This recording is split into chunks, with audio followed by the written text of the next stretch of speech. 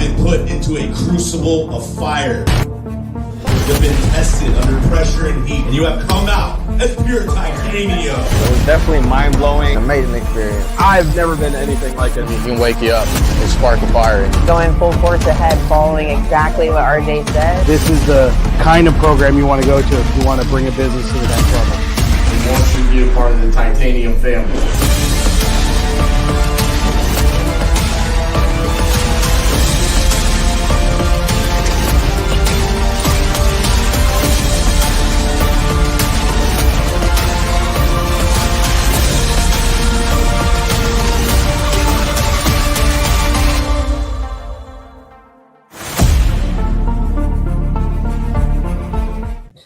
What's up, everybody? Welcome to day number 10, double digits. Today, when we're done, we will be 20% complete. What? It doesn't even seem possible. 1/5 of the way done. I'm already calling for an extension. I need a gavel. I need like a Judge Judy. Like An extension. order in the court. We're going to extend this. You're already sending an extension and we're only a week in on our inspection period? I don't feel like we're 20% of the way there, sir. We're not. We got to complete today. See how you feel at the end of the day. Doubtful that I'll feel differently. How do you feel so far? I feel great, but like what's crazy about this is like if we're through 10 days at the end of today, I feel like we're further in, and I feel like I want more 50 days already. We'll see how I feel in like a month. So, funny enough, I felt really good going into yesterday. Yesterday took a lot out of me. Really? Yeah, I had some really lengthy conversations, and it was one of the more grueling days. I think that's part of like what people underestimate about this, like 50 days in a row. I mean, you're gonna have days where just kind of that exhaustion sets in. I mean, we had the call yesterday with the gentleman in Virginia who apparently had like rotting skin on his body. Did you hear about that? You didn't hear that? No, like one of the most difficult parts for me is that like if I am not on the live like most days, or at least 60% of the time, I'm not able to like focus on like having it turned up, and because I'm just working on other stuff, and like it's probably just the way that I'm wired too, because you can ask the team, like if I'm sitting here or working on some things or whatever, plus Keaton is out sick. And so like I have extra responsibilities. It's really hard for me not to like engage and like be involved and involve myself and like do things, or you know what I mean? Like it's hard for me to have it on and not pay attention. So a lot of times I have to turn it down, because otherwise I'll be paying, like it splits my focus. I hate it because I want to be paying attention to every second. He literally said that the skin between his crotch and his butt was rotting. He has a rotting chode? Is that what you're trying to and so he Are you sure this wasn't a prank? I'm positive. It was close to an hour-long conversation.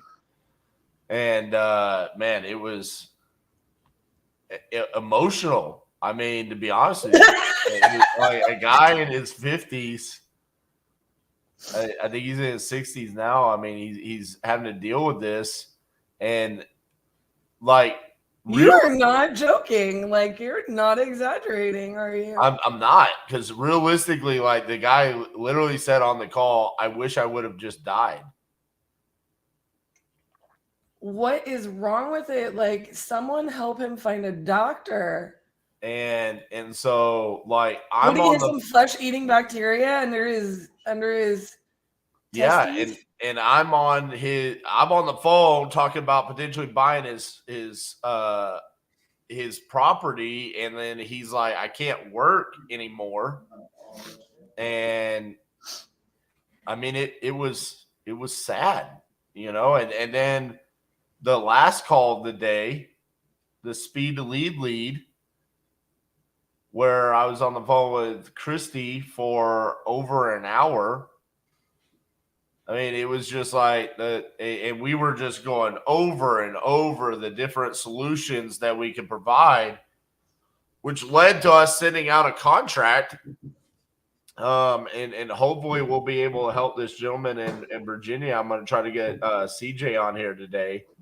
But yeah, I mean, yesterday, I mean, I came out of here. I was emotionally and mentally just exhausted from the conversations.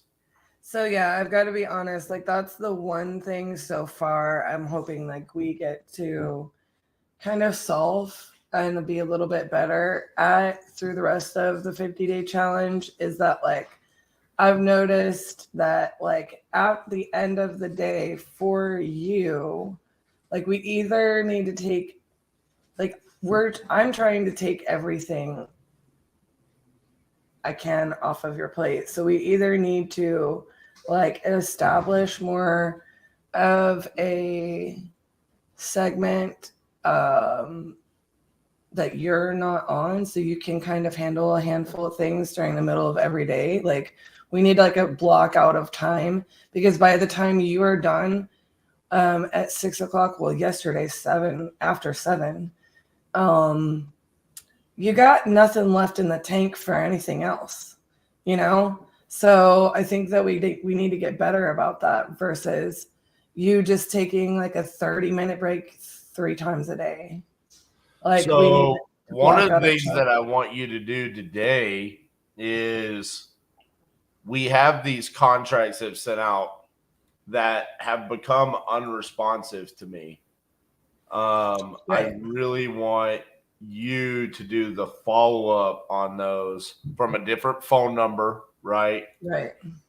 Hopefully we can get them to become responsive to us, because we need to know, like, are we still chasing them? Are they still good deals?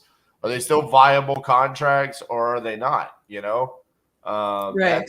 That's kind of where I'm sitting on them.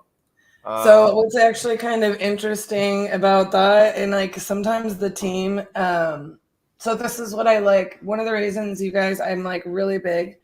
There's just this gnat that has lived at my desk for forever. Sorry. But one of the things I'm really big with on this, it's not Carlos. It's not Carlos the Fly. He's not. That's probably Sal. Sal the gnat. Dude, that's not okay. Like, I don't know. I don't know. What did Sal ever do to you, RJ? What? Right. Like, I love Sal. Like, but. Okay, so let's give an update here. So, well, let me just finish saying what I was going to say. One of the reasons I'm like really big on people leaving like time stamping a reach out or whatever, like even on things that aren't like simplistic, for everybody that was paying attention to like when I showed our CRM, I made a note of that, but I didn't like go super far into it. But this is one of the reasons why. So if like every time RJ's left a timestamp note that he reached out to contact the person that we sent the contract out to, right? Like, or if it's been a certain amount of time, I'll literally send a termination of contract or I'll delete the contract, right? And I will let them know, hey, we've been reaching out to you numerous times regarding this contract. The sign by date is expired. We'd really love to get on the phone with you to establish, because our contract is no longer good. and to establish, that you received it or what the issue is or whatever. And sometimes I just go about it like, hey, I'm reaching out because I'm seeing a pending contract out with you, and we don't know if you verified received it or whatever. And the reason I do that is because, like, when people start to realize, oh, hey, I haven't gotten on top of my stuff, I haven't, paid attention to this, I didn't realize this had a time limit on it, and now it's like fear of losing their buyer. Then all of a sudden, boom, they start paying attention. Well, case in point, yesterday we did get a signed contract in New Mexico, but when I had the conversation with the seller is of poor health. Okay. Probably I made the assumption, probably not super tech savvy. I didn't ask him to text me his email. I just wrote it down, and I wrote it down incorrectly. And so I followed up later in the afternoon, and because I had written down the wrong email, of course he didn't receive it. So I had to do that follow up. Luckily for us, we have phone. Right. So, we're right now 50% of the contracts that we've sent have been signed. That means 50% have not. I mean, 19 contracts out in the interwebs. Ether. Yes. Waiting. That's 19 opportunities for us to make money. If we average a $10,000 assignment fee, that's $190,000. I mean, that's a lot of money sitting out there that we need to get. Some specifically like New Jersey. Like, I don't know what's going on with Christian. Christian is just unresponsive to me. Jarvis, I don't know what's going on there. So that's New Jersey. That's Jackson, Mississippi, right? I would love to close down some of these like mineral wells. I know that he talked to Jeremy Dimmers and is working on getting the loan. But why isn't he signed the contract yet? Okay, well, I'm going to follow up on all of them, unless you leave a note saying that you're following up on that. Do you want me to wait to do it live? I want you to do it on the live. Yes, I want people to hear those conversations because, again, not super sexy moment, right? It's not the flashy close, but this is what the 50-50-50 shows, is it shows everything that this requires. And really what we're seeing right now is it requires follow-up, relentless follow-up to get this done. And I want to close the gap here. Like, to me, I mean, we called this week, make your move, right? Well, we've already made a lot of moves here, 38 contracts sent out. I want to start getting those executed. So we're really pushing heavy going into this week. Later on, that when we're finishing out week 3, we're approaching 30 contracts signed. Right.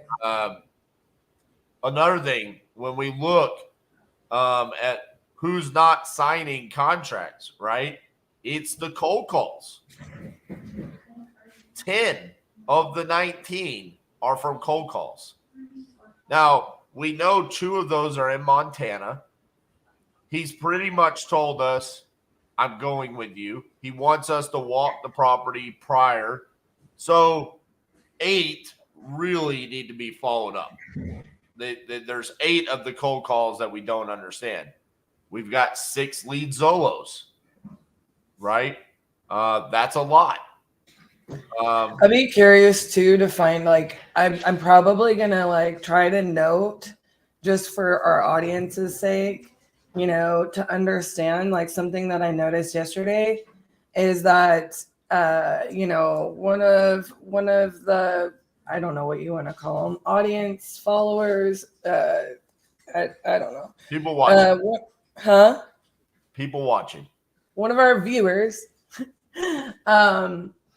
had mentioned, like, they had not done a deal before, and they had some reservations about, like, calling a lead that this estimate was like $2 million, right? And asked what I thought about that, right? And definitely not razzing on this guy because I'm sure like that would intimidate anybody who hadn't done a deal before. But I asked him, I'm like, well, what is their motivating factor? Well, I didn't realize at the time he had spoken to the seller, And he was like, I pulled a list of like 30-year owners. And I'm like, well, like you don't even know if they're actually motivated to sell, you know? And so it'll be interesting to me, like on people that haven't signed or didn't sign pretty quickly or immediately to like try to kind of like understand what the major motivating factor was for those contracts, because, you know, that might be like an interesting KPI just because. Well, I'll like, go ahead. I'll give you an example. New Jersey, Christian.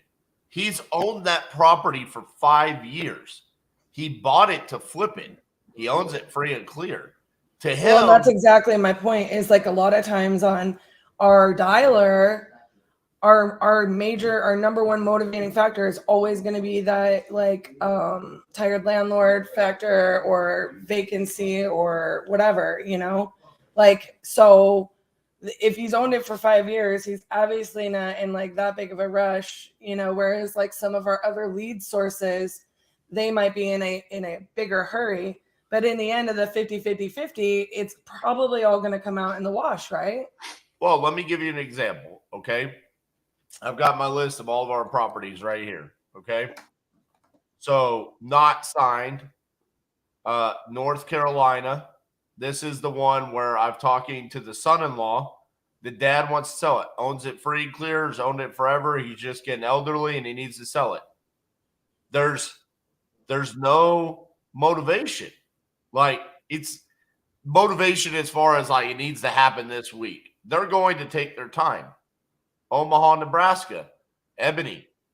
She owns it free and clear. She would like to sell it, but she's got the uncle that she had like a lease option deal with, and grandma's living there, and grandma's got to be moved. And again, not time motivation. Chicago, Right. Illinois, owns it free and clear, bought it to flip it, has other projects he would like to move on to. Again, yes, kind of motivated, but not really. Okay. Jackson, Mississippi, same thing. There's a common trait here between all of these. New Jersey, we talked about that one, right? Montana, he says he's going to sign, but same thing. He owns it free and clear, not a time constraint. Alabama, that came from TikTok, he said, I'm not in a hurry. I'm going to take a couple of weeks. I'm going to send your contract. I'm going to send it off to my attorney and make sure I'm not signing my life away. I just found you from TikTok, okay? I know I'm sure you're trustworthy, but you're just a guy I found off of TikTok, okay? Right.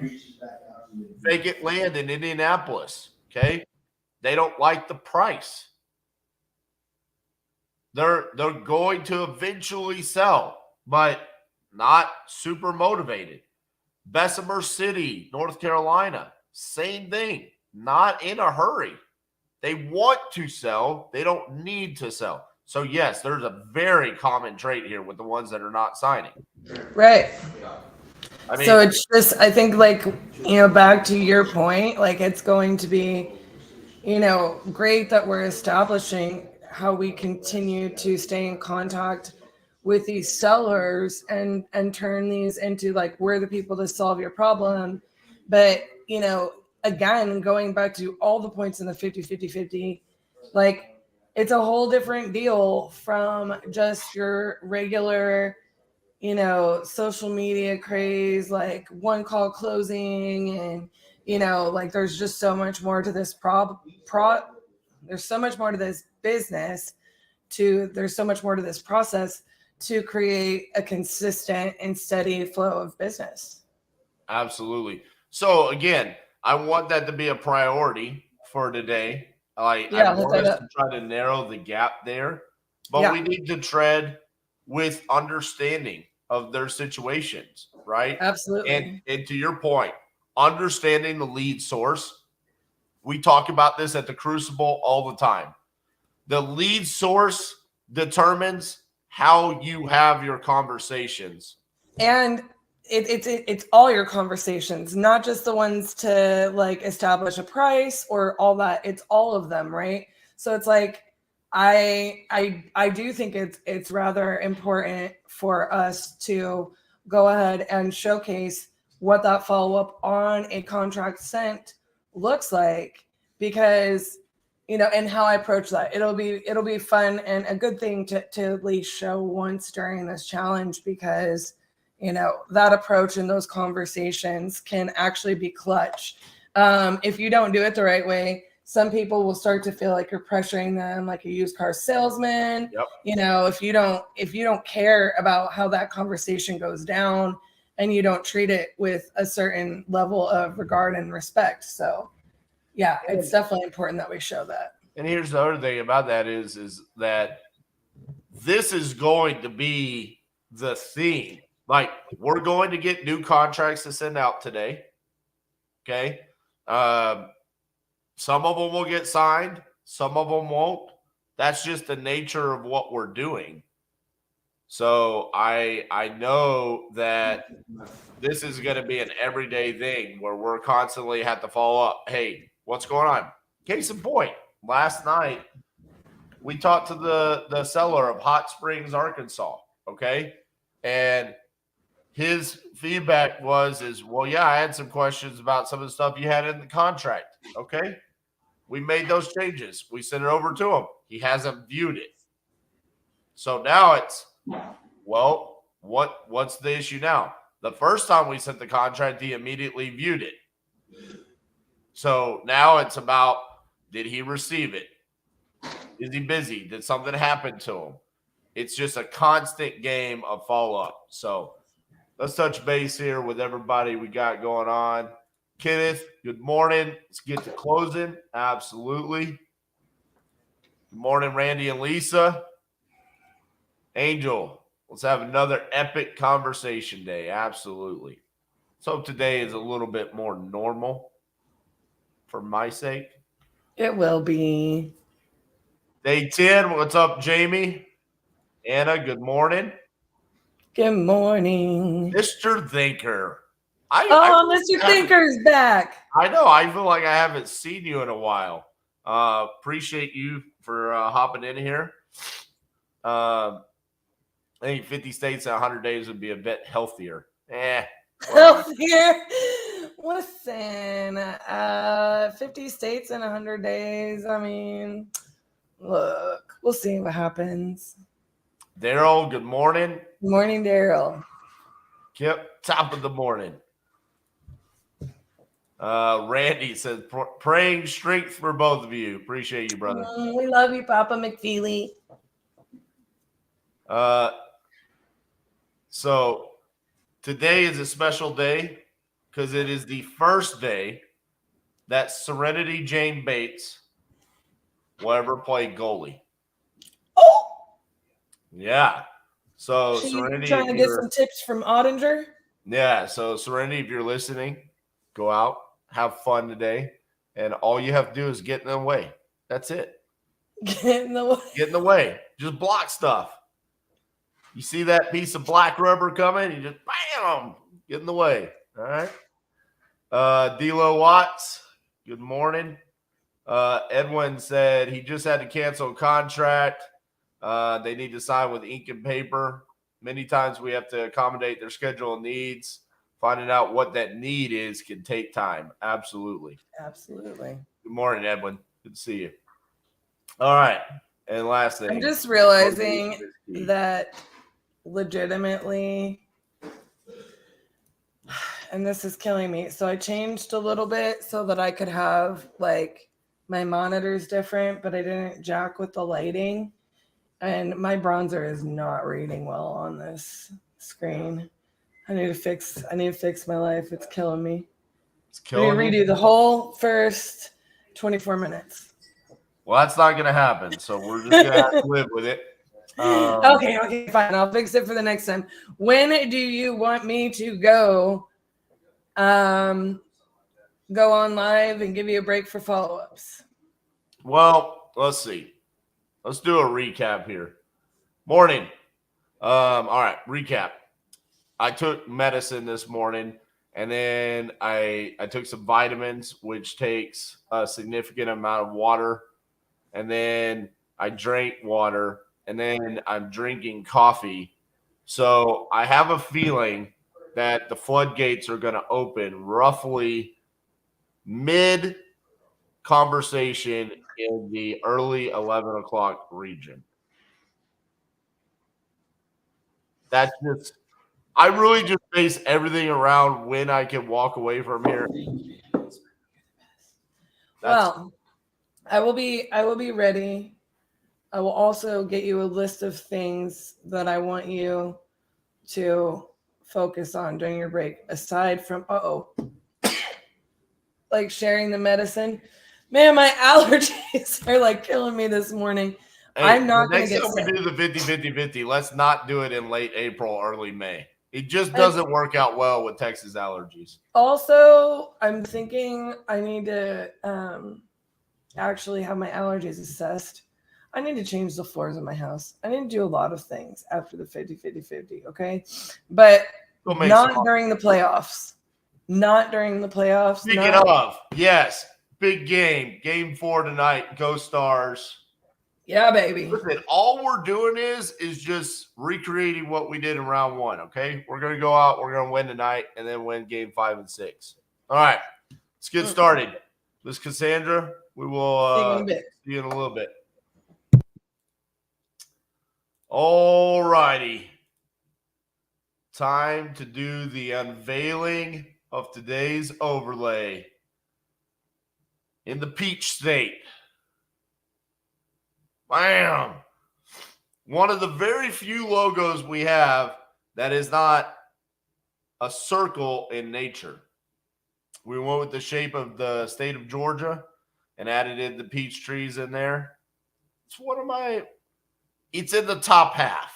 Not top 10, but top 25 logos that we have. I enjoy it. All right. Let's get to dialing. Like we said, Cassie's going to deal with the majority of the follow-up today, trying to change that follow-up on contract sent. So we could change that up a little bit. Different phone number reaching out. Hopefully she can get some answers. I'm going to handle a lot of the leads and try to generate some new contracts being sent out today.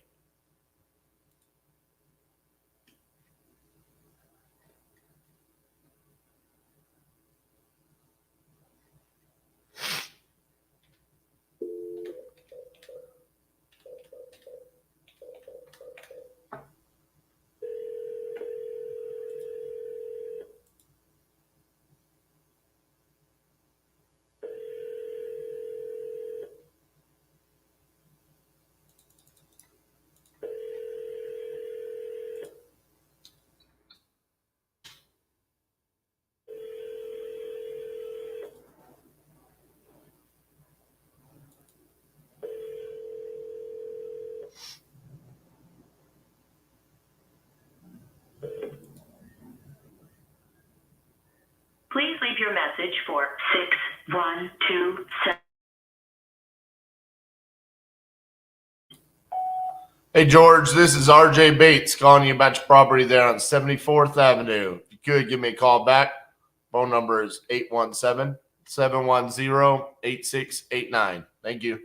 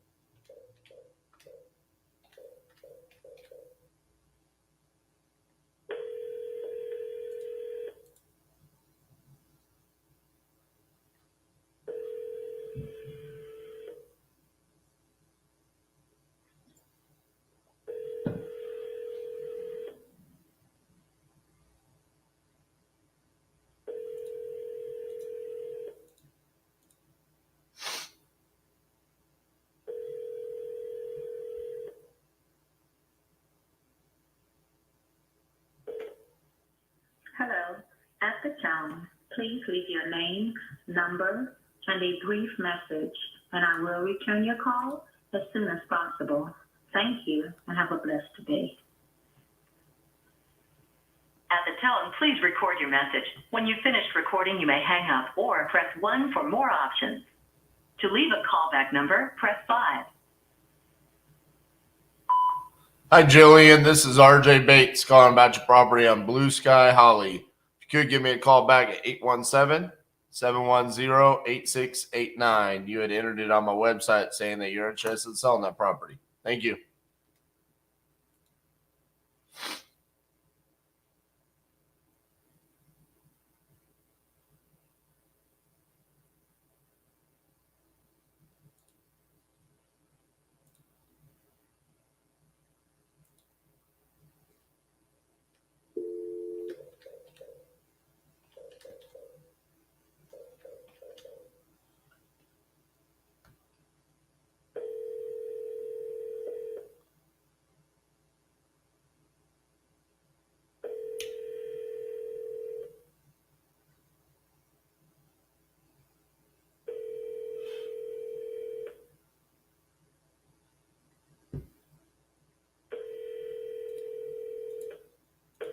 Your call has been forwarded to an automatic voice message system. 9045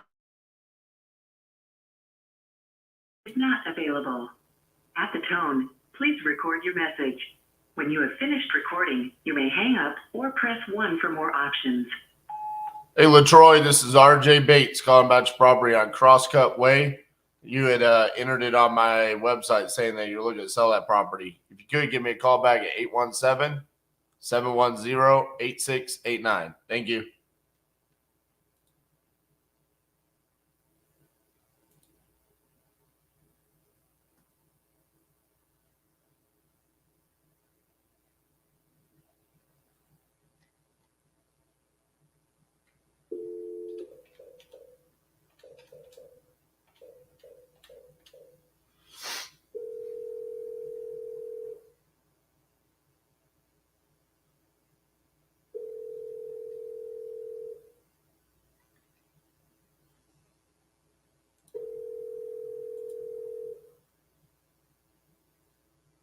Hello. Please leave a message after the tone. Hi, Mary Lou. This is RJ Bates calling about your property there in Mount Pleasant. You had entered it on our website saying that you're looking to sell that property. If you could, give me a call back at 817-710-8689. Thank you.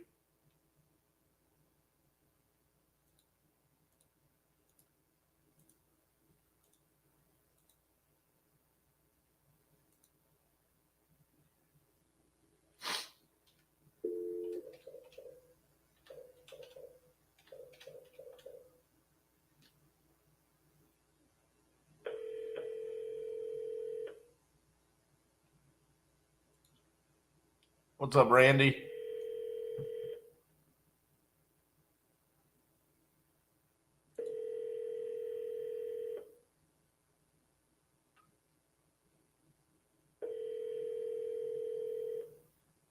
Your call has been forwarded to an automatic voice message system. 71734 not available. At the tone, please record your message. When you have finished recording, you may hang up or press 1 for more options. Hey, Gary, this is RJ Bates calling about your property there on Beaver that you entered on my website. If you could, give me a call back at 817-710-8689. Thank you.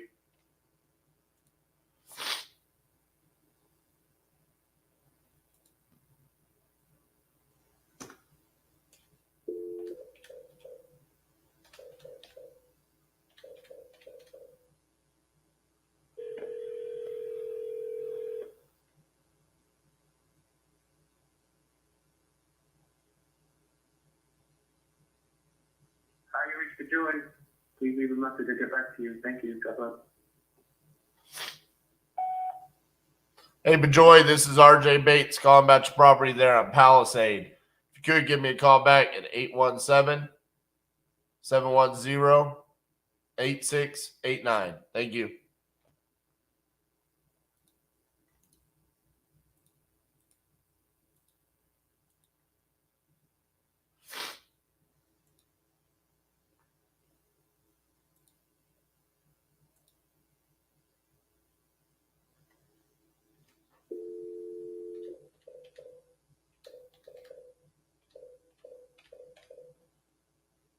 know who's going to answer today?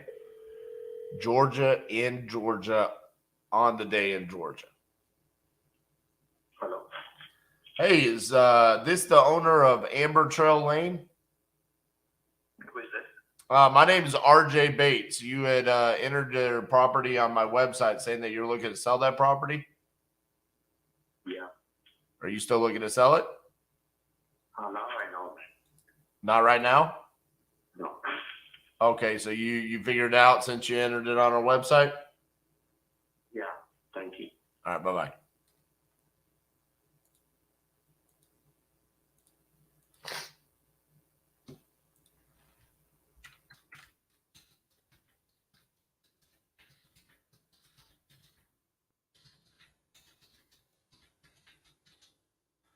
What we do with leads like that right there is we take it out of the queue for me to follow up, and we'll move it to our data where we'll continue to cold call. Because, I mean, that could have just been like, not right now type of thing, you know? Not necessarily I don't need to sell.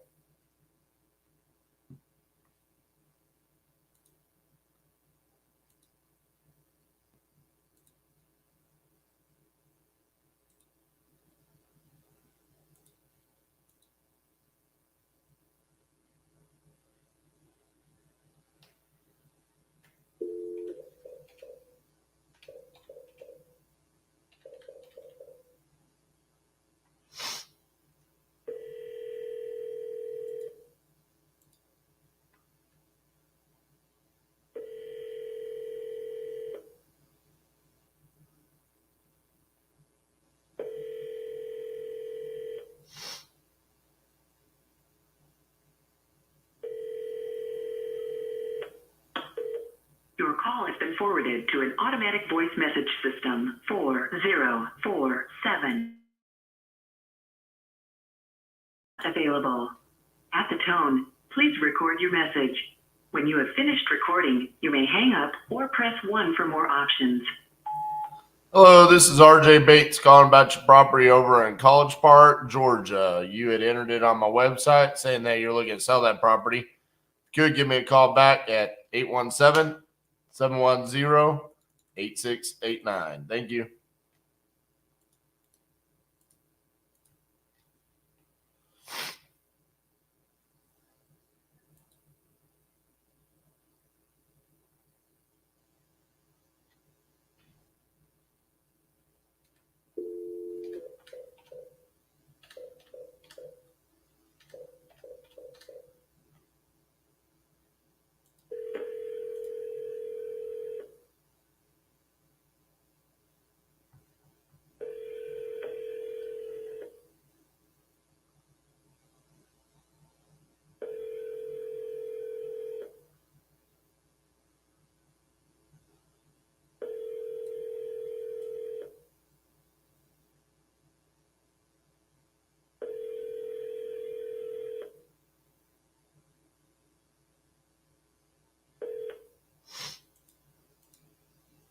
Please leave your message for 9048.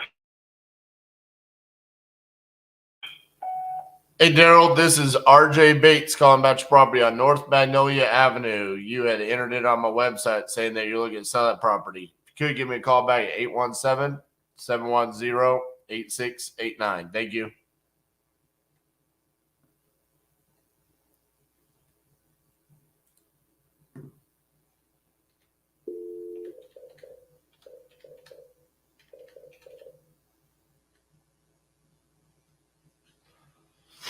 You know what's weird? The state with the second most deals we've ever done is Missouri. 3672556. And we haven't got a deal there yet. Please record your message. When you have finished recording, you may hang up or press 1 for more options. Hey, Chris, this is, or is it Christine? Oh, Christine. Sorry about that. You had entered your information on our website about selling your property there in DeSoto, and I've been trying to get a hold of you. Just let me know if you're still interested. Give me a call back, 817-710-8689. Thank you.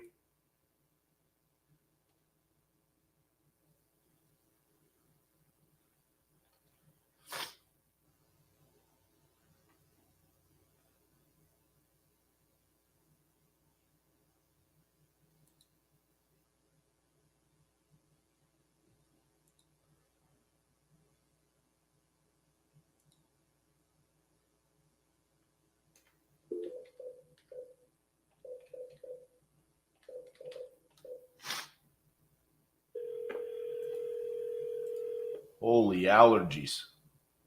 Allergies killing me today. Hi, this is Keith. Hey, Keith, this is RJ Bates calling you about your property there on Scott Creek Drive. How are you? I'm good. I'm selling mode. We're trying to demo the mobile that's on the property there and make some decisions after that. Gotcha. So you are looking to still sell that property? Well, I still got a couple of things up in the air, but at this time, no. We've decided that we're probably going to hang on to it, but it may depend on how things go over the next 6 months or so. Okay. So would you just like me to follow up with you in the future? Yeah, I mean, if you are still, it sounds like you're still interested and, you've been pretty upfront with me all along. Initially, when I contacted you, I was in the mode that I was just, looking to get out from under it, period. And things have kind of changed on that. And my son's expressing some interest in it and some different things. So Gotcha. we're just kind of waiting that out and seeing how things develop. So I appreciate you, staying interested and keeping in touch with me, though. Yeah, for sure. All right, man. Well, let me know you've got my phone number. So if things change, let me know. And best of luck with everything, okay? Okay. You hang in there. Thanks. All right. Bye-bye.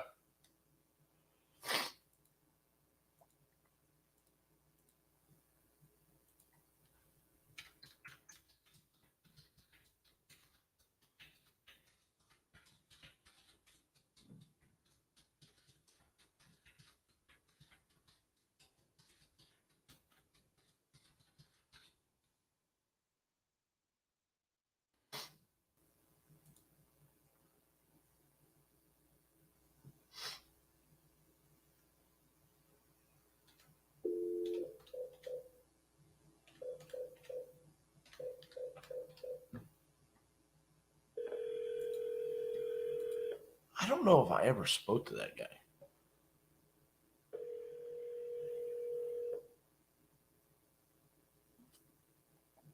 It's funny.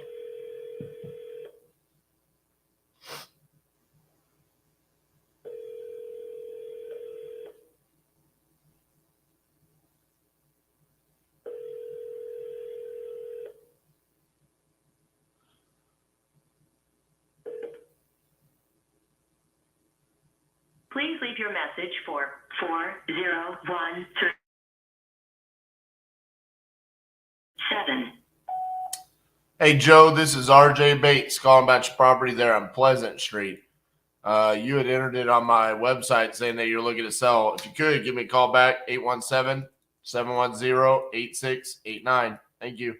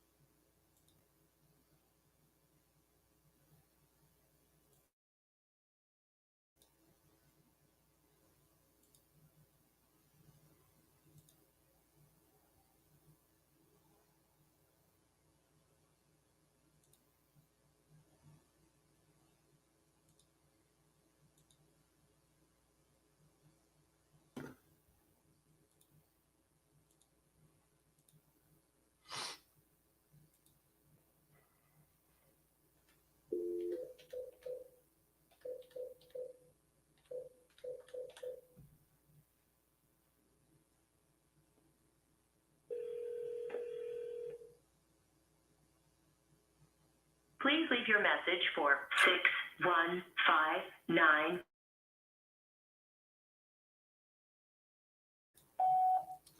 Hey, Denise, this is RJ Bates calling about your property there in Greenbrier that you entered on my website saying that you're looking to sell. If you could, give me a call back at 817-710-8689. Thank you.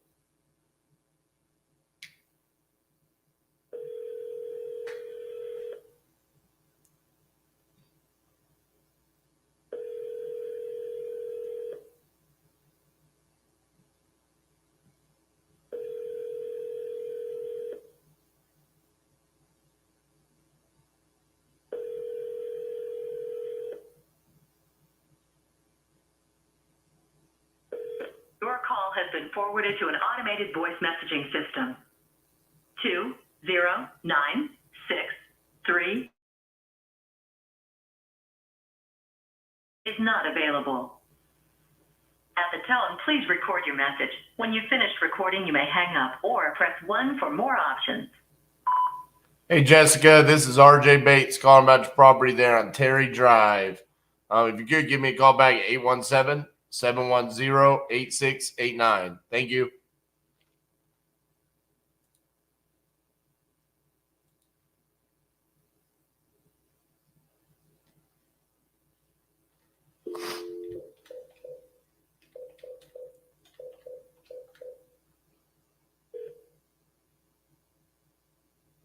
Please leave your message for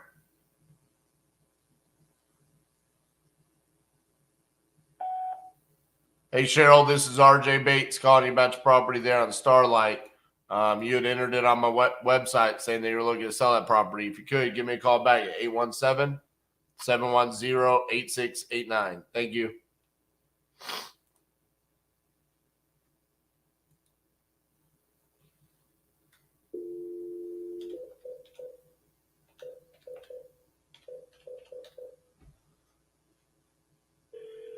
your call has been forwarded to an Oh. automated voice messaging system.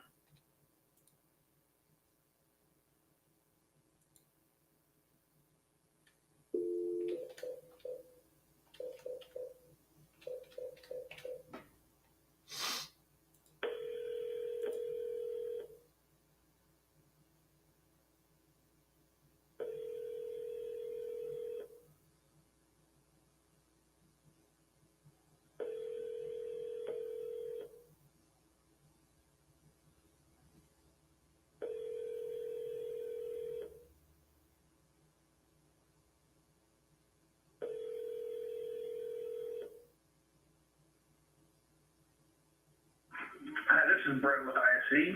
Sorry I missed your call, but if you leave a message, I will get back to you as soon as possible. Thank you. At the tone, please record your message. When you've finished recording, you may hang up or press 1 for more options.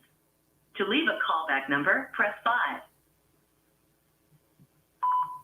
Hey, Brett, it's RJ calling about your property on Loma Verde.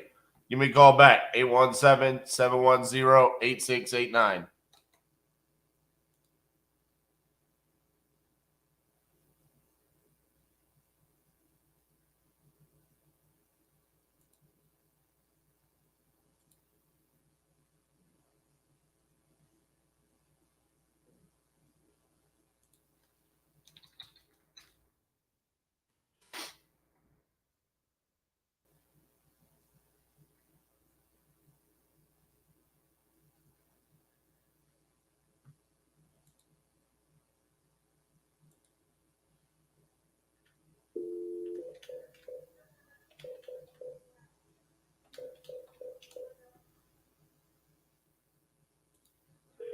Appreciate it, Angel.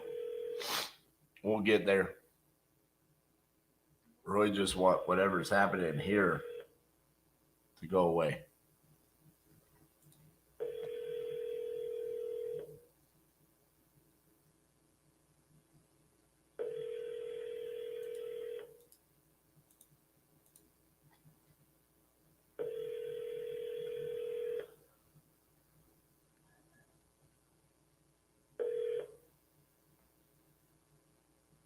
Please leave your message for 5102. Hey, Terrence, this is RJ Bates calling about your property there in North Las Vegas. You entered it on my website. Been trying to get a hold of you. Just let me know what's going on. 817-710-8689. Thank you.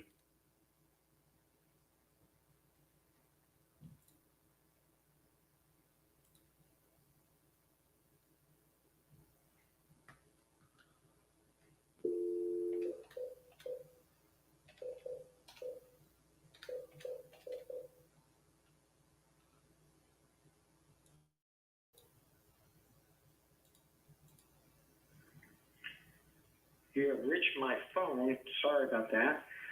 Please leave a name and number and what you're calling about, and I'll get back to you as quick as possible. Thank you very much.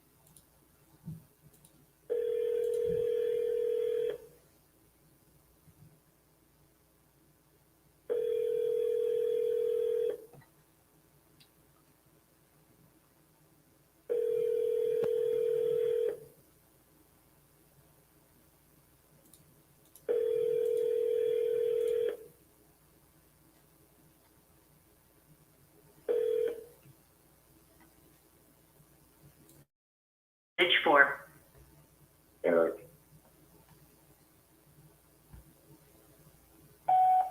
Hey, Eric, this is RJ Bates calling about your property there on Woodland Hills Road. You had entered it on my website saying that you're looking to sell that. You could give me a call back at 817-710-8689. Thank you.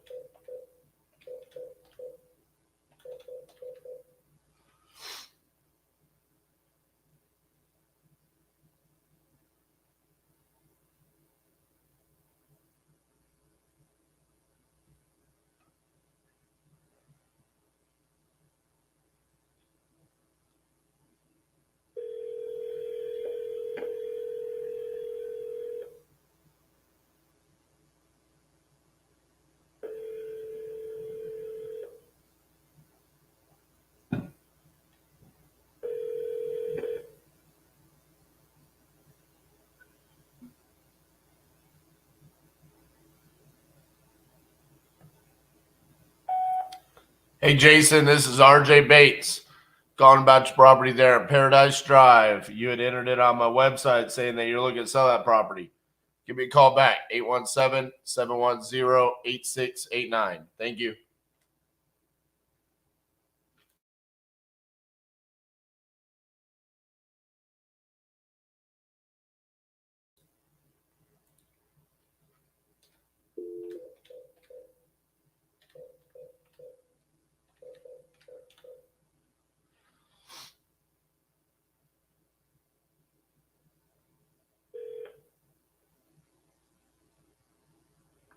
Hi. You reached me, but unfortunately. Brutal start. Somebody. Let's see. I spoke it into existence the other day. Let's do it again. Georgia and Georgia. Where are you?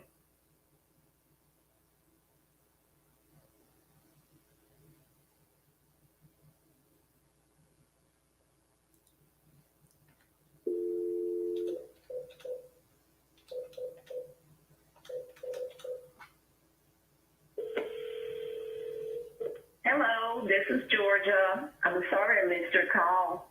Please leave a message after the tone. Thank you.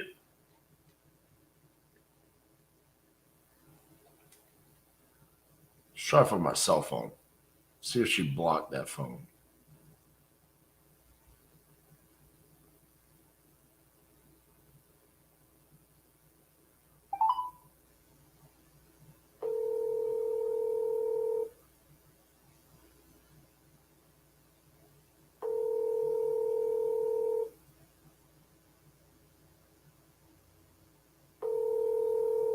She might have blocked it.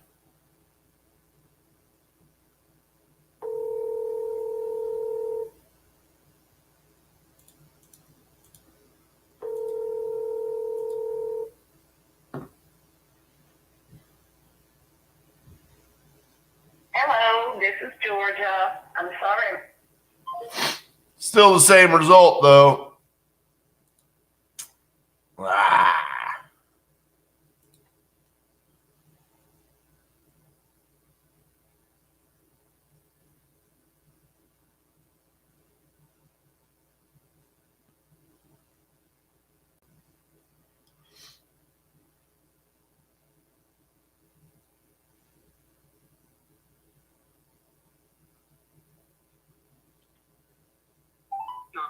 been forwarded to a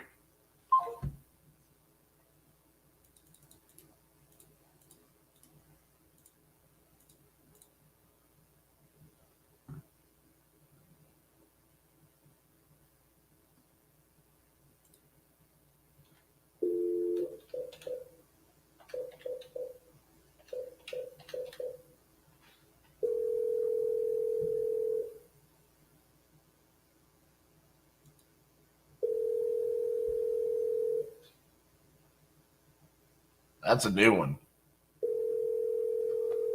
Discussing the events of a national tragedies by discussing conspiracy theories.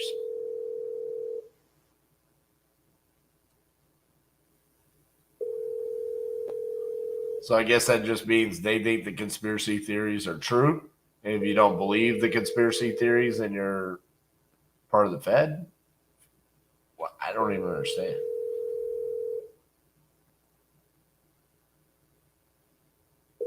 That sounds like it should be a fun closing.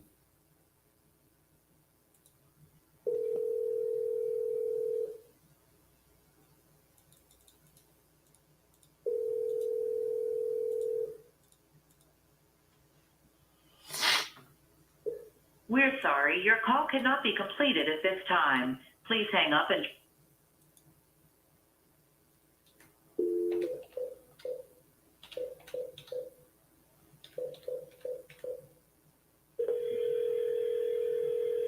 You believe them all.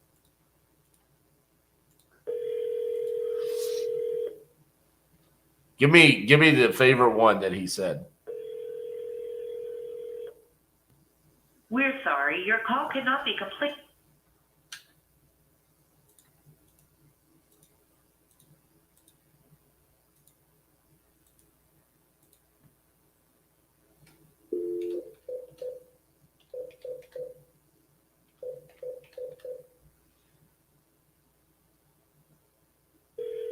You'd get taken down.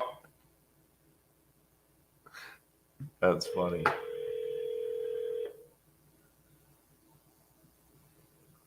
Hello, this is Eric Birkenes, my personal cell phone number. If you're looking for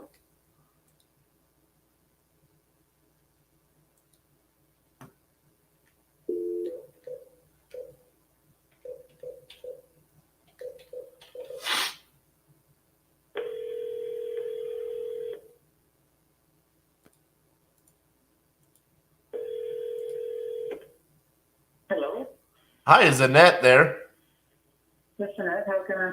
Hi, Annette. This is RJ Bates calling about your property there on West Coda that you entered on my website saying that you're looking to sell that property. Are you still looking to sell? Yes. Awesome. All right. How much are you looking to get for that property?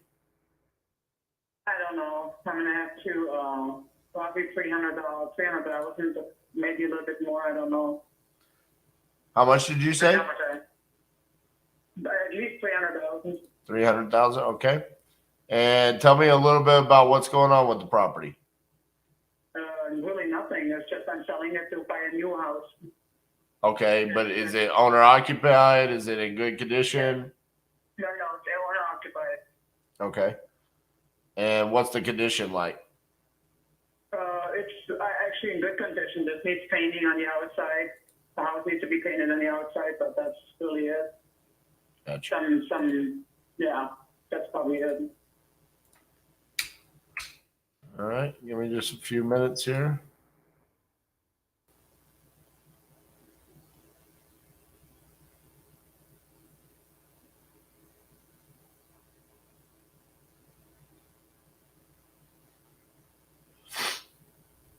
Well, if you're not in a rush to sell the property and you're just looking to sell it so you can buy another property, I would suggest hiring a realtor and selling it on the market. I mean, you can probably get a little bit above 300,000 if it's really in that good of shape. And I mean, we're investors, so we can't come in and pay full retail with, that's not what we do. But in this case, I mean, I see a couple of properties. I see one, same square footage as you. Same year built, sold in February for $349,000. So I think you could probably get a little bit more than what you're asking. There's another property that's listed right now for $395,000. Looks like it was probably a flip or something. But yeah, I would suggest. I mean, if that's really what if you're not in a rush or anything like that, I would suggest just hiring a realtor. I will. Awesome. All right. I will. Thank you. Thank you very much. Bye-bye. Bye. Reason for selling, emergency reasons, when to sell, ASAP. Get on the phone with them. Yeah, just, whatever.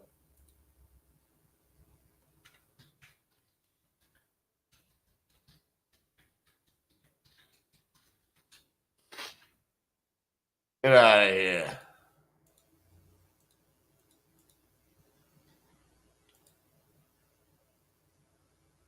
Well, at least we got someone to answer the phone. Step in the right direction. Now let's get someone motivated to answer the phone.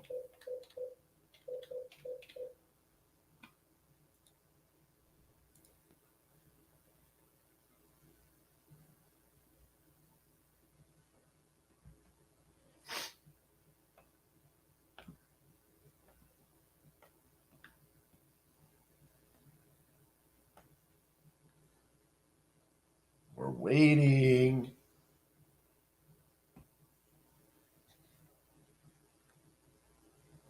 I did this yesterday. Phone never rings. Just sits.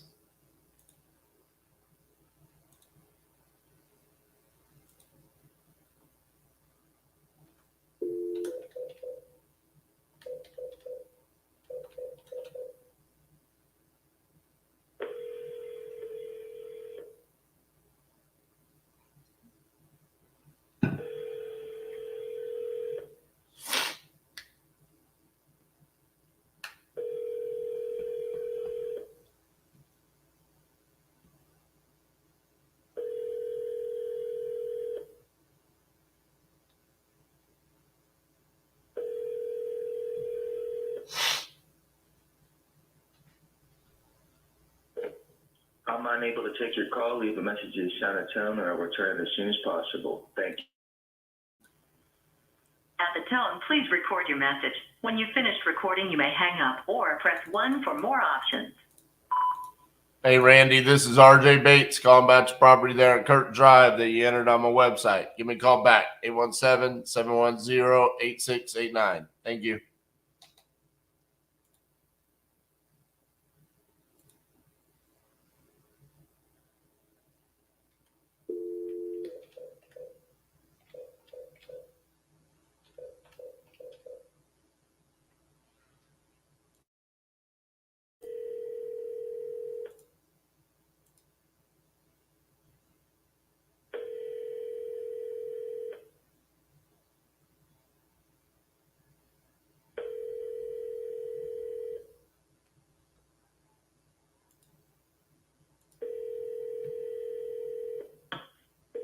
You have reached the personal voicemail for Kim Malone.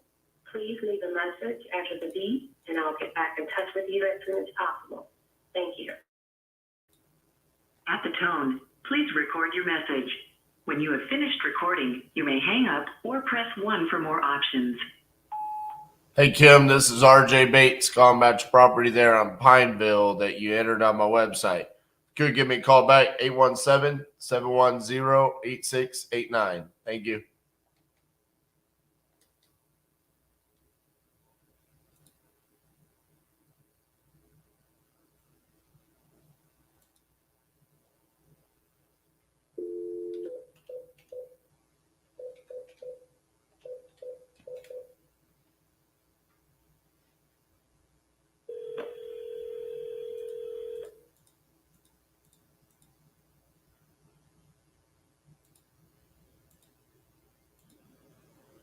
Hi, you've reached my voicemail, and I cannot take your call.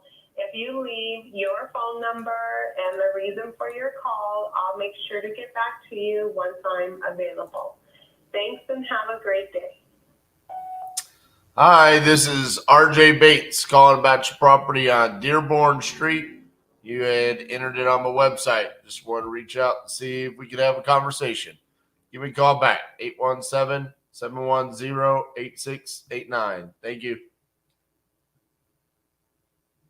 What's up?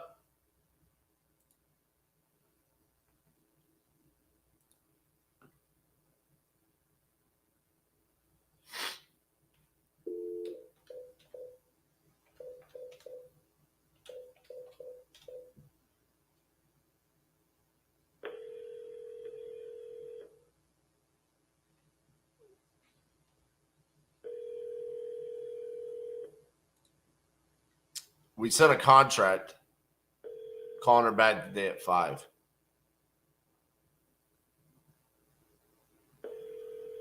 I'll definitely let you know because she wanted the cash contract, so we sent it for $420.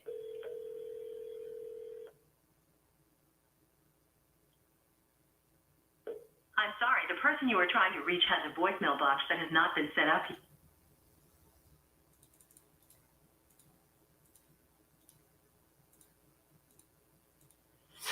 All right. I don't like the feel of what's happening here. We got to change it up. Let's hit our speed to leads.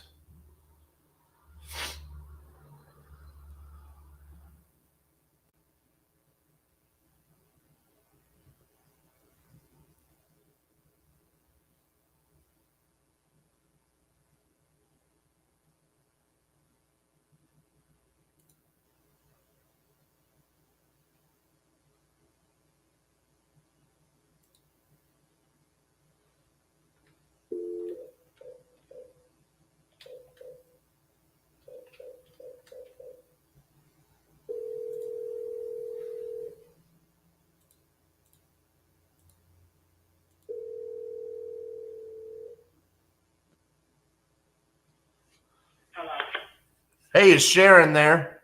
Yes, speaking. Hey, Sharon, this is RJ Bates calling about your property there on Shallow River Road. Good. How are you? Okay. All right. So you're looking to sell that property, correct? I'm considering. Okay. Yeah. How much were you looking to get for the property? I'm not sure. I know I paid my loan was for like $199 when I bought it in 2016. Right now I owe, I think it's like $202 on it now. Okay. Yeah. So tell me a little bit about the situation. I know on the website you said that, it's owner occupied, but you're behind on the mortgage and, Well, and that's just 1 month. I do have someone staying here with me. I'm trying to see, if they can come up with some funds so we can get caught up. If that can't happen, then, like I said, I'm weighing my options. Right. You got to do what you got to do. Okay. Yeah. Give me a second. So you said, so what happened there? You bought, how long ago did you buy the house?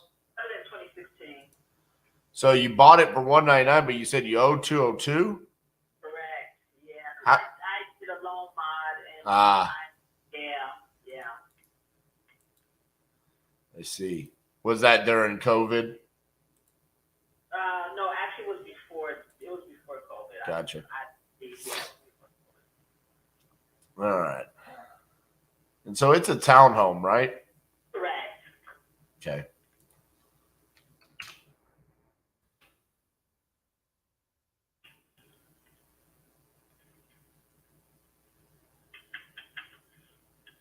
So off of Kirby Road, is all of that one complex? Correct. Right. So like if you go, what direction is that? Almost like northwest?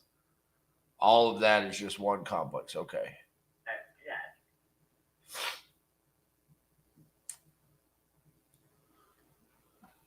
So I guess let me ask you this. If it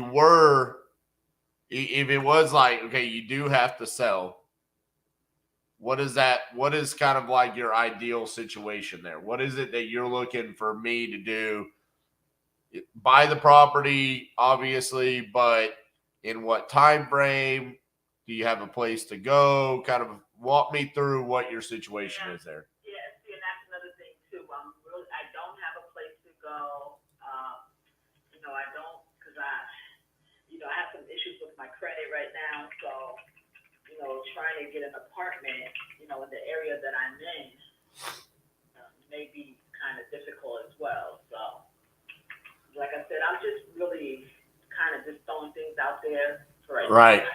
Options, like I was saying, yeah. Because like I said, I haven't, decided on all that. I haven't looked for an apartment or anything like that. So, and I don't know where I'm going to go either. So. Are you 30 days behind on this payment? Yes. I see. Yep. That's going to hurt that credit even more. Yeah.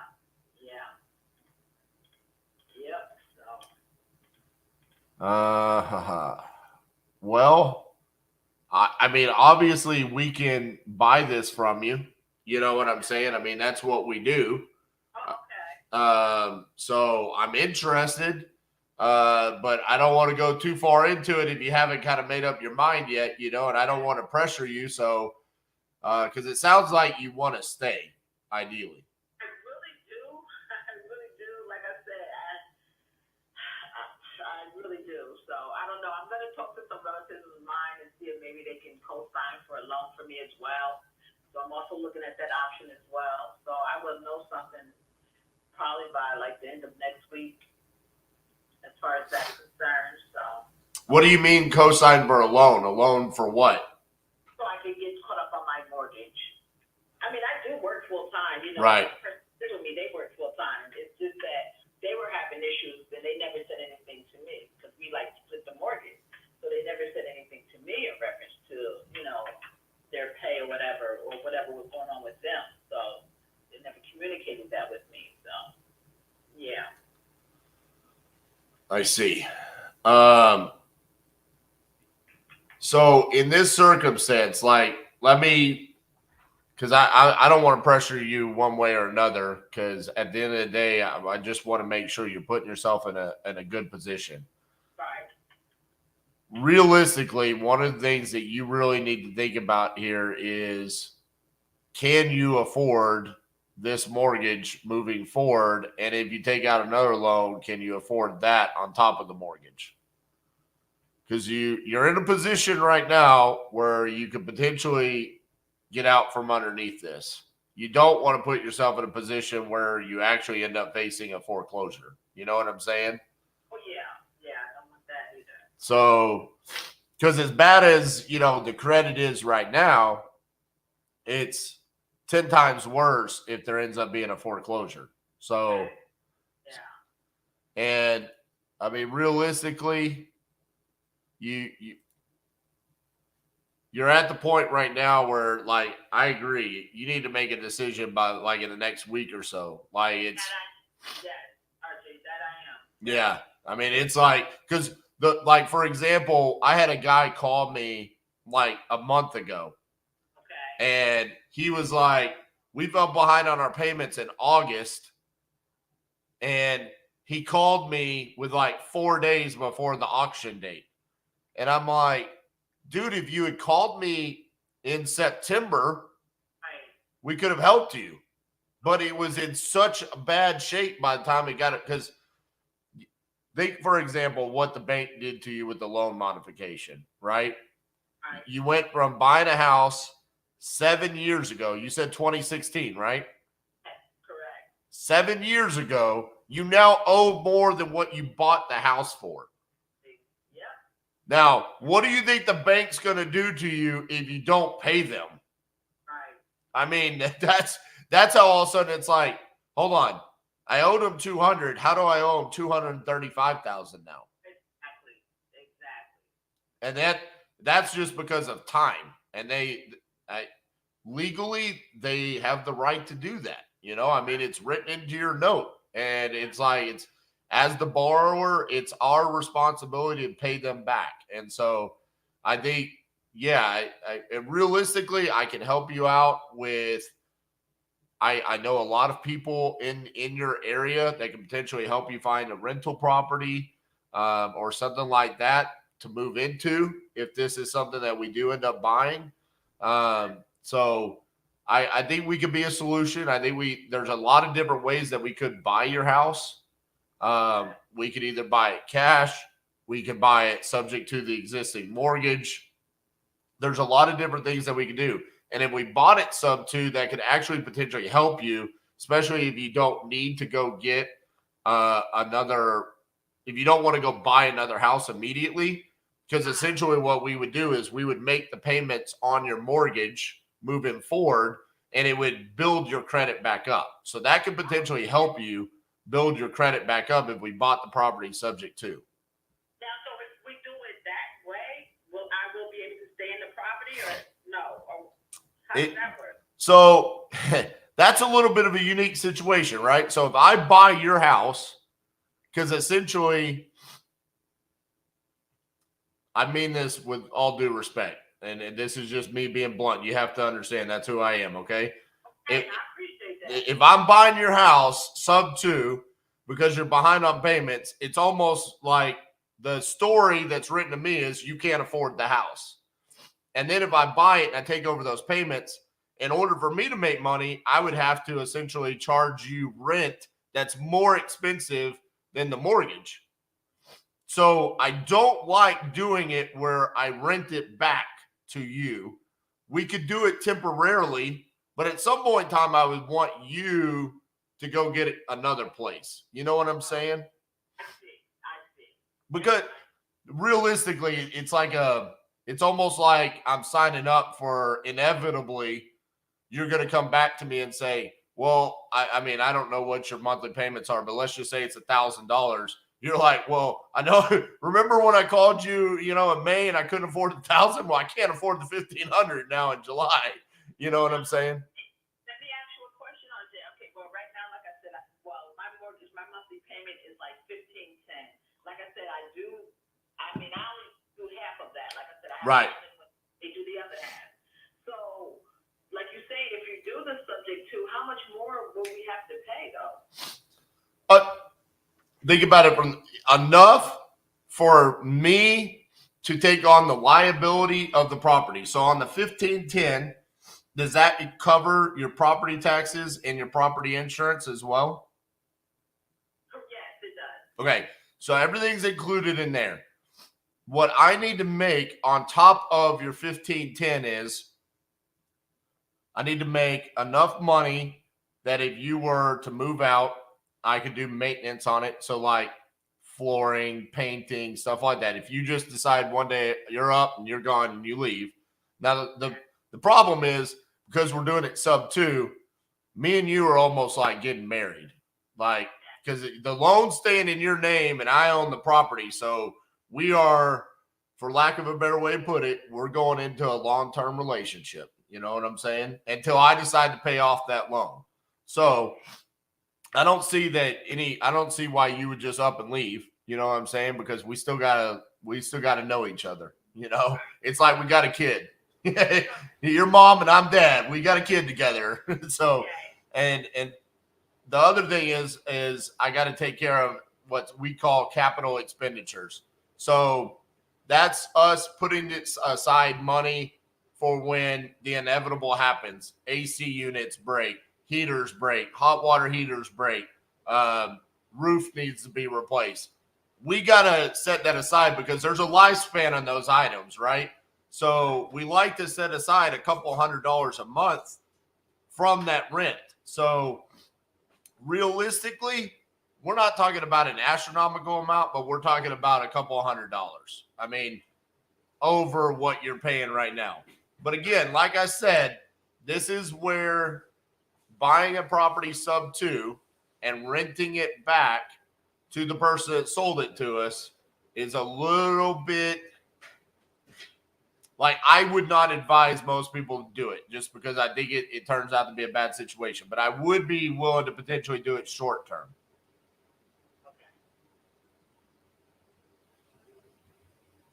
So, I mean, you sound interested in that because realistically, you're kind of looking for a loan so you can stay in the property. So it's almost like we could, that's kind of what we're doing here. Is it because you just want to stay in that location? Is it because you're worried about not being able to get a new place? Well, because I want to stay in this area as well, because I have a 15 or 16-year-old. He's still, in high school. I want to stay here because I do at least want to wait till he graduates high school before I do anything. Right. Yeah. Well, and that's tricky because he's already going to the high school. So it's like school district, you got to stay uber close, to make sure that he's not having to change schools, right? Yeah. So he's 15. So what has he got? 3 more years? Correct. He's class of 2026.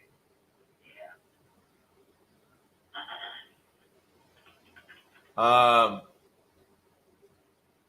So you've got somebody else that's paying part of the mortgage right now. Correct. Could you each pay $1,000 a month? I can. I don't know about him, but I can definitely do that because I make pretty good money on my job. I do a lot of overtime. I can do it. And my thing is, even with him, I don't know. I would have to talk to him. I don't know, because right now, I don't know. I can definitely talk to him and see what he's talking about. And what's the relationship there? Is it a significant other? No, he's my son. Yeah. Okay. He's older, yeah. So your older son, and then it's you, and then you've got your younger son. Correct. My 15-year-old. Correct. Gotcha. Yeah. I mean, here would be my solution that I think we could potentially make work. And again, I'm kind of breaking some of my own rules, but that's the benefit of being the boss. You can do that. If we bought the property subject to the existing mortgage, we start taking over the payments, but you guys are going to pay us. So we're essentially taking over that mortgage. You guys pay us the $2,000 a month, but contingent upon when son graduates, we have a conversation about you potentially moving out, so we could either sell the property, fix it up, and get more money for it, something along those lines. So it kind of allows you to stay in the property for the length of your son's high school career there. Does that sound like a good solution for you? Yes, it does. Again, like I said, let me talk to my other son and see what he's talking about. Okay. It's doable. It's doable, definitely. Because I'm looking here, the rent estimate is $2,500. So that means there's other properties in the area that are renting out for $2,500. I'm saying I'll do $2,000 just to kind of keep you in place so you guys can afford it. So it's a win-win, right? I'm getting a good deal on your house, but you're getting a good deal because you get to stay and you're paying below market rents. So that's how it's a win-win. But then I'm going to need to get the property in 2026 when your son graduates. So essentially 3 years. We're going to go into a marriage for 3 years, and then you're going to move on. And then that allows us to do what we want to do with the property. Okay. So when do you think you would have an opportunity to talk to your older son about this? If not this evening, definitely tomorrow. Okay. So how about this? How about I call you the same time tomorrow? Does that work? That's fine. Okay. Give me till Thursday. Call me around the same time on the 11th. Okay, let's do that. I'll call you on Thursday around the same time, and we'll see if we can make this work. Okay, Sharon? Yeah. Actually, can you call me around? Make it 1:30. 1:30. Okay, sounds good. We'll talk to you then, Sharon. Sounds good. Thank you. Thank you. Bye-bye.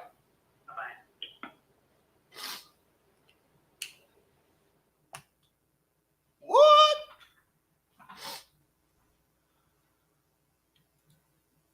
Have them sign short-term leases that are renewable every 6 months if they want to stay with an eviction clause that's spelled out with no ambiguity. It's one of my hard words. I like that deal.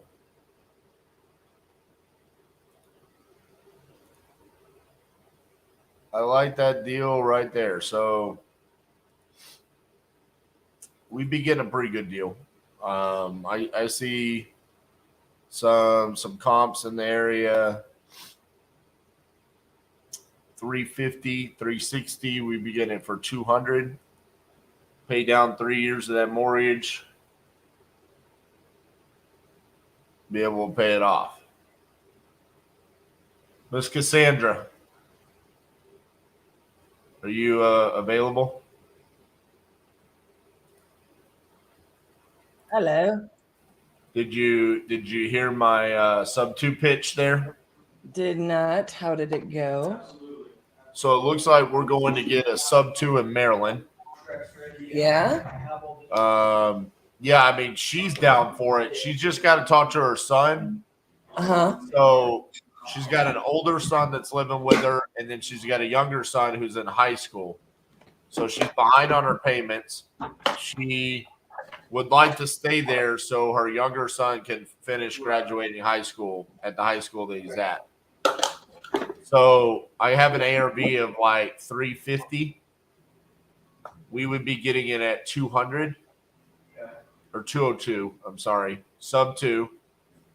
Her PITI is $1,510 a month. We're going to charge her $2,000.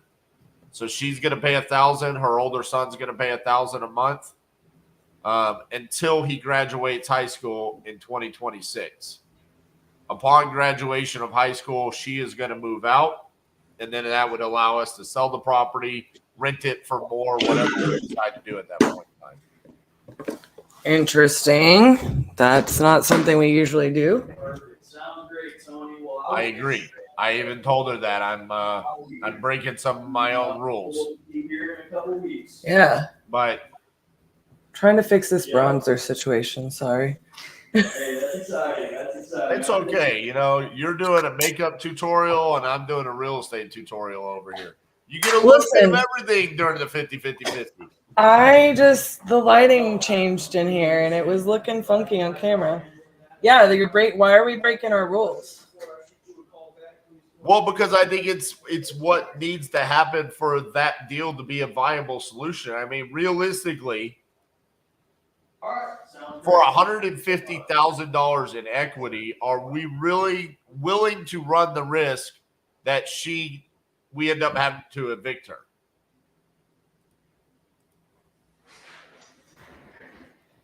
I mean, I personally am. That's why I broke that rule. I gotcha. I mean, she's just at a point right now where she's like, you know, sell. Probably she needs to. She's trying to take out an additional loan, and I'm like, let us basically be that additional loan. So, anyways, I'm gonna let you take over so you can do some follow up on the contracts that have been sent. I gotta figure something out. My allergies are freaking destroying me. I was fine on the phone. The moment I get off the phone, I'm like, my head's exploding.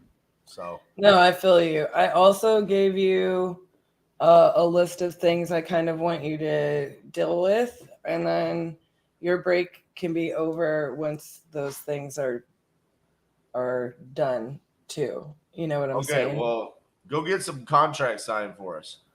I am gonna go get some contracts signed for us. Look, Jeremy said he did it once and it worked. Bought a sub 2 and lease optioned it back to them. In 2 years, they handed me $70K cash and it cash flowed for 2 years and had an insurance claim we made a profit on. I don't doubt. I'm not saying it can't work. I just am saying like this. I want to always understand the circumstances in which we would do something like that, just because they matter, you know. And sub 2 is a long-term relationship, right? I mean, as long as you're in it. I literally told her that. I said, we're getting married. And I told her, I said, okay, how about this? My line. It's we're like just going to get married for 3 years, okay? This is going to be like more of like a California marriage, all right? Sorry. I always love to just make fun of California. if it just wasn't so easy. So, Sorry, Kip. okay, let me share my screen. You're turkey. Let me share my screen just in case. I mean, if you're going to be doing,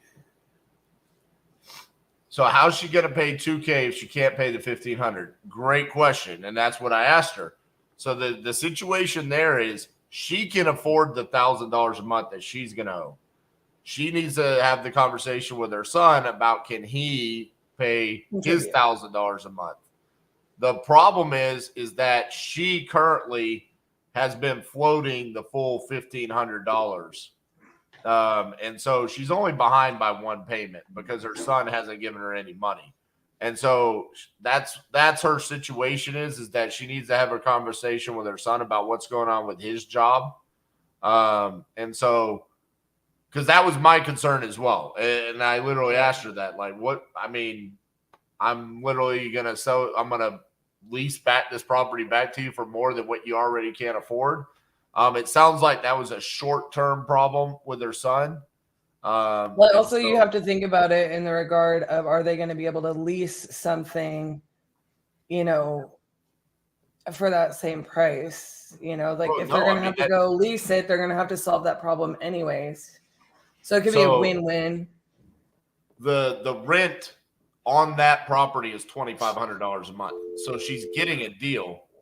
Right. By leasing it from us. And that's what I told her. So you're going to give me this equity, but I'm going to give you essentially $500 off a month in rent. So. Right. I like it. All right. Where is it at? In Maryland? Clinton, Maryland. Okay. Coolio. If you're doing follow-up, I don't think you need to share your screen. Okay, not sharing. All right. I'll see you in a little bit. See you in a bit. All right, my homies. How are we doing? Closing deals.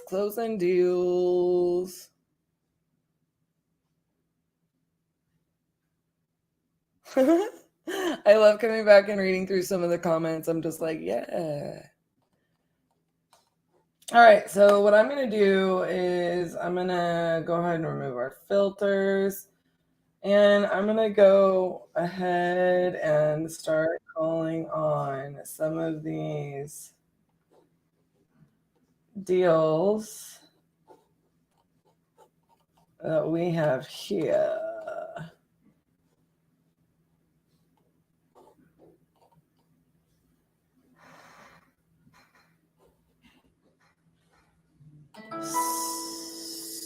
So, need to mute that.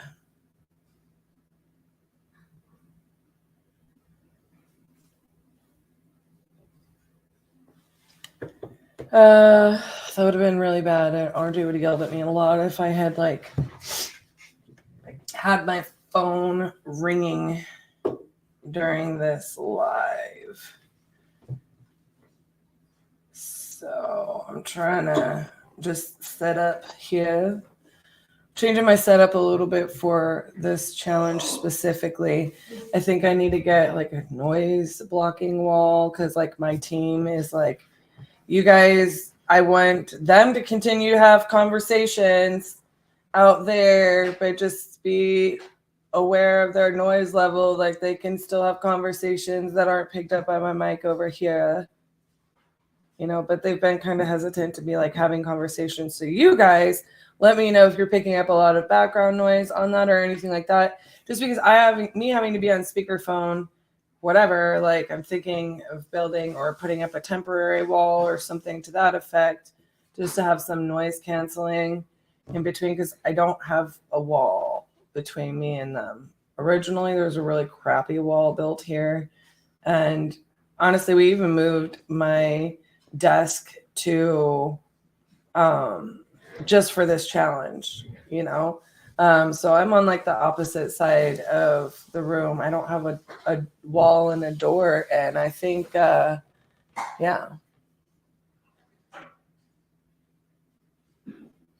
Is it worth calling Joe back in another month or so, the guy we talked to yesterday about the foreclosure fraud bankruptcy? Probably not. Crispy bacon, probably not. I don't feel like that guy is being honest. I mean, you can kind of look and do some like due diligence on like if he really is trying to do like adverse possession and it's not working out for him, and so he's just filing these different things thinking he's an attorney, because you'll see that sometimes. But like I would pull up, you know, before I spent any more time on it, I would pull up like lawsuits that he's filed, because it seems like that's going to be, you know, he said he filed like a fraud predatory lending lawsuit and lost it, but then it looks like there's also something that came up on the legal description about adverse possession. When I pulled that up, and like not having dug into it, I absolutely would like look it up, because there's people out there that try to like work the system and it ends up biting them in the butt. But I don't know that this guy is going to try to sell the house. He's clearly trying to retain possession of the house and filing whatever he's got to file to draw that out. I'm on my way to show houses. I'm putting 2 under contract because I have 900,000. Get you some of that, Miss Hensley. I love it. I love it. I love it. Okay, so I'm just going to go through here and start doing some of these follow-ups. And each one I'm sitting on, I need to look for a way to sort these. Sort by age. I'm not going to do that while I'm on the live. And custom field in my CRM. I'm finding what's interesting about this challenge is it's motivating me to track, you know, new KPIs specifically for this challenge, and then potentially to be implemented, you know, after the challenge is through, and then also just like different power-ups within our CRM and things like that. Sellers who need to sell, and there's sellers who want to sell. Yeah. I don't feel like this guy feels like he's either. That guy, you know. Okay. Called and no voicemail sent out. Let me. So this one was a good one for me.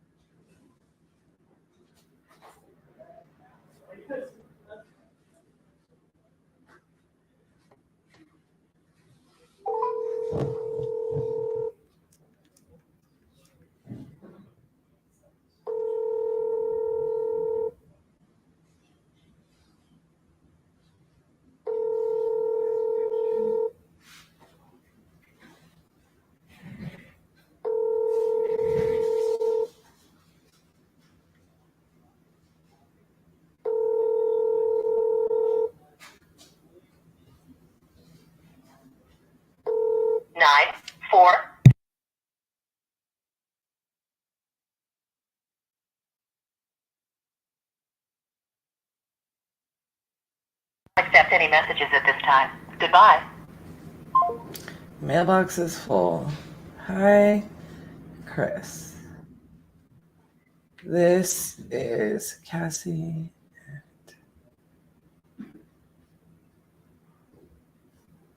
Titanium Investments.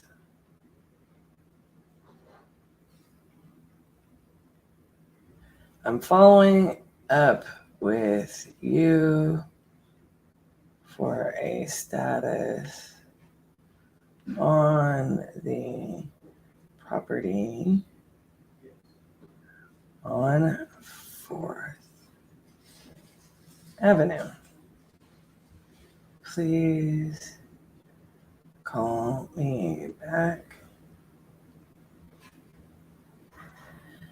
Okay, so the mailbox is full. Voicemail full. Sent SMS. Moving on. So what I also like to do is move that to the top because I followed up on it, or move that to the bottom or whatever. I'm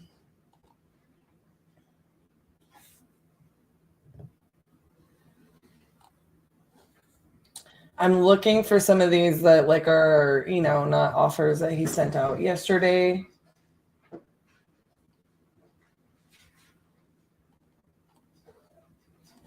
So then I'm also going to pull up like our signing service to see really quickly, like if any of these people have like viewed the contract, right? So I'm looking at this one in Wichita, Kansas. I feel like Kansas does this to us.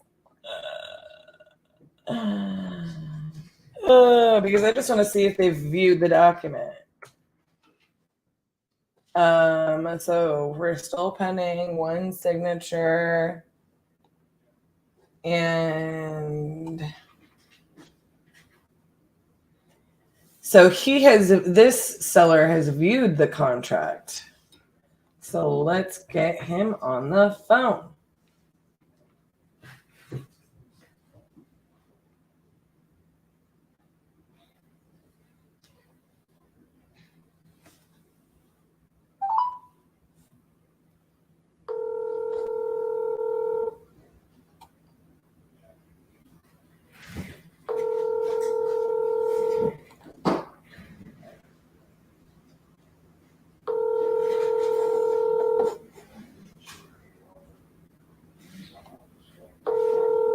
Mailbox belonging to 3163. Not accept new messages at this time. Please try again later. Goodbye. We got some full voicemail boxes so far. There's a common theme. So on this one, I'm going to say, we see you've viewed the contract, but had an issue with signing. Please call me to go through it.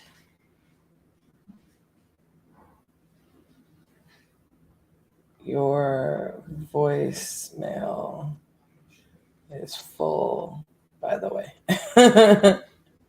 Like, I'm just trying to keep it cash, you know what I'm saying?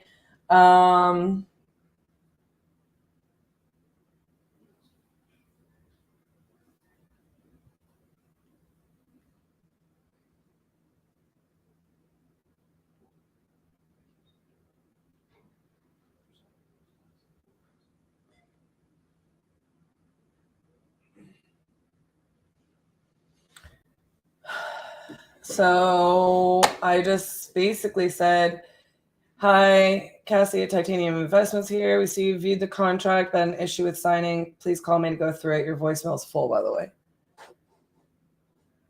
How are we doing lead generation? Well, several ways.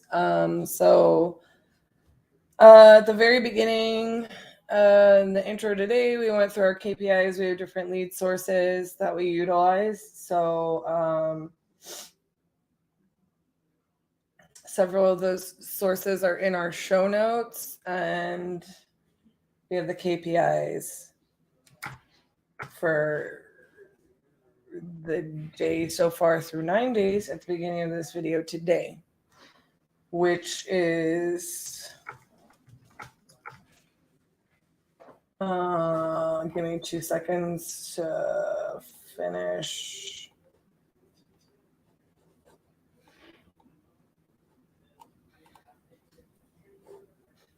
let's see.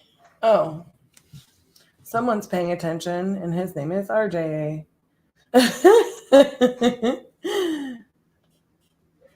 We have, as you can see here, batch dialer is our VAs from Integria, and they are calling on, our data that we have in our system. So that's all through batch and then Integria, and then we get those pushed to us to close, right? Lead Zolo is a separate lead source. Speed to lead is a separate lead source. JV is a separate lead source. Minute Pages is like our website, and others like just different organic people find us through various sources like our social media, etc. And they come directly to us. Maybe it's a referral, something like that. So you can see that we've sent out 12 from our dialer VA and only 2 have signed. So that's why I'm doing a lot of the follow-ups. Like sometimes those leads, they take more nurture to go through the process. Maybe it's a motivation factor. Lead Zolo, those are inbound, they're YouTube ads, and you see like their signing kind of is a little bit quicker. Then we've got speed to lead. You can see the ratio there is pretty amazing. So I imagine if we focus on some more speed to lead leads, like that the volume will go up, right? But and we do have some challenges that speed to lead is going to be doing later on in this challenge, so that should be fun. JVs, obviously those get signed unsigned, and yeah, I mean our Minute Pages and our other lead sources have a pretty good ratio there too. So our main 2 sources, they take a lot more nurture and follow up, and that's why I think you see numbers going like a certain way there, right? So we have several different ways in which we generate leads, and we're tracking the performance throughout the entire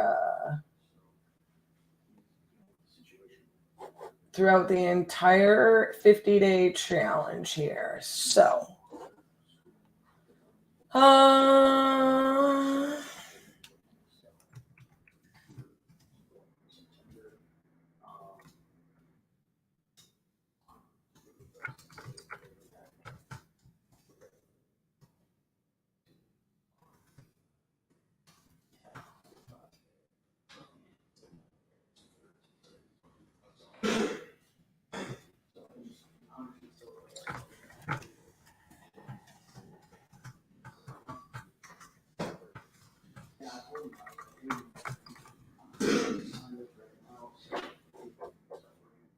all right, sorry. Sometimes it's like I gotta make the notesies,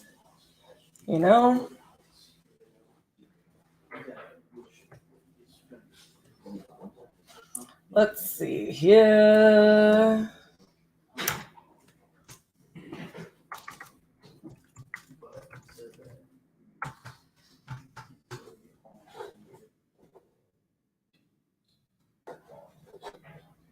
All right. Next, we shall go.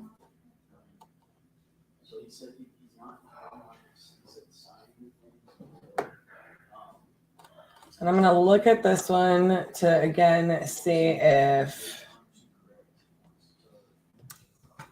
the seller has viewed the document. They have not.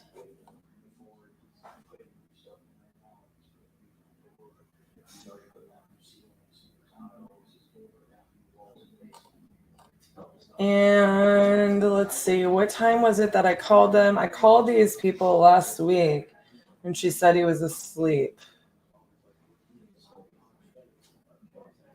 So I think it's far enough in to call them back again.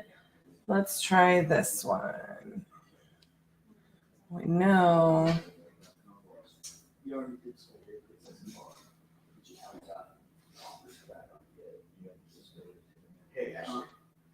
Here we go.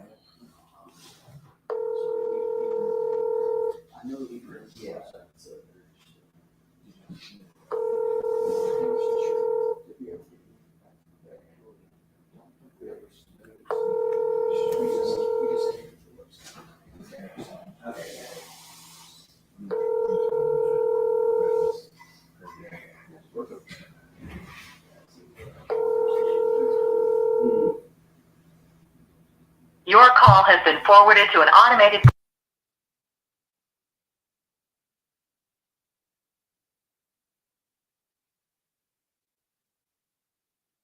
Accept any messages at this time. Goodbye.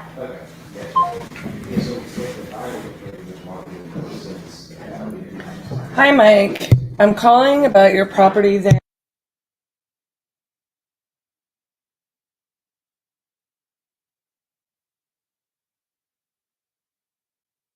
We've been trying to reach you about this contract and getting the purchase started at title, etc. But we've been unable to reach you. If you would just give me a call back, we're seeing that you were not even able to view the contract yet. So we'd love to get this started and get back to me when you get a chance so we can get this going. I'm doing voice to text, so that's why I don't mind. To answer your questions, Eric McAvoy. What a cool last name, McAvoy. If I'm saying it right. If not, I like my version. Based on the contract to close ratios, are there any reason that you guys don't double down on speed to lead? So let me just go ahead and explain this, right?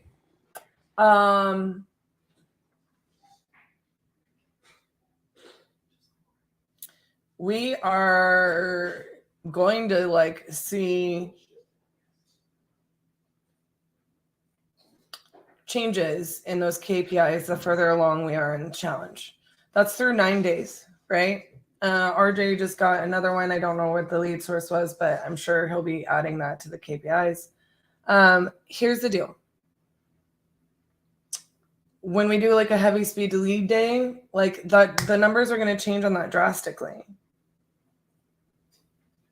I mean, that's just kind of the deal. Each way these perform has different dynamics, right? So with speed to lead, we spend a little bit more time heavier upfront, focusing on filtering through the lead options, choosing what we're purchasing, and downloading and implementing them. There's just a different process in those leads. And then you'll see that, yeah, we have a really good,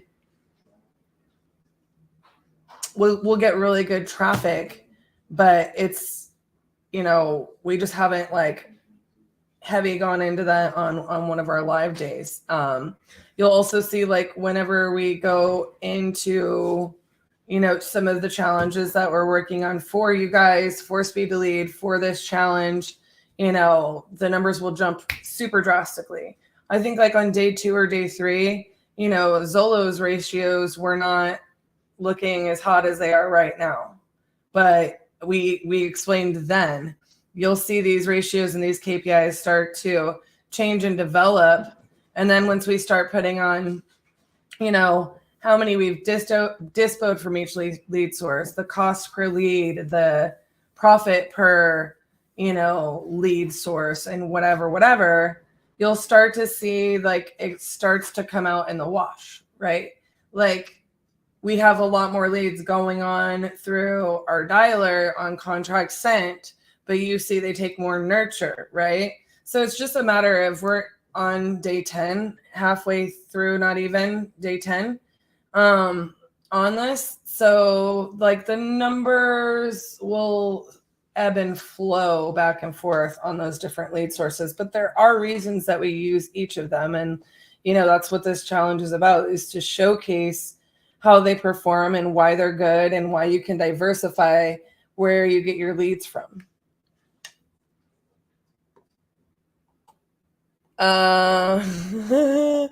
Trinity, thank you. I'm so glad you're watching, buddy. Got it right, and thanks. All right, like I love these questions. That's what we're here for, right? So let me finish texting our seller here in Bessemer City. Hi Mike, I'm calling about the property there. Our partner RJ sent you a contract last week. We're trying to reach out about this contract and getting the purchase started, title, etc. But we've been unable to reach you.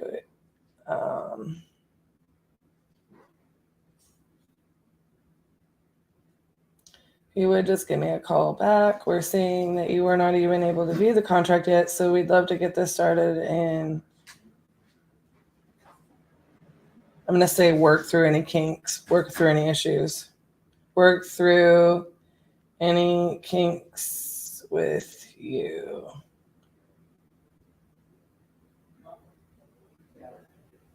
All right, so I'm just gonna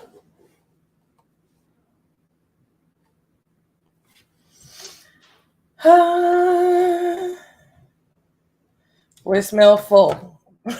This is like the third one in a row. Their voicemail box is full. Sent SMS.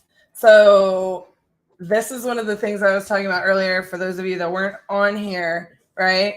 Like we're talking about why this follow-up and how we process this follow-up is so important and like why I'm really adamant on my team, like with leaving their notes and like what exactly has transpired. So it's time-stamped, right?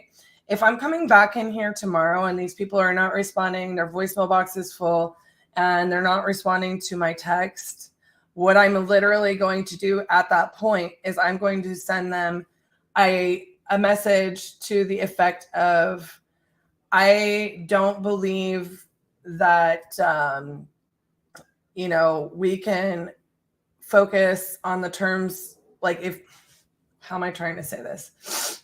Let me just say it exactly how I would say it. It looks like you are not actually ready to sell this property. We are going to go ahead and, delete the contract that we sent you. Regardless of what's going on, that contract is no longer going to be valid. If you would actually like to sell this property and you need to change the time frame, etc., then please give us a shout back. But, we put on our contracts that they have until such and such a time to sign, right? And I always have an out to say, like, you had the ability to sign this contract within 2 days, so for us to actually get a valid contract, we're going to need to make adjustments. So like I kind of basically tell them the contract is not valid. So if their voicemail box is full because they're out there shopping, cool, well, you just lost a buyer. You obviously didn't tell us to go fly a kite. You obviously agreed to this verbally, but then for some reason, something happened or you're not taking it as seriously, but I'm going to basically tell you, hey, the contract we sent you is no longer valid because it's past the signing date. So we're going to have to make some adjustments. If you were serious about wanting to sell this deal, we need to get on the phone and so that we can dedicate open title and dedicate our funds and our due diligence to be walking and working this property. A lot of times that gets sellers to pay attention because realistically, they live in their own little world. They're not sitting there thinking about like what our pain points are as a buyer, and sometimes that's all it takes, but if I'm not getting this time stamped, like we've been reaching out to them day after day after day, I don't really know if it's time to kind of go a little bit tough love on them, basically, right? Yeah, 2 to 3K and wanted a contract as soon as possible. If you had $2,000 to $3,000, I want a contract as soon as possible. Which lead source did you go with? I always love hearing other people's opinions. I don't know. Are you a solopreneur?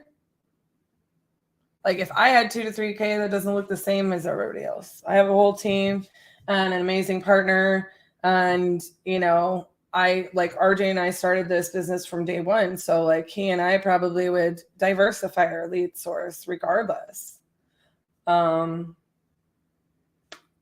Just being honest. I'd probably buy one person operation. I'd probably, take advantage of some of the coupons that we have. Our lead sources are all generating, specials for you guys, not necessarily coupons. I would probably do 4 different things, right? I would probably say, can I JV with a experienced tenured company? I would do that, right? Do you have any dead leads that I can call on for you? I would do that because that's free, and then you can JV with them. I would probably diversify, and I wouldn't choose one lead source. If you're a one-person operation, it just depends on your experience. How we can sit there and go through and, basically sniper on a speed to lead or a lead Zolo or whatever may look different than you. If you're brand new, you have no experience, if you have years and years of experience, like there's so many factors. So, I don't like questions like this. Anybody who's been here for a minute can tell you I don't like questions like this. Like, I don't like the idea of putting yourself in a box to put all your eggs in one basket when it comes to lead generation, right? I would manage your time appropriately, do the other 3 things that I said. I would generate a list on batch, and then I would call that list. So I do all of those things. And just depending on where you live, you might even need to go door knocking, driving for dollars. I can't say. But I certainly wouldn't put myself in a box. I would divvy up my time management to diversify and see what is effective for you. Because what this is that, leads are nationwide. Do you have the ability as a one-person operation with your level of experience to close leads anywhere? Are you only experienced in your backyard? There's just so many factors. And so rather than advising somebody on a very broad and general question like that, I would be more of a mind to, advise people to look at what their experience is and manage their time appropriately and diversify their lead sources.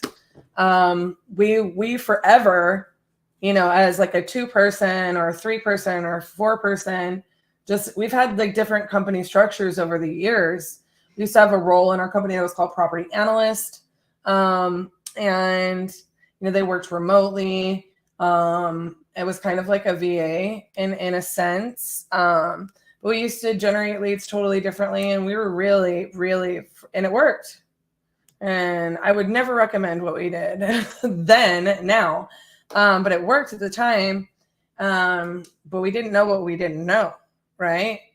And in hindsight, like I would have made a lot of different changes, right? There's just going to be growth and, limitations on your possibilities. But like at one point in time, man, it was a struggle whenever we went from that one way of generating leads into needing to diversify. Like, holy cannoli, there was like a minute there where it was painful. So I don't, and that's not really the only reason I recommend diversifying, it allows you as a business to be able to pivot where you need to pivot. You're going to see where these KPIs work out, where there's a reason we're showing all of them. Okay. There's a reason we're showing how we operate all of them. There's a reason that we're sharing all this information while we're going to put the KPIs up, because at the end of the day, whether you're doing this on a small level or a small scale, it's like, can you implement these things, and what of them can you implement, right? So it just really depends on you setting out and doing time management. The other thing about a one-person operation is it becomes very cyclical, right? And so the last thing I recommend is you go put all of your budget into like one lead source. What if you don't close them? What if you don't get any deals because you're not prepared to actually work those appropriately? Then what are you going to do? Or what if you go through it and you're like halfway through it and you lock up 2 deals, but you have to be focused completely on dispositions process or whatever? Like, are you going to JV those and then go get the rest of your leads because you can follow up with those? You want to follow up with them as quickly as possible with some of these lead sources, right? And so with a one-person operation, it's just like big, broad question. I literally can say that we strongly, like, we take it very seriously when we put our name on another product, a software, a source. And that's why, another reason, like, why we're doing this challenge. Like, we don't put anything, there's nothing in there in those show notes that we haven't had fantastic results with. So how you apply them to your business is going to be really the answer to that question. Those are the factors that I would choose from, right? If for example, you only have a couple hours a day where you can call leads, you're going to want to pull a smaller portion of a lead gen list. And, there's a lot of videos and we teach how we go on data management, right? You can find somebody and say, hey, can I call your dead leads too? So, maybe that's another 2 hours of your day. Maybe you're only experienced in your backyard. Well, then I would literally go, the speed to lead account is free. And I would pay attention to the 50 deal challenge where you can go in and you can see how, like, we would do that. Maybe diversify by adding into another market that you trust and you can facilitate, right? As a one-person operation. And then, maybe you add Zolo into the mix. There's a great deal on there. I don't actually know if it's in the show notes. Let me see. I will have to double check and make sure.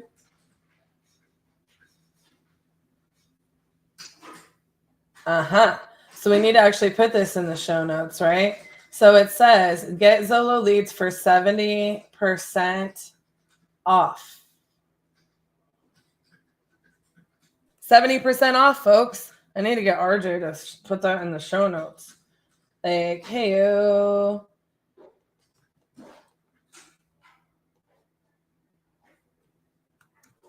And I'm just letting you know that you need to,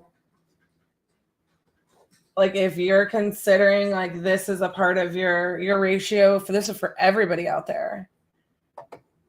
I love the in-depth answer. Like, if you want a not in-depth answer, let me tell you, like, that's definitely more an RJ thing. He's way easier to get direct to. But, I'm just going to be genuine on what I think. I am very operations on our business. Like, not that RJ isn't, because he really is, but just in his own little way. I go in depth. Like, I want you to be successful with anything that I suggest or whatever. And, like, I want you to make the right decision for your business. I can tell you all day long what our experience is, but if you can't apply it in the same way, it might not be giving you the best advice. And I don't want to give you the wrong advice. Anyhow, if you're considering doing the Lead Zolo starter pack, you can get 70% off. The thing is in our bio, like or in our show notes.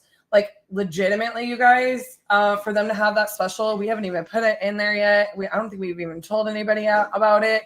But if you click on that link and you let them know, you get like a heck of a deal. They're doing a special just for the 50-50-50. There you go. There you go. We do need to put it in the show notes, though, boss. He's doing. RG's like creeping back there. I can't see when he's back there. I can just see when I start to see like certain things. Can we explain exactly what LeadZillow does? Sure. I mean, we all of these LeadZillow leads that we have been calling on, but they do like lead generation similar, where similar but not similar. They are ads based and they are YouTube ads based, and we get a great performance out of these leads specifically. Okay. So they are like an inbound lead, which is, usually you have like a little bit less nurture there as you're kind of starting to see. And sometimes these leads don't work out, right? Like they don't control it when somebody is on the moon or they're really not motivated to sell or whatever. So you see that on every type of lead gen. Okay. Just for the record, it's like if you guys are only really, starting in this and you're starting to work certain lead sources, I'm just here to tell you, we have experienced every type of lead that I am aware of. Okay. And you've got tire kickers, people that are over the moon, people that aren't actually motivated to sell, and every one of them. Okay. You have got to like buckle up for the fact that you need to be educated, prepped, ready. You need to know how to comp. You need to know how to underwrite a deal. You need to know how to solve people's problems and keep adding to your knowledge base. Okay. If we have shown anything so far in this challenge, or even the previous challenge, or in anything that we have done publicly through the years, it is that keep learning. We absolutely learned how to do all of this stuff by really digging into it deep, failing, doing it all ourselves, right? And if you are learning through us, you get to skip over hurdles that we had in our way that extended that process. So I encourage you to become a master of your craft. Just do it. Be excited about it. It's probably the most difficult part of the journey. There is a threshold that you pass, but you're still always going to be learning. RJ and I sit here and learn every day, and we're proud to say that. We're getting better than we were yesterday every day, as is everybody on our team. So always be learning, always master your craft. And then when you need to make a pivot, or you need to try a new lead source, or you need to do any of these things that help generate more business and more relationships, you're prepared for that, right? So back to these lead sources, for example, when we're talking about like our lead generation, we determine the criteria, right? And we have several videos on how we build our lists, how we process our data, how we stack our list, etc. That is what our virtual assistants call on for the most part, most of the time. Okay. Then we have PPC leads, which is what Speed to Lead does. So those are legitimately marketed out, and people that are in a situation where they want to, sell their home, they fill out these forms and say they want, an offer, they want, to figure out how they can sell their house fast through a non-traditional route. And they come with several motivations, and you can go to their website and you can go back through our 50-50-50. Keep staying tuned. We're going to keep going in depth on these leads. We're going to have like a Speed to Lead day and some Speed to Lead challenges throughout the rest of this. And then, so those are PPC generated. Okay. So they spend like a huge marketing budget, right? And they generate leads all over the country, but you can go on their website and you can niche out your market. There's a program that they have to where you, in essence, can filter, like you can put in specifically what you need for your business. Now, I will say this, while I recommend this for a lot of people, this is not what we do. We do it more phone a friend style, like when we're, running through our leads and we're like, we need some hotties in here, right? Like we need some good ones. We're going to Speed to Lead because of the way that you can filter this, right? So I'll just give you an example in that you might be more in a position where it's not going to do you as many favors to go through and go ham on Speed to Lead just like it is us. And you need to be a little bit more niche and you need to be a little bit more targeted. And I'm trying to think of the words and they're failing me. So bear with me for 10 seconds. They have this program and they have a few different programs. One of them we are a part of where it's like a coupon program. I'm telling you, like we go crazy on those days where we get dollar leads and we just go crazy on them, right? So we're part of their coupon program, which I think is like a $99 a month thing. And we'll just get a crap ton of dollar leads. Like I go through there and I'm like, ooh, that one, and RJ does too. So I love that program, right?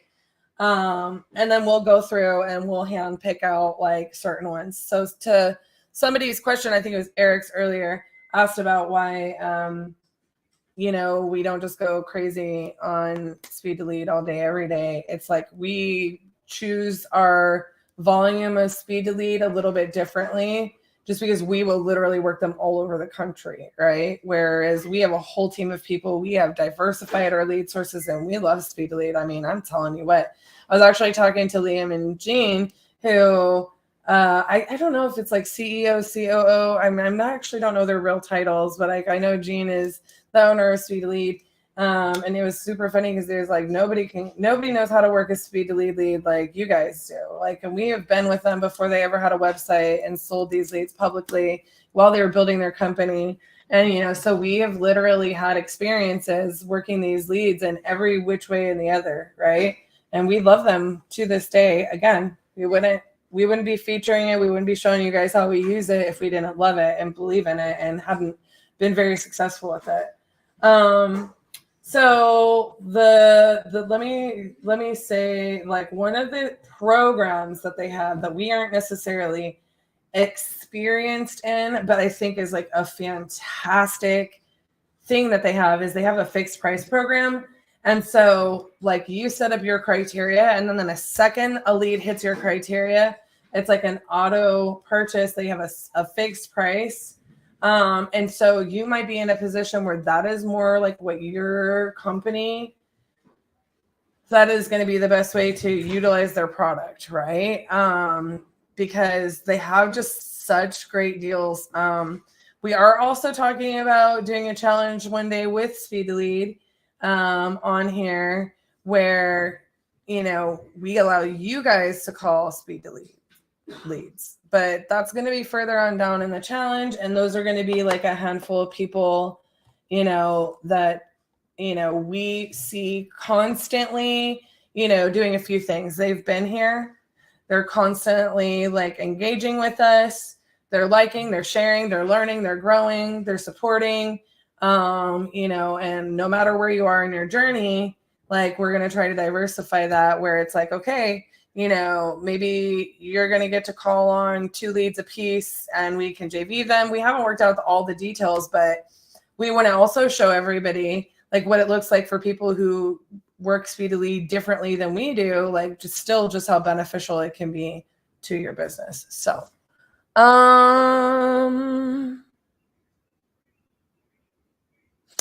Eric says, backstory on the question, I've been wholesaling for a few years, but I've only really done SMS and cold calling. I was curious if your opinion on if someone wanted to do a few deals a month and not turn it into a huge operation like yours, what recommendation you'd have. I definitely love learning from you guys as leaders in the space. Thank you so much, Eric. And we're definitely truly blessed and truly grateful to be considered leaders in our space. It's why we do stuff like this, because we feel like we have a responsibility to share what our experiences are, to be good stewards of our calling and our business and our team and what we've built here at Titanium. So I love that feedback, because it just puts more fuel in our gas tank to be able to do this kind of stuff, right? So I would absolutely recommend. I don't know what you're doing for SMS, but I can tell you we were really heavy SMS. And for a while, I think our main two sources were SMS. We were barely cold calling. And just so you guys know, when a lead starts aging from our other lead sources, we will export them and put them in the dialer as well. Okay. So depending on where you're at and how you're building your business, that is something I would recommend to certain people as well. But I also have had horrible experience with VAs prior to Integria. They are hands down, like we love our VAs. We love Integria. We had not previously, and I didn't even have high hopes, even though I had already known Andrea, who is their owner and founder, for a long time, like before she, like just when she was getting started. And I really liked her as a person. I'd been to several events where we spoke at, where I had met her, and I still didn't have high hopes, but there was just something about it with RJ and I were like, you know what, let's give it a try again. Let's just really see what our girl has built here. Right. So she sold us on giving it a try, and we gave it a try, and I cannot recommend them enough. We've used them for years. They are, I mean, I could go on and on about that, but so you say last number you're doing 10 to 15,000 SMS per day on launch control. I can't say we have used launch control. It's probably been in the first 9 months that launch control was even a company. We went to batch from there, and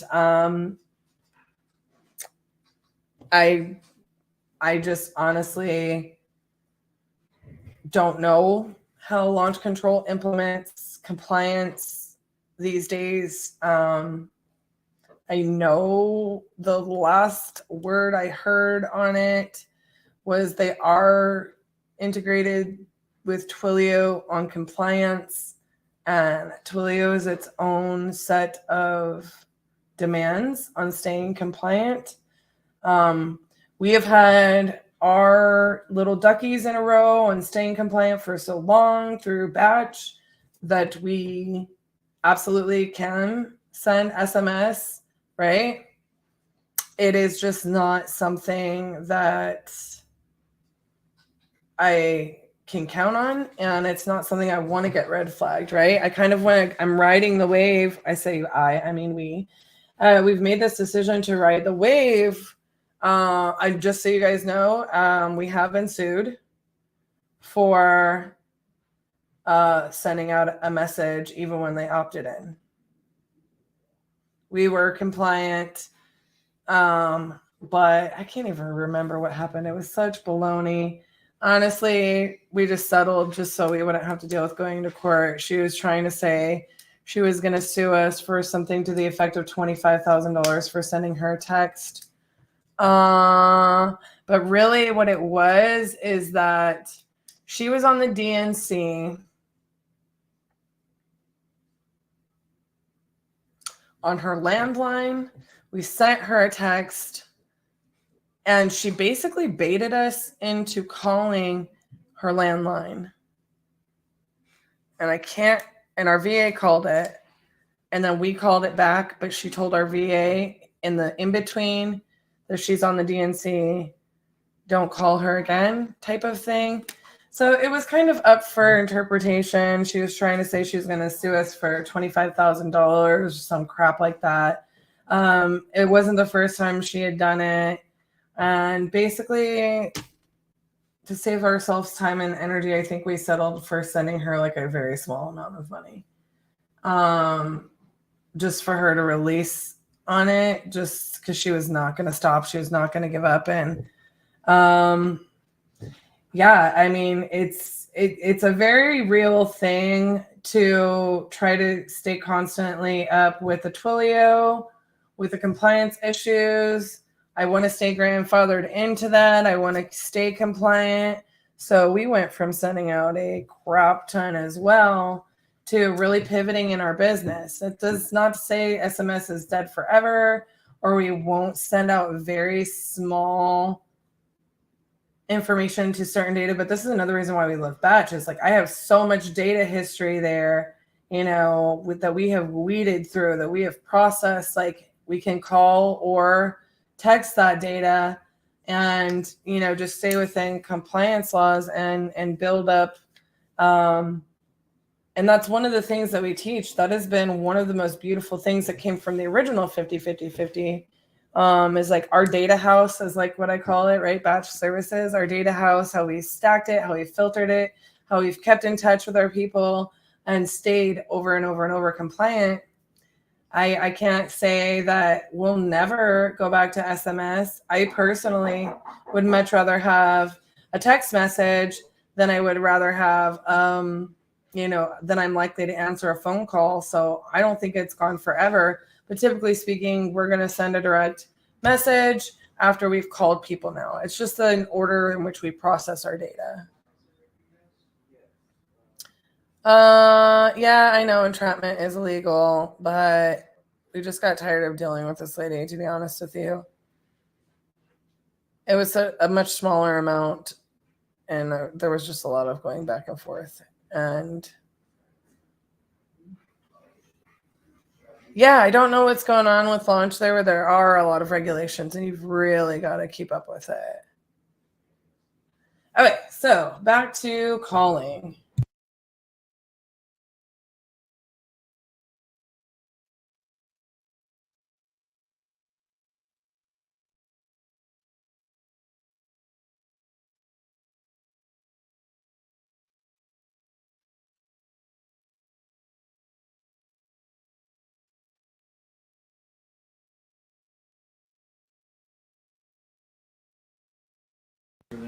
Sorry about that, guys. I can't hear you, RJ. You're muted. Said I'll take back over since we just had a guest show up. Oh no, you're fine. Literally just 10-second things. Are you done with your stuffs? I was about to get us lunch. Do you have 10 more minutes? follow-ups? I'm not through follow-ups, so I can keep. Okay. I can sit here and keep hitting follow-ups. Let's get through the follow-ups. I want more calls. Thank you. I don't need you to manage me while I'm on the live. I don't do that to you. Bye.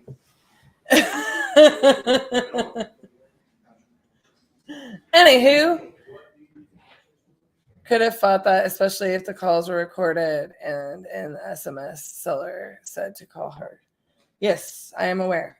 It was not as good of a use of our time at the time to fight it, which is what she was counting on. We just had to make a business decision. I mean, yeah, the principles of it suck, but that's why she ended up settling for such a smaller amount. But it was the opportunity cost she would have cost us to fight it was the problem for us. She knew that.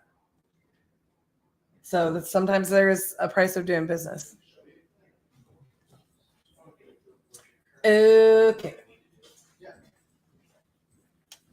This one's been here for a while.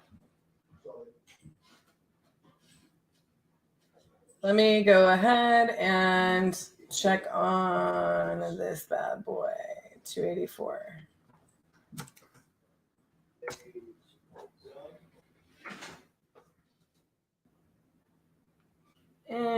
Interesting.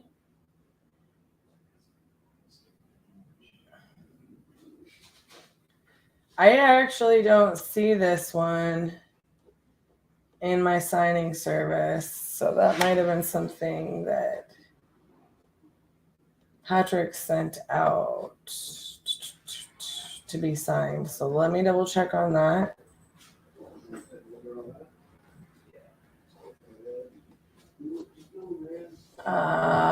Let me actually call Patrick because he's right here. Patrick! Yeah, you still? I'm trying to call on this Portland, Maine deal. Y'all, last notes you left is the 3rd, so 6 days ago. Something about the property being viewed and you're arranging it. I can't find it in the signing service. So what's going on with that? We need to get back in touch with the seller and figure out if the property he's actually trying to sell is real. We got a couple of pictures from Heather when she went out there, but she could not get access to the property because they did not show up because they sent RJ a text over the weekend late when she was going out on Sunday. So that's kind of where we're at. She's saying, seller was originally saying that, there was a building missing. It's not. There's actually a driveway. That pathway he was talking about that is open is the driveway for all people in that little section of where the property's at. So that's kind of where it's at. We didn't get pictures of the inside because she couldn't get in. What in the what? Is this in your thing? So game plan on this one is we actually got to reschedule a time that we can send Heather back out that the seller's actually going to show up because it's an hour drive for her to get there. Yeah. Y'all are killing me. We don't even have a signed contract. Sure, no. That's what I'm saying. I can't find this. And did y'all not update the?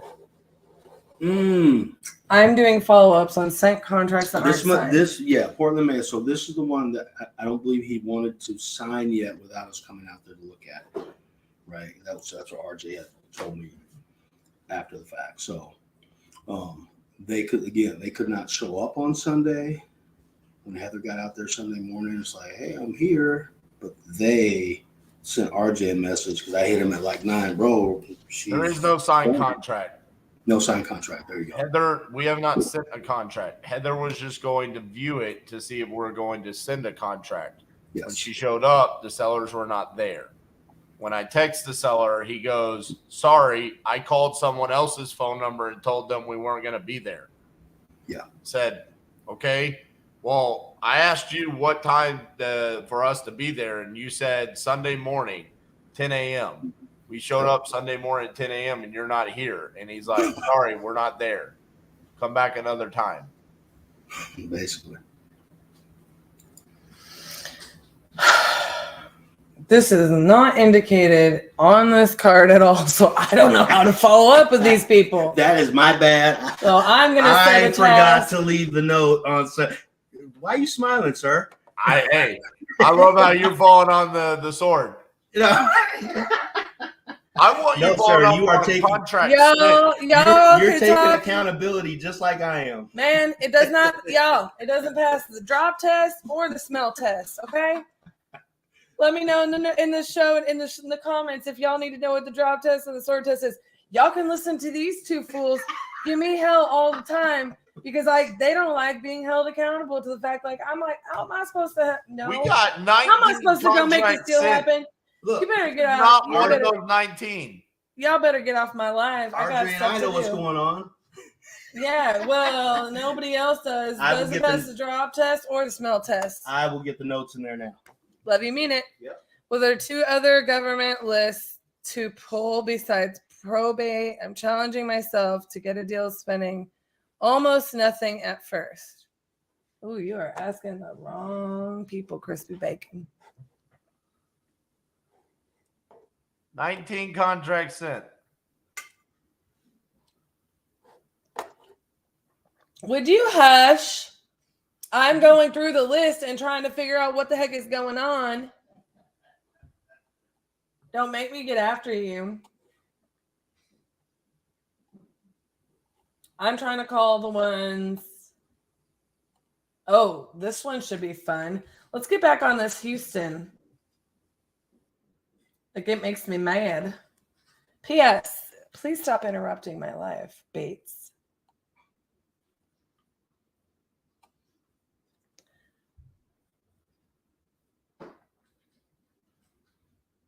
This guy is trying to get blacklisted straight up on our live. I'm just letting you know.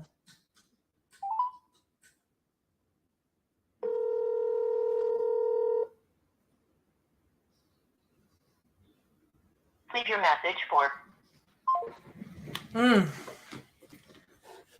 I think this guy's a fraud.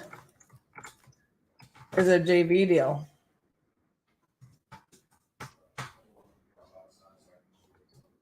So I'm going to tell him. I'm going to wait till I give RJ's permission. But I'm going to leave a note saying, I think this guy's a fraud. He won't answer.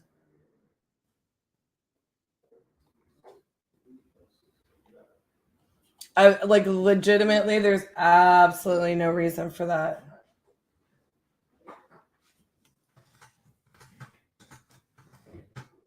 But I know he was generated from either the live here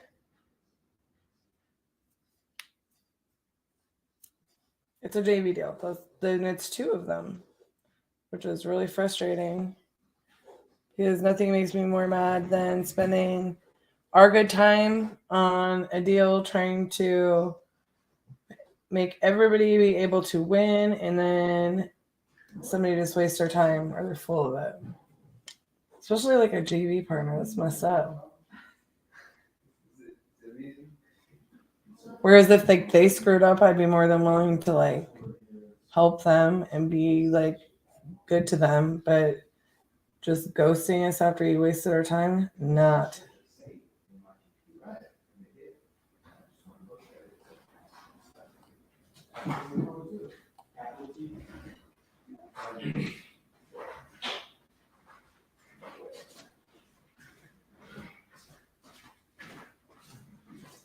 Interesting about this one. I'm not really sure what these notes mean, but this will be a good example for you guys on like calling when you have like a team.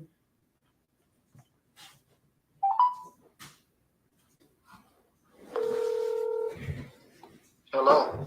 Hi, this is Cassie over at Titanium Investments. How are you? I'm great. How may I help you?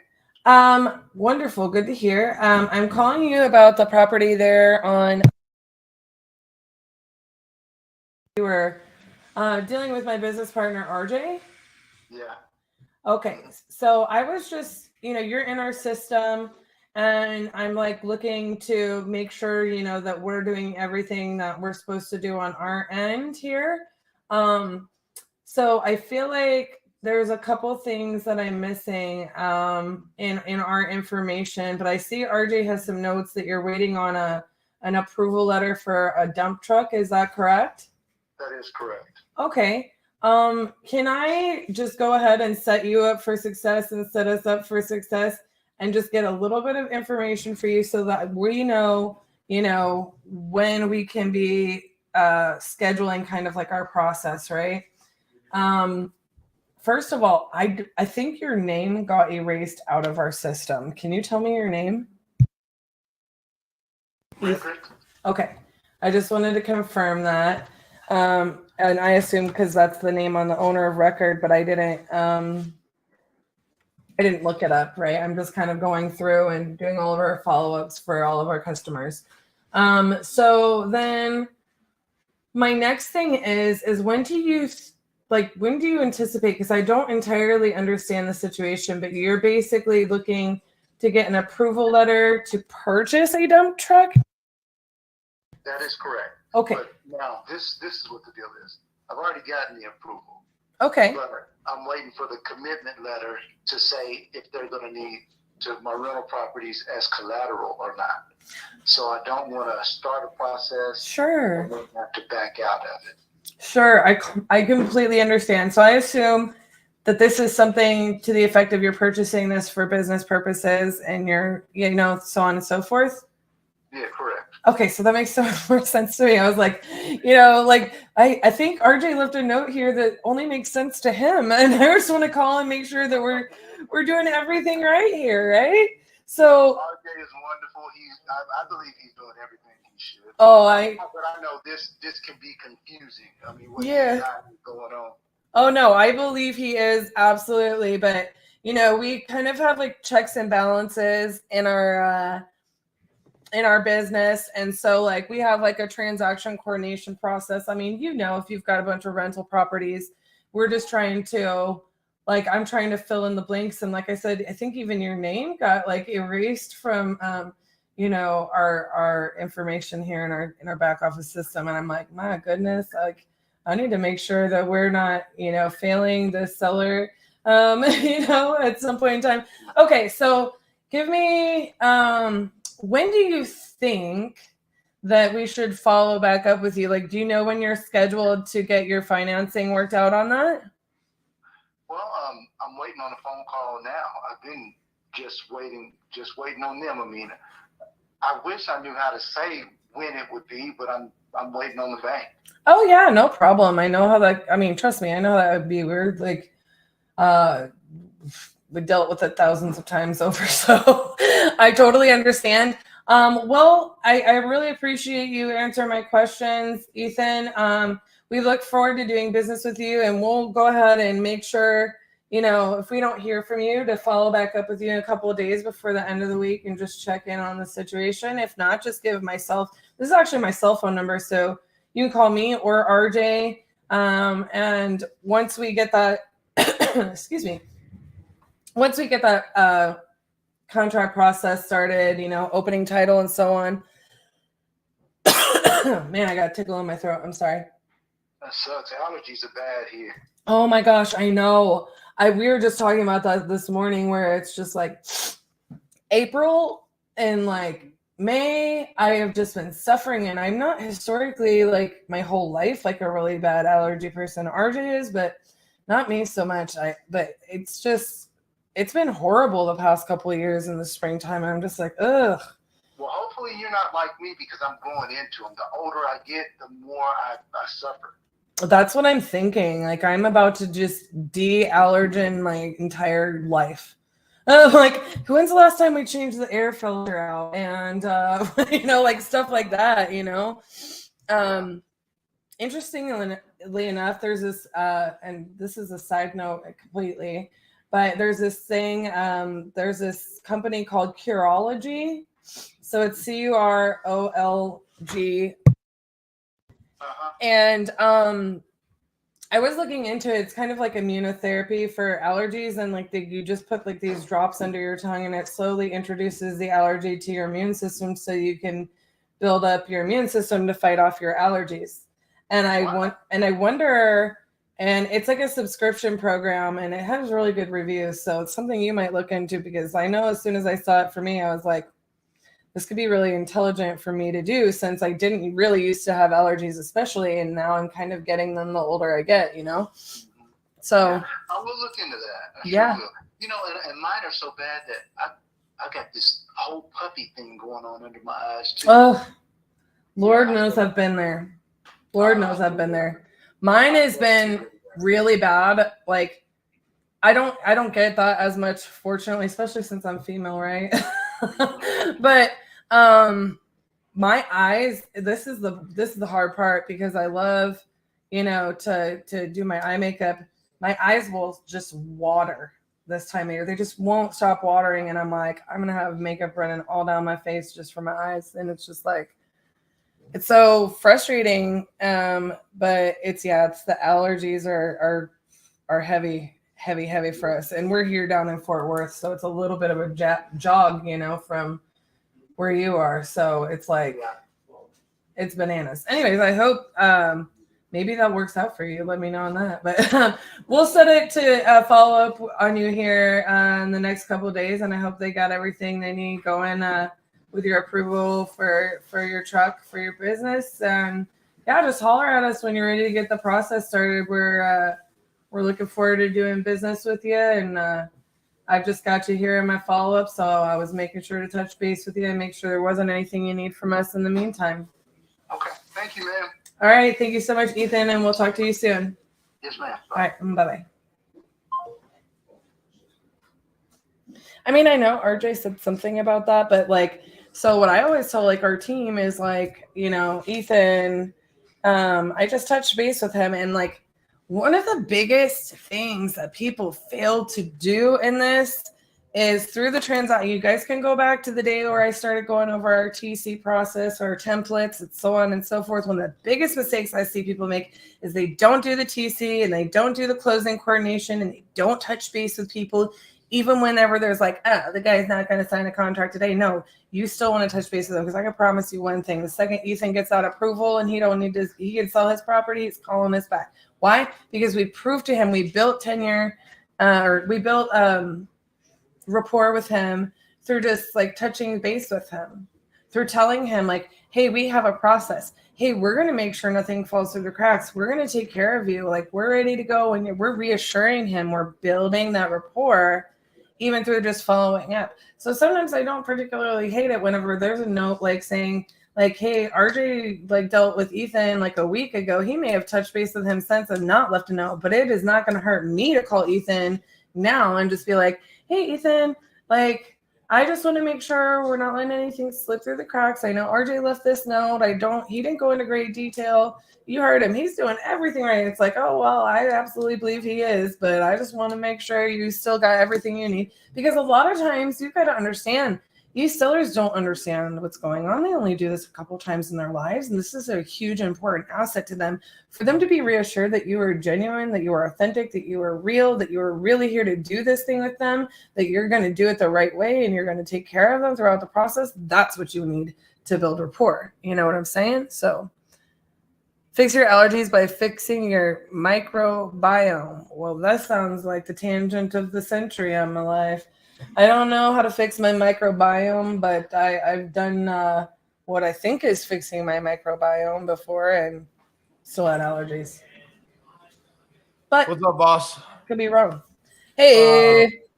You are being requested. Your presence is needed. Bueno. So I'm going to take over. Can you let me know where you are at on the things? Or thumbs up, you've taken care of them all, so I don't know. I know if I don't need to. Huh? They're all taken care of. You the best. All right, go do amazing things. I'm leaving notes about Ethan and his dump truck. See ya. See ya. All right. Let's get back to calling some seller leads.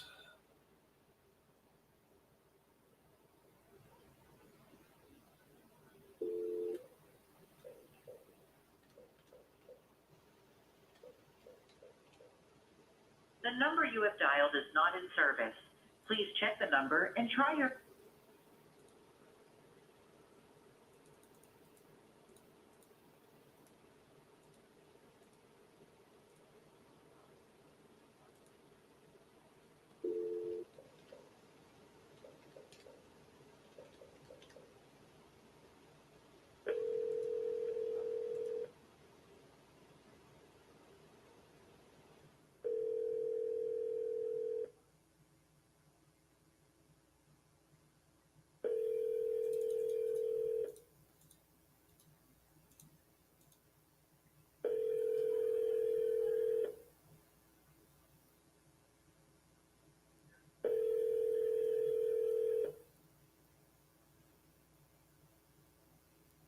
Your call has been forwarded to an automated voice messaging system.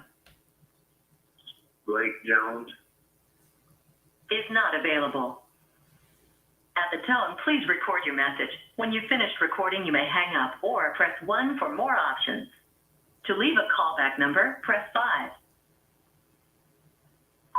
Hey, Blake, this is RJ Bates calling about your property on Cash Way. If If you could give me a call back, 817-710-8689. Thank you.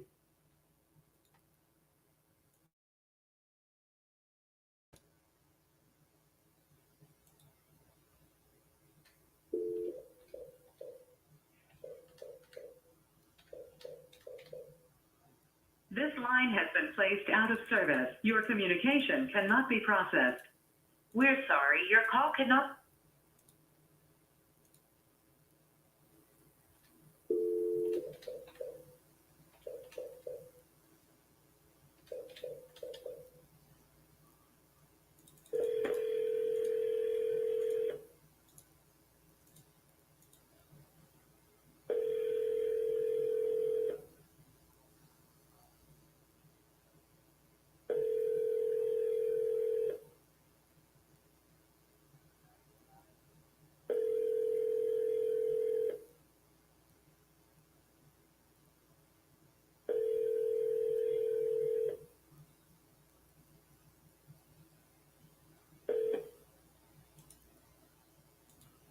Please leave your message for 51345.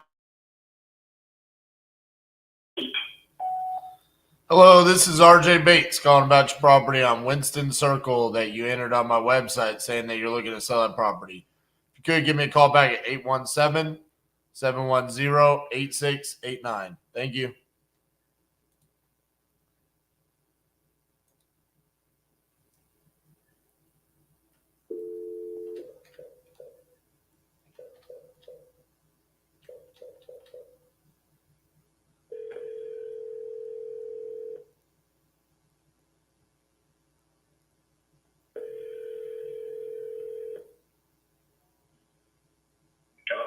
Hi, is Jerry there? This is he. Hey, Jerry, this is RJ Bates from Titanium Investments. I think you just spoke to Anna on my team about your property there on Springfield Court. Mm-hmm. Just want to give you a shout back and talk to you about this property. It looks like something we'd be interested in. I see here that you were looking to get $65,000 for the property. Is that correct? Yeah, I just got some talking to the people that basically who I was talking to before I talked to you guys, and I think we can try to come up with a price for it. So I'm see what we come up with. Them if the price is not right, then we'll talk. Okay. So you said you were talking to somebody else, or you were talking to Anna? Anna, who is that? Okay, Anna, who is? I talked to someone yesterday, and I talked to someone just called me. Is that Anna who you talking about? Yeah, Anna called you about 15 minutes ago. Right. So I talked to someone yesterday about this property, and I was talking to them, and we talked about Gotcha. numbers. And I just got to talking to the guy just a few minutes ago. So let me see whether or not he come up with the number that we talked about, and if not, then I'll give you a call back and we'll discuss some numbers.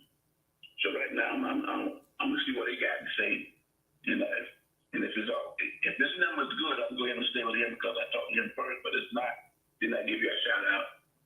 Okay, so how long does he need to come up with his number? Well, I can get back with you to let you know. Because I mean, I'm okay with the $65,000. I mean, if you're okay with the 65,000, I ain't got a problem with it. So I mean, because I know you're selling it as is, but I mean, I'm assuming it doesn't need a whole lot, right? I mean, it just is a little bit outdated. Is that the kind of the condition of the property? I mean, it's not a bad piece of property. Right. So I couldn't tell you what all they would actually need. You know what I'm saying? But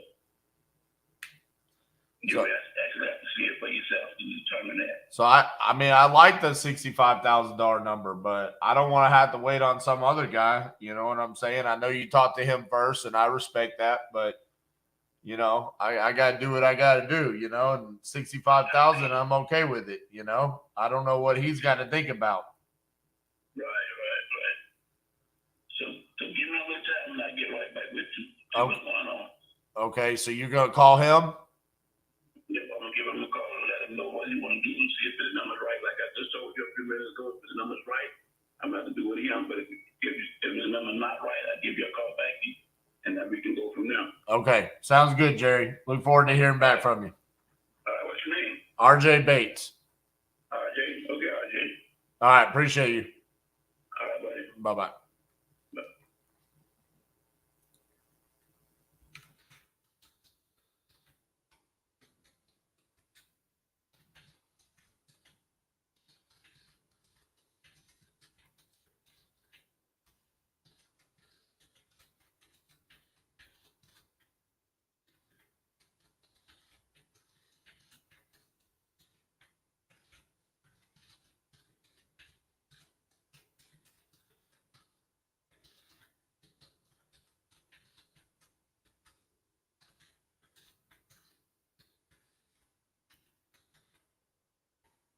Man, we've had that. That's crazy because we've been calling this person for a while because this isn't like new data, and somebody else in the same time frame is talking to him.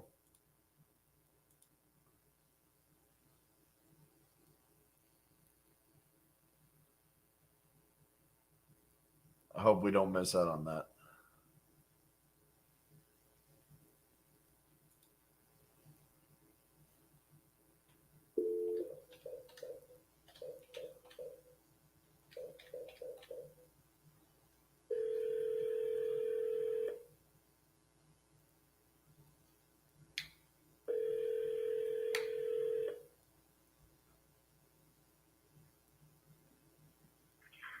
Hello. Hello, is this the owner of 905 Spring Hill? Speaking. Hello, this is RJ Bates calling you. You had entered your property on my website saying that you were looking to sell that property. You still looking to sell? Yes. Awesome. How much are you looking to get for the property? I would say between 175 and 180. 175 and 180. All right. And tell me a little bit about what's going on with the property. Nothing wrong with the property. It's just I'm just tired, you know. Gotcha. I'm just about tired of being a landlord. That's all. But I have a tenant in there. I'm just tired. That's all. Okay. How much is the tenant paying? Right now it's 100. 800. Yeah. And you said you wanted how much? 175 or 8. Between 175 and 80. Of course, we can discuss, you know. But that's a long story. Actually, it was 1100. It was 1100, and that was the sister that was in the house. She passed away a year and a half ago, maybe 2 years ago, I think so. But when she was there, she had cancer and everything. So I gave her, you know, a break at that time because her husband abandoned her and stuff like that. So from 1100, I told her to pay 800. And then the brother came, lived with her, and she passed away. And you know, I told him just to keep up to the same, you know, rent every month because I don't pay much, you know. But that's why. But you can, you know, whoever takes it can still raise it up, you know. But it's just I'm tired. That's all. I understand. So with them paying 800, I mean, even if we got it up to 1100, I still don't think I could be anywhere close to 175, 180 just because it's not cash flowing at those numbers. You know what I'm saying? Are they under a lease or is it month to month? Yeah, it's a month to month now. Gotcha. And is it a 4-bedroom, 1 bath? Yes. Okay. What's the condition of the property like?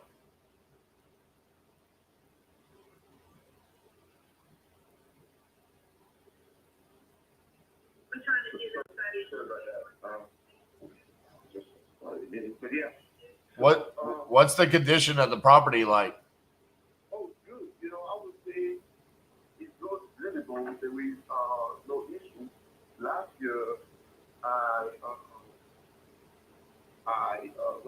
had an issue with certain things that was replaced and everything. So I have that document showing that the certain things the brain was, the new line was done and everything. But other than that, it's livable. And my plan was, if he was leaving, I was just gonna kind of kick the bathroom again, put some paint, and then get a new thing again. But I'm just tired of the landlord. Because I started very early in the landlord. I was blessing out, but I'm just trying to reduce my houses, Right. How many houses do you have? Okay. How many houses do you have? I have a six. I have a good number. I have a good number of it. I have a six. Are you looking to sell all of them? No. Just that one. And then every year, because my wife did, she's not for it. She's not really for it. Right. So I'm just trying to get her to let me sell one at a time. So one victory at a time. So well, get this one out, and next year maybe try to get one or two. But so. Understood. Yeah, so in California here, with a 3-bedroom or bathroom, if you put a section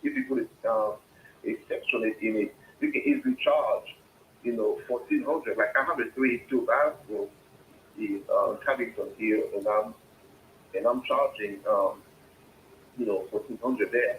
So that family is just they were with me for a moment.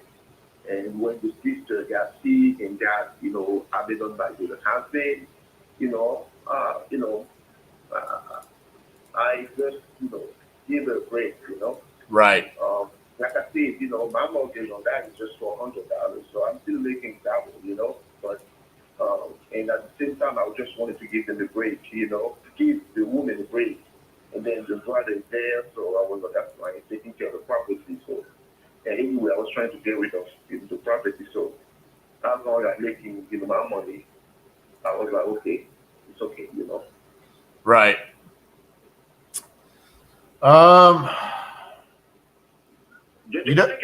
You know what's weird is it's like one of the few houses built in the 80s around there. Majority of the houses are built in like the early 2000s. I said majority of the houses are built in the early 2000s, and yours is one of the few that was built in the 80s. That area, all those houses, that if you look at that, what you call the street in that area, all those houses have, were built at the same time.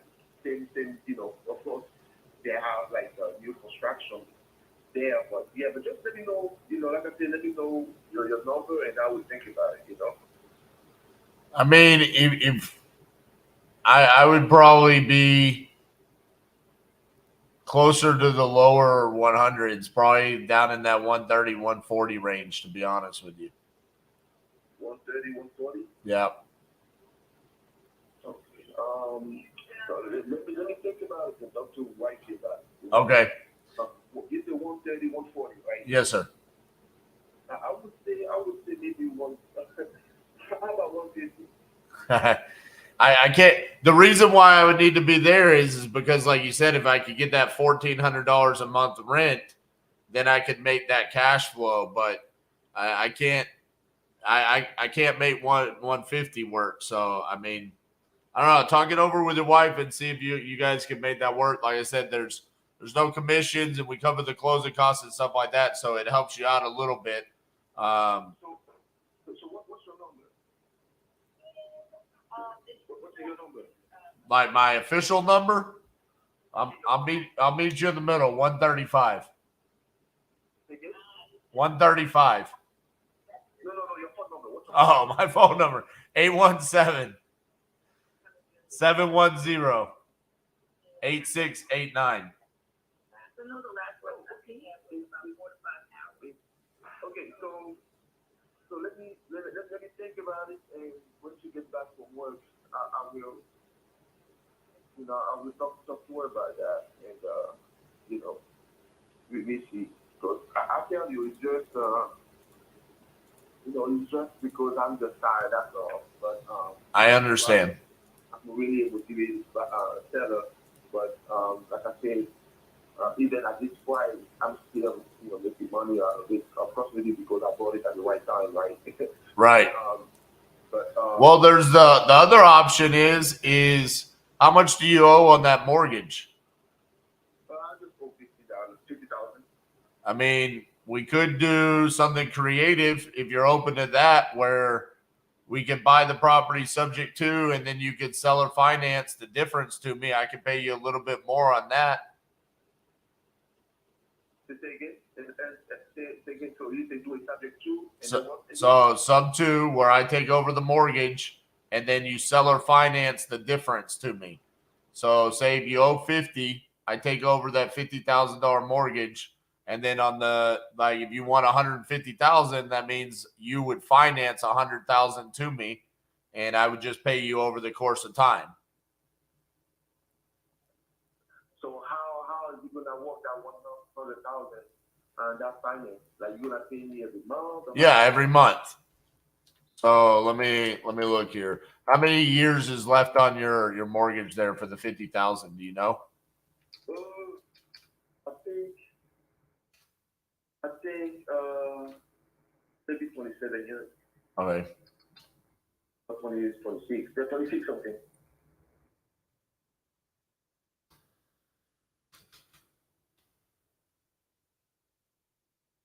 So, and this would be this is where we need to increase that rent, right? Because if I'm paying, you said $400 on your mortgage, and then I can pay you an additional $525 a month. So now I'm paying $925 a month to buy the house. And then if I can get the rent up to $1,400, then I'm cash flowing, right? And so you would be collecting your mortgage would be paid every month, and you would be collecting $525 a month from me. But you don't have to worry about the maintenance. You don't have to worry about keeping it occupied and all of the different stuff. You just become the bank. Yeah, that's a good idea too. So, but let me tell you this. So, if for some reason you cannot pay me in the future, how does it work? Well, if I don't pay you, you're a bank. You foreclose on me. You take the property back.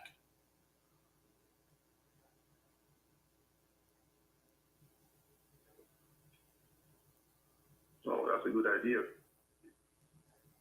I mean, to be honest with you, I do this. I'll buy houses, fix them up, refinance them, take out a mortgage, and then it's called a wrap. I just create a note around it, and then I take second lien position. So if they don't pay me, then I foreclose and I take the property back. It's a way for you to continue to get monthly income. You get interest on it. So the $100,000 that you're financing to me, you're actually going to collect $158,000 over the course of time. So you're collecting a lot more than just the $100,000. You're collecting $58,000 in interest as well. Or 58,000? Yeah, so realistically, you're getting paid $158,000 plus your mortgage is getting paid off. That's true. Okay. So if you take over, okay. So you take over the loan. Right. And then, so how about so you're going to have to put another tenant in there, or just get that tenant? Well, I would talk to that tenant and see if we could just get the rent increased. Gotcha. Because you said that they're willing to pay more, right? The only reason why you lowered it down is because the sister had cancer. Yeah. she had cancer, so he came and lived with her. And then, I was ready to get someone else because those people that are Section 8 on my other house that have Section 8, it's kind of peace of mind for me. Right. He asked if he can stay and just, stay on, have the same monthly payment. I said, that's fine, because I was trying to get rid of the property anyway. Right. Well, ideally, we would want to get a Section 8 tenant as well that can pay us $1,400, $1,500 a month. I mean, that would be perfect. And then, I love Section 8. I love Section 8. Oh, yeah. I will, I'm really, really good at Section 8. That's why that's my only property where I don't have a Section 8. My plan was to have a Section 8 in there if I was kicking that person out. Right. Let me wife about those two offers. Right. So 135,000 cash. So in that case, if you owe 50, you're walking away with 85,000 in your pocket. Or in the seller finance situation, you continue to get $525 a month, and you're going to walk away with like $158,000 in your pocket. So you're almost doubling your money because you become the bank.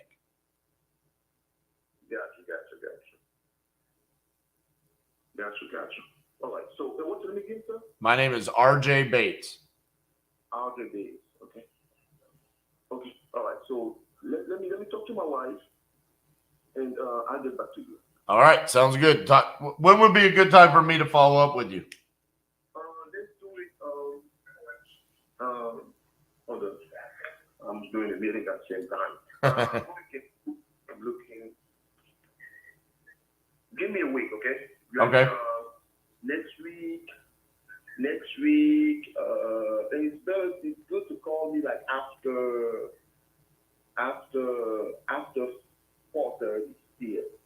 Okay. As you can see, I'm in a meeting now. So, call me next Tuesday at after 4:30. Okay. Sounds good. In case I don't answer, just leave me a voicemail and leave me a voicemail. But I should answer just like today. Okay. Sounds good. We'll talk to you then. All right, buddy. All right. Bye-bye.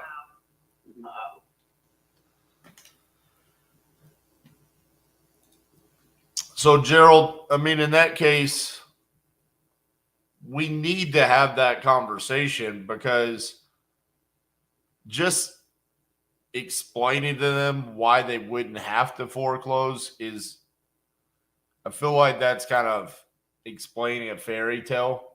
I mean, they need to understand how they would handle that situation. I mean, if the world falls apart, I mean, if I die, right? I mean, what happens in that case? What is their security if they just don't receive payment? I don't want to kind of come across as a salesman in that case. He sounded intelligent. He's a landlord. He understands the business. If he doesn't get paid, he's in second lien position. He has the ability to foreclose. I don't think we lost him there. I think he understood what was going on.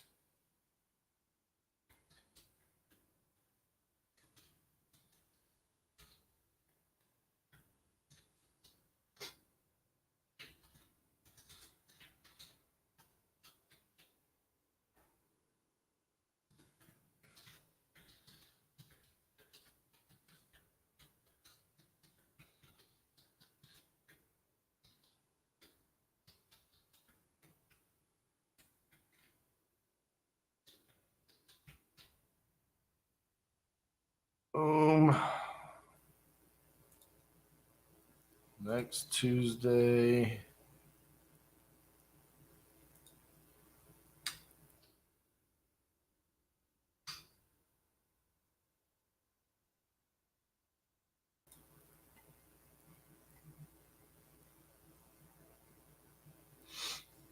Give him the doc so he doesn't have to go through foreclosure. So if you miss a number of payments, house automatically goes back to him.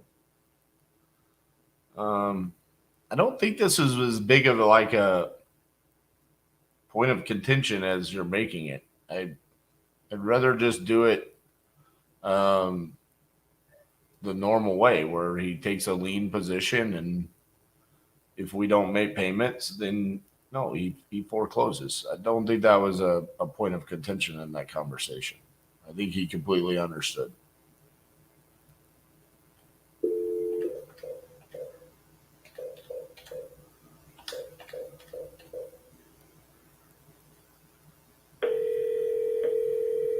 I think he sounded highly interested in it.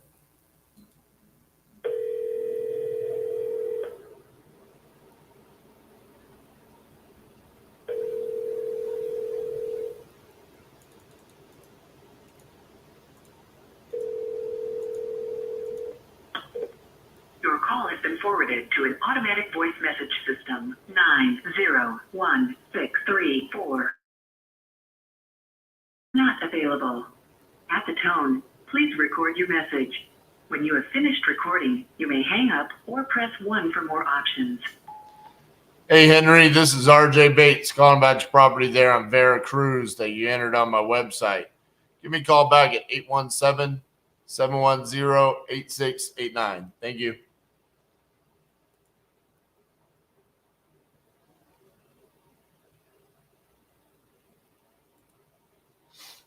As many as possible.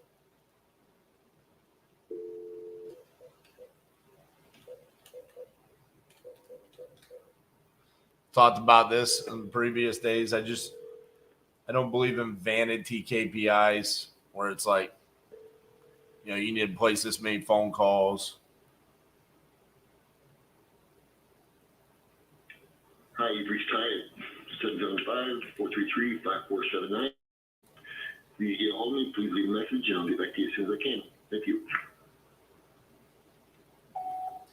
Hey, Roger, this is RJ Bates calling about your property on Treasure Cove. You had entered this on my website saying that you're looking to sell. Give me a call back, 817-710-8689. Thank you.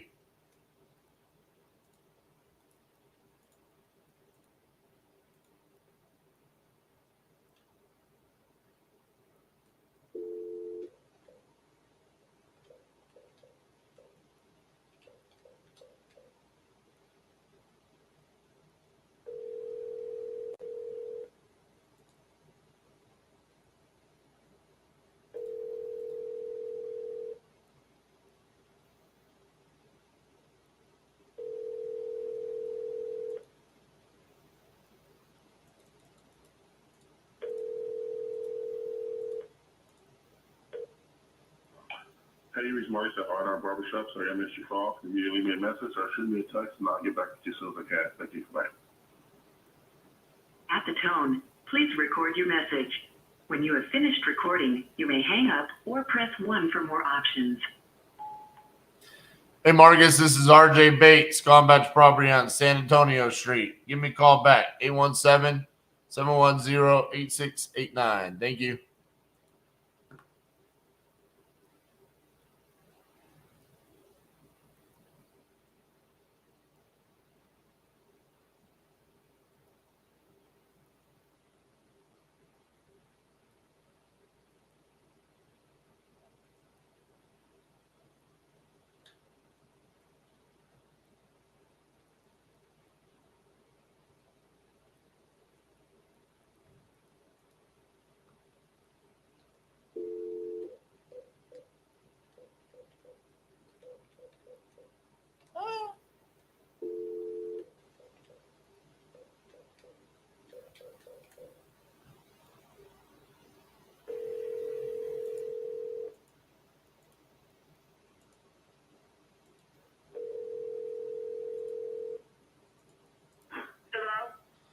Hey, is this Doreen? Yes, sir. Hey, Doreen, this is RJ calling about your property there on 30th that you had entered on my website saying that you were looking to sell that property. Uh-huh. Are you still looking to sell? Yeah, I need to sell it. Yes, sir. Okay, how much are you looking to get for it? Well, I wanted 265, but we need to take 15,000 off at the real estate agent says because I don't have a real estate agent. I just talked with them about it. I need to take 15,000 off it for the roof because I'm not sure of the roof. It doesn't make anything about how old it is. So we need at least 250 for it, and I do owe 75 on it. So. Okay. But that's where we're at. We need a little bit of work. We went over there. I had another house. So we went back to that house, and I took the other one. So we went to my son-in-law does all that stuff for a living. He does houses. And we were going through it so we could live in it permanently until we passed away. And he was doing the work, but he left before it got done. But it doesn't have much to do. We got a bathroom that needs to be finished, and it needs to be painted inside and out, and a countertop in the kitchen pretty much. Gotcha. Just the little stuff, and everything is there to finish the home. Everything. I've already bought all the material and all. You know what I mean? It's got new floors, stuff in it, and stuff like that. So we've done a lot to it. Plumbing and wiring. We've got a new pump on it, new pump house, 18 units. It's used to us, but the guy I got it from is brand new. We don't have any hours on it. Inside has been updated. The hot water heater is new. Well, it's about a year old now, but I bought it new. Got a huge pantry in it. The floors in the kitchen are new. Anything I need to do in the kitchen, I didn't take care of it. I just painted it down, but it looks nice. I don't know what else you know. I know that the thing downtown at the property appraiser place is not correct. Actually, I got 3 other people that are looking into it now because they can see what I'm talking about. There's 3 areas that Ocala, Anthony, and Sparta have 98, 95, and I guess they've got it all mixed up. You can saying, and they do fair market value that nothing there is priced over 100,000. That's not true. The houses over there are over 100,000 that's around it, so they have the wrong area. And I have spoke to them about it. They said they were thinking that they had it, so it's a little hard to sell the house like this, you know. But I got a lot of people that call me about it. Yeah, so I'm seeing you've got it listed on Zillow for sale by owner. Took it off not long ago, but really had the time to speak to people about it until recently. But I had taken it off the market because of that. But people are still calling me. There's a lot of people that want that house. I just have to wait for the call me back, you know. Right. Because I had it sold twice. The first time, the gentleman was buying it for his mom, but she passed away of COVID. And then the second time, I got a letter in the mail from a gentleman that says that they think he thought that the guy that was buying my house was trying to take me for my house. So I kind of got out of that one. So, but they were both sold at both times for $300,000. So I thought if I lowered the price on it, I could sell it even quicker. And that kind of backfired on me too. I know when you lowered it that people thought something different. I didn't know that. So. I see. Well, I mean, just being honest with you, I've got comps pulled up around the area. I see one, well, right there behind you on 30th Court. You had a house that was 1,800 square feet that sold for, what's that? The 10051 30th Court. It sold for $232, and it was 600 square feet larger, and it had a 186,000 square foot lot. And then Probably that's the double wide that's up next to me. let's see. No, it was a single family. I don't know. That sold. A block away from me, there's one for sale. It's the blue house on the corner. It's listed for $565. It is exactly 1 block from my house. Then the one behind me, Mr. Penny's got is for $748. And it's directly in back of mine. And the lady at Bag went so much, she said she bought her home for 3.5. I don't know. I can't tell you what she told me, but I know none of them. I know none of the houses over there are under $100,000 that people are trying to get. No, I agree. No, there's nothing under 100,000. But some people just say it's get cheaper, yeah, I mean, I see the two that you're talking about that are, I see 545 and 545 that are active right now. But majority of the properties that are listed or sold in the lower twos, 232, 232. You got another one that's active for 269. I think you're probably a little bit overpriced. That's probably part of the reason why it just hasn't sold yet. But it's. Well, no, I haven't had. Here's between our daughter passing away and my mom having cancer, I've been thinking. So when people have been calling me for the last year, I would say call me back or I don't answer the phone. And this is another reason why I haven't. Like I said, I've had two. It's like a person month for 300,000. I've had. And the people that I did answer to and spoke to in the beginning, they're still calling me about the house.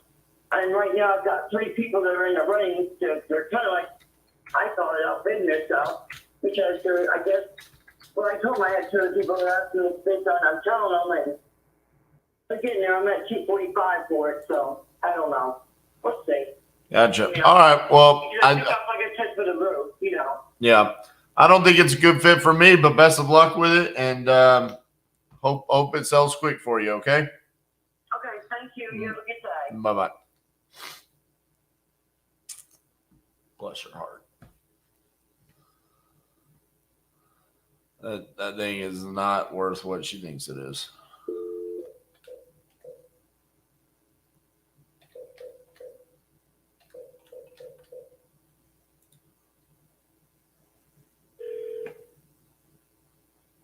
Dallas, we pull our comps on Privy. 401226. Hey, Harmony, this is RJ Bates calling you about your property on Victory Highway. Give me a call back, 817-710-8689. Thank you. So, Dallas, Privy is the system that we're using right now I'm using it for almost all of my comps. The only time right now that I'm not using Privy is when I have a townhome. I'm seeing that PropStream is really good for that. So for me, though, on all of these, when they answer, I'm copy and pasting that address, and I'm going right to Privy. It's pulling those MLS comps, and then I'm good. I know other people like Pace and Jamil talking about Privy for like the agent outreach and the lead generation and stuff like that. But I think we're forgetting, quite possibly for us, I mean, I know for us, the number one benefit is MLS comps across the United States. Actually, we had so many people asking about it. They finally gave us a promo code. So promo code Titanium, I think, gives you 30% off. So listen, you buy that, Dallas, you go sign up with Privy and you use my promo code, I'll almost have enough money to go get me a bottle of water.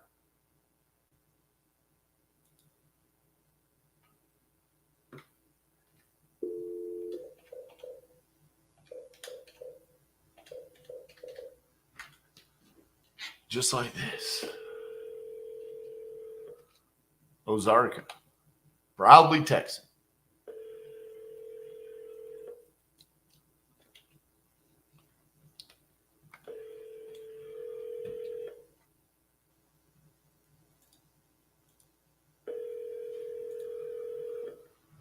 What's up, Leandro? Let's get it.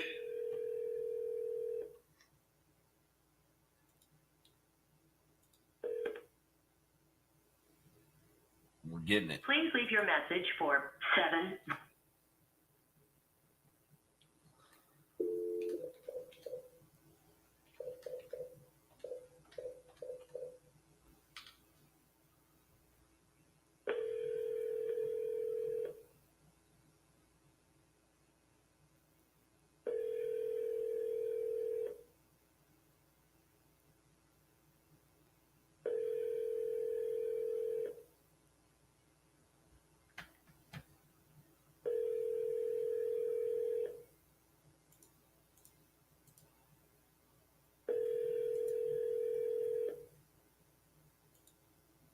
Yeah, they're all inbound leads. Your call has Well, been forwarded to an automated voice messaging system. I'll call cold call leads back that the VA's already talked to.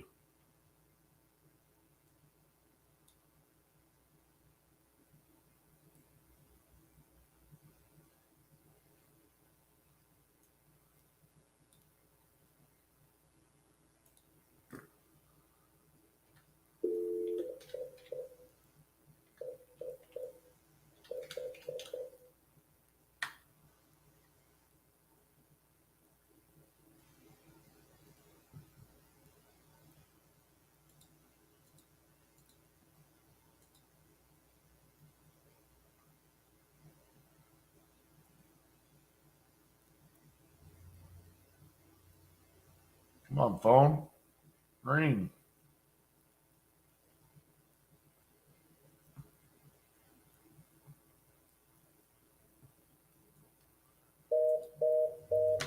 Oh, what? No, that's on a contract sent. Why did it just do that? No. No. Good job, Anna.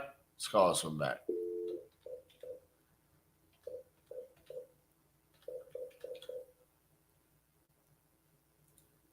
Oh, man.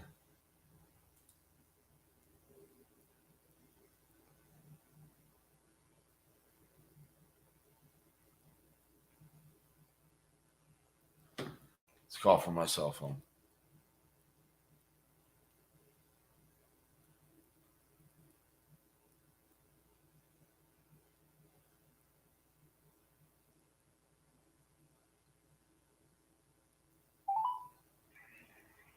You've reached Hometown Rugby. Your call is very important to us. If you would, please leave your name. Oh, bro, did he block me? All right, we're going to call him back later.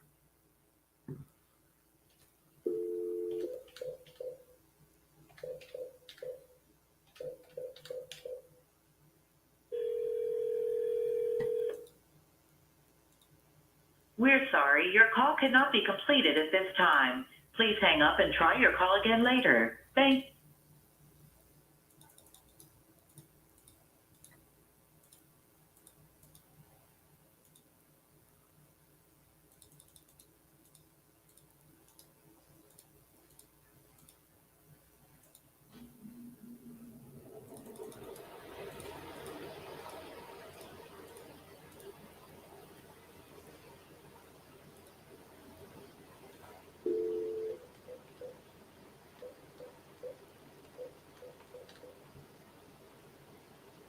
Eight, 1, 5, 2, 0, 2, 3.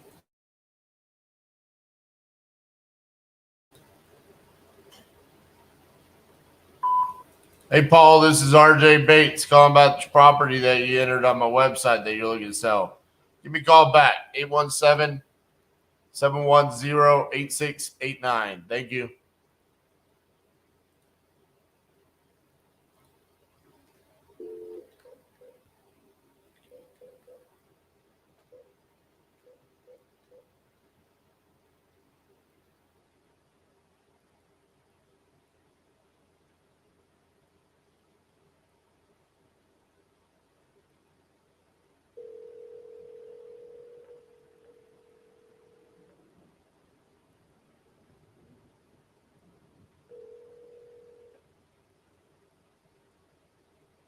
Please leave your message for 8062349. Hey, James, this is RJ Bates calling about your property on Teakwood. You had entered it on my website saying that you're looking to sell that property. Give me a call back, 817-710-8689. Thank you.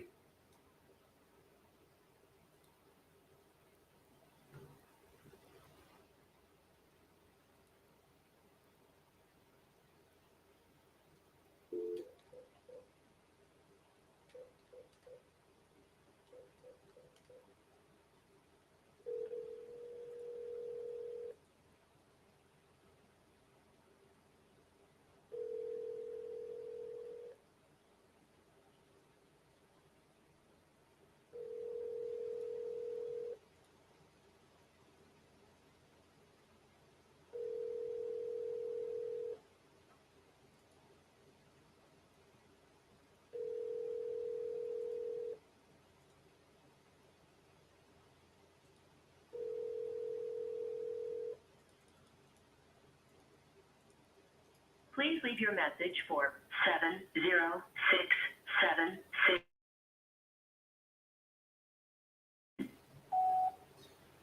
Hey, this is RJ Bates calling about your property on Loop Drive that you entered on my website saying that you're looking to sell a property. If you could, give me a call back, 817-710-8689. Thank you.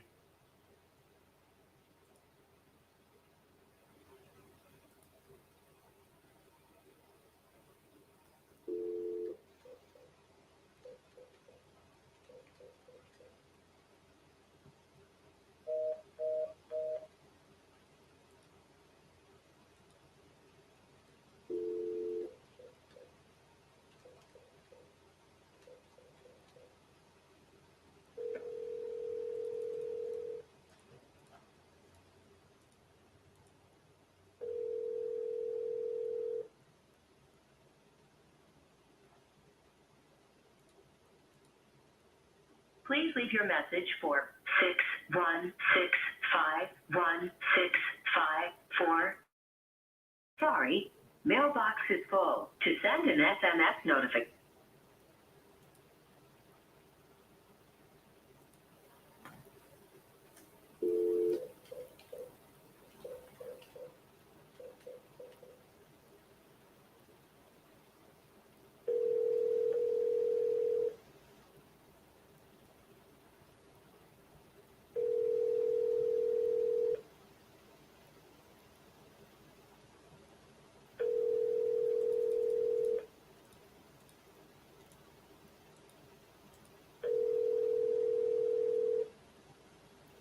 Your call has been forwarded to an automatic voice message system.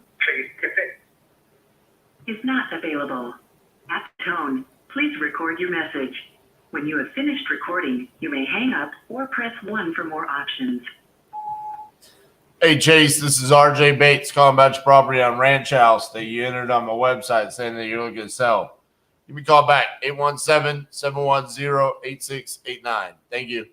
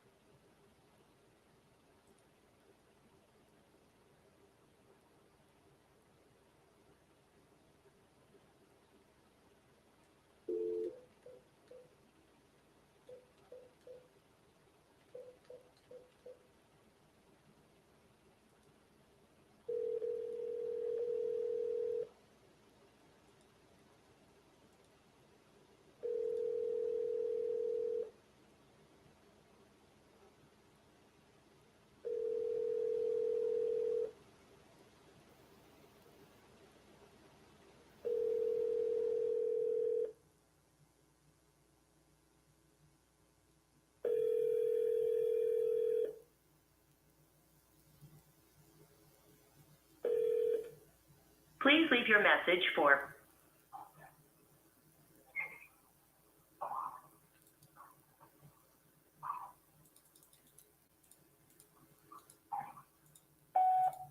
Hey, Harold, this is RJ Bates calling about your property on Tarrant Avenue. You had entered it on my website. We talked briefly the other day, but you were busy. Feel free to give me a call back, 817-710-8689. Thank you.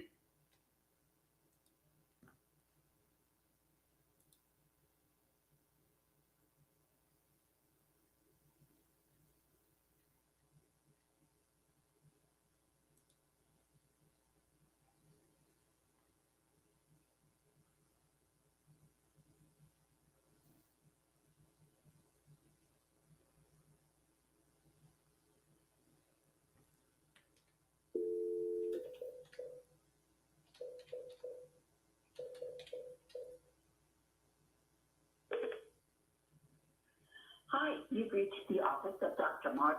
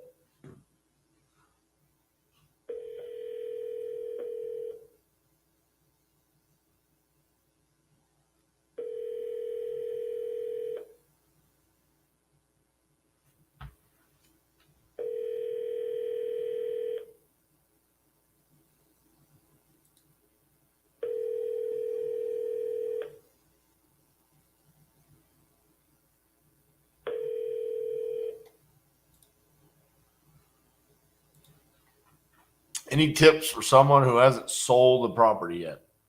Well, a couple of different things there. By your language, I'm curious if you've had properties under contract and just weren't able to dispo, because then there could be multiple different conversations there, right? Is it because you didn't acquire it at the right price? Is it because your marketing on dispositions wasn't correct? At the end of the day, one of the things that you need to understand is that this is a simple business. It doesn't have to be complicated, but you can complicate it. So on the simplest of terms, all you're trying to do is find a property that is discounted, and then find someone that sees the value in the property and is willing to do what is necessary to increase the value of that property. So in that case, if you're brand new at this and you're trying to do your first deal, figure out what you think you're going to be most comfortable with. You're going to have to somehow talk to someone about buying their house. So whether that is texting them, calling them, having them come to you, budget wise, for $1,000 with Lead Zolo, you're guaranteed to have the opportunity to talk to 10 people that have said, yes, I want to sell that property. You should be able to contract a deal out of those 10, and you should be able to make money.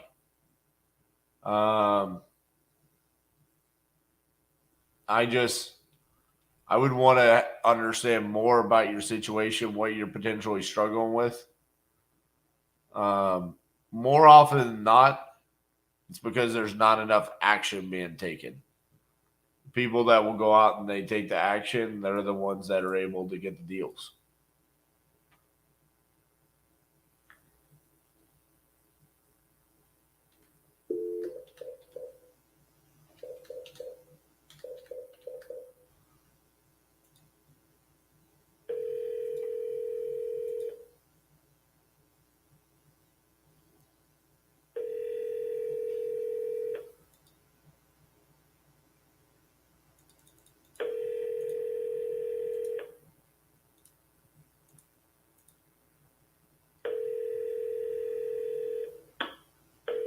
The mailbox belonging to 954857.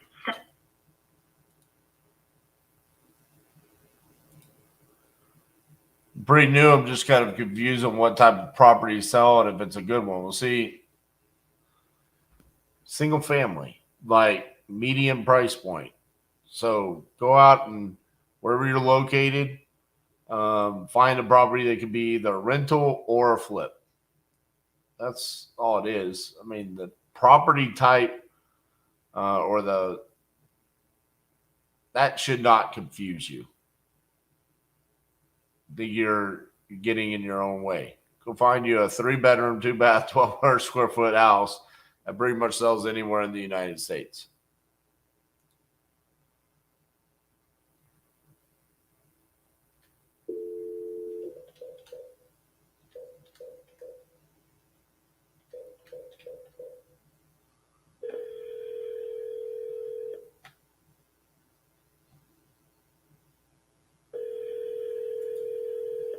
That is correct, Dallas.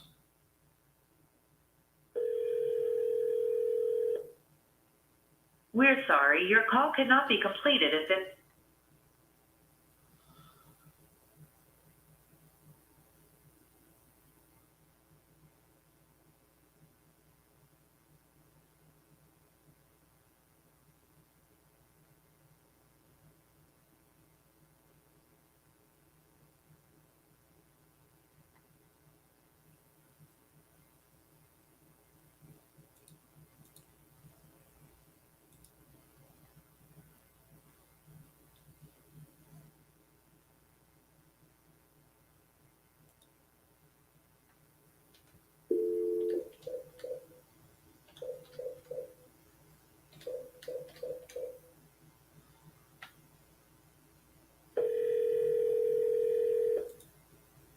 What's up?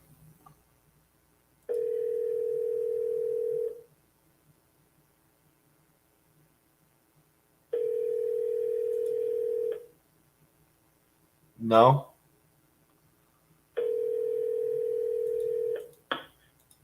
Your call has been forwarded to an automatic voice message system. 92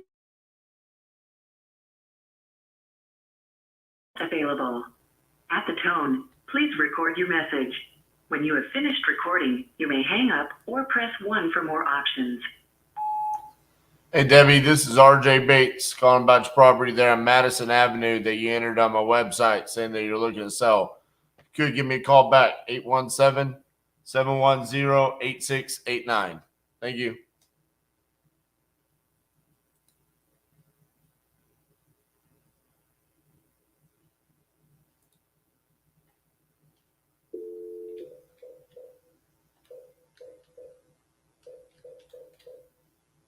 The number you have dialed is not in service. Please check.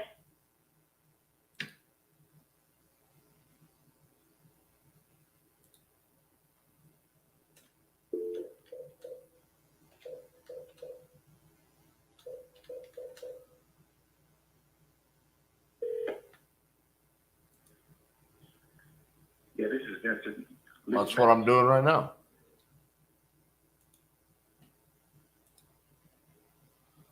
I mean, if you really want to know how to do it, that's what I'm doing. I just sit here and mirror what I'm doing.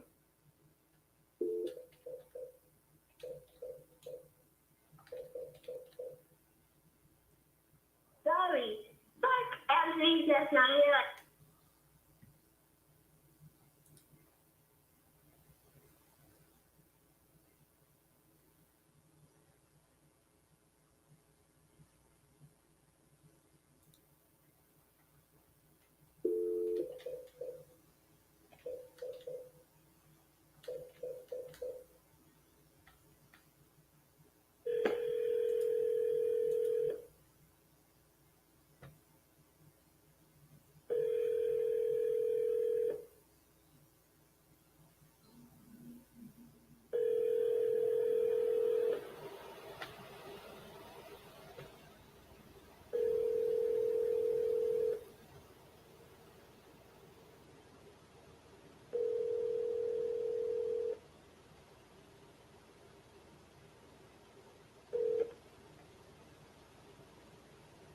Please leave your message.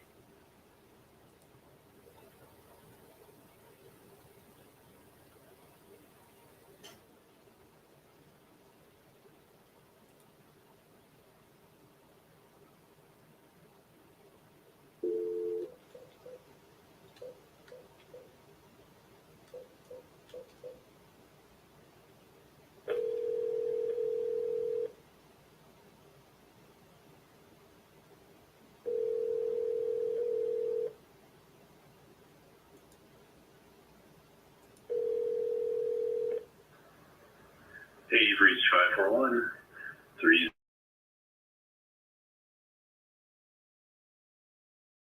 And I'll call you back. Don't, and I won't.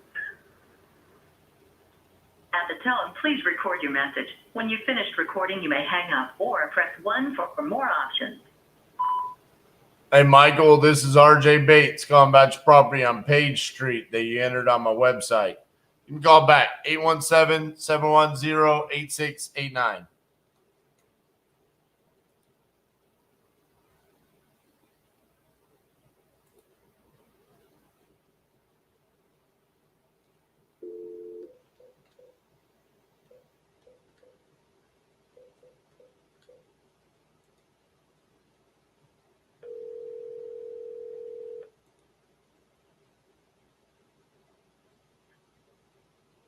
Hello.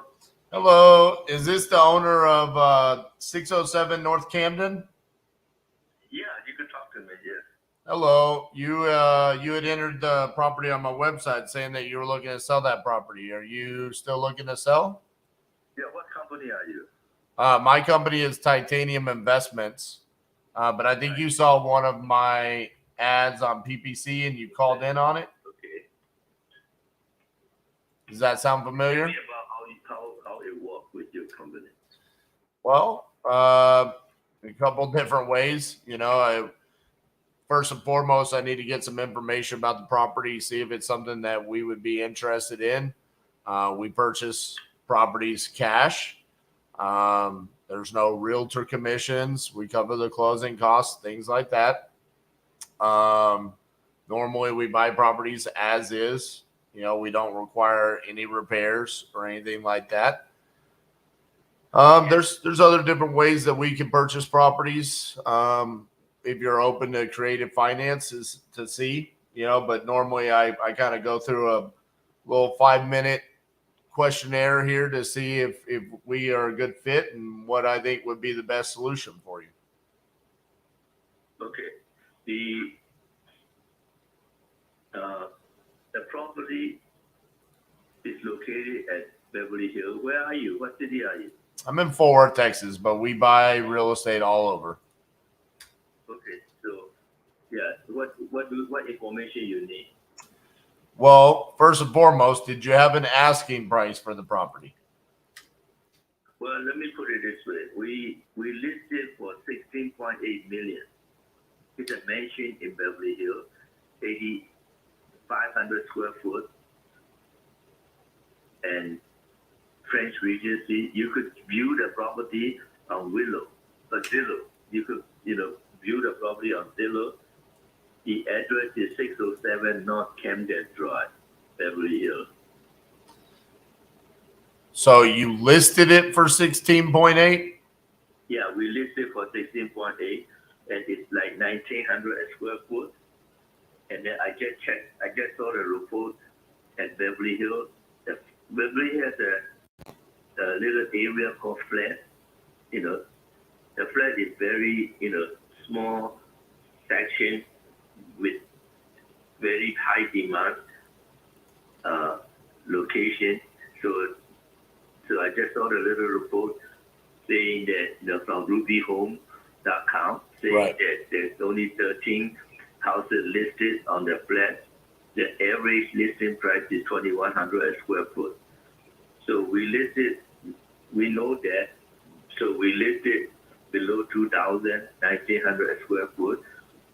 But if you look at a Zillow, and then if you have any questions, I'd be glad to answer more about the house, and then see how we can work it out. So, I'm looking on Zillow right now. I have a couple of questions. So, it looks like you guys listed it in October, and then you removed the listing in March. Right, because this particular broker called Thomas Freeman, he's only, he only listed high profile, high value house in Beverly Hills. Uh-huh. So he know the location. His office is like a few blocks away, and he know the area very well. So he think that let's list it 1,900 square foot is fair, but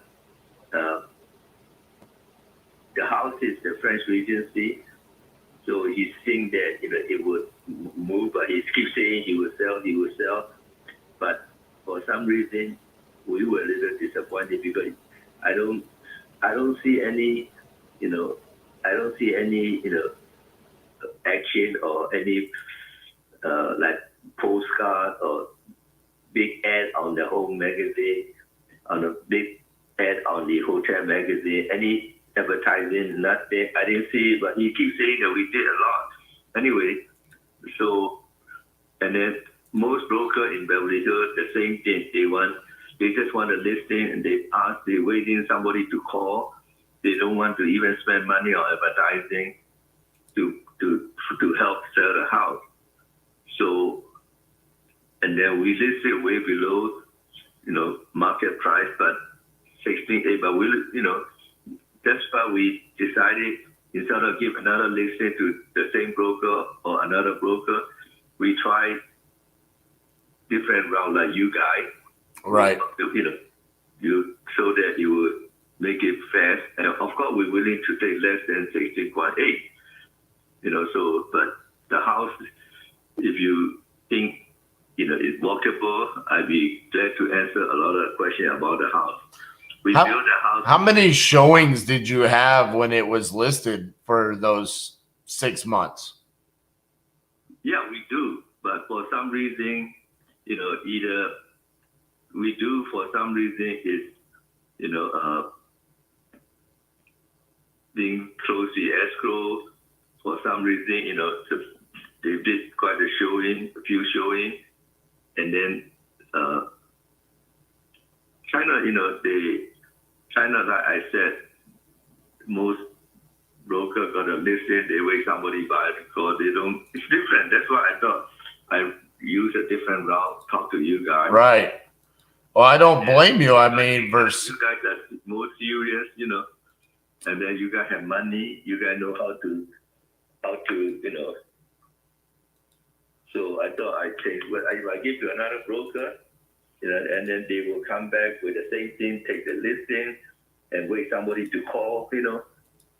Did you have any offers? Did anybody offer? Yes, we do. We do. We do. Was it just not the right price? Was it too low? Yeah, it's not the right price. That's why, Gotcha. We do, but not the right price. Out of curiosity, what was the highest offer you got?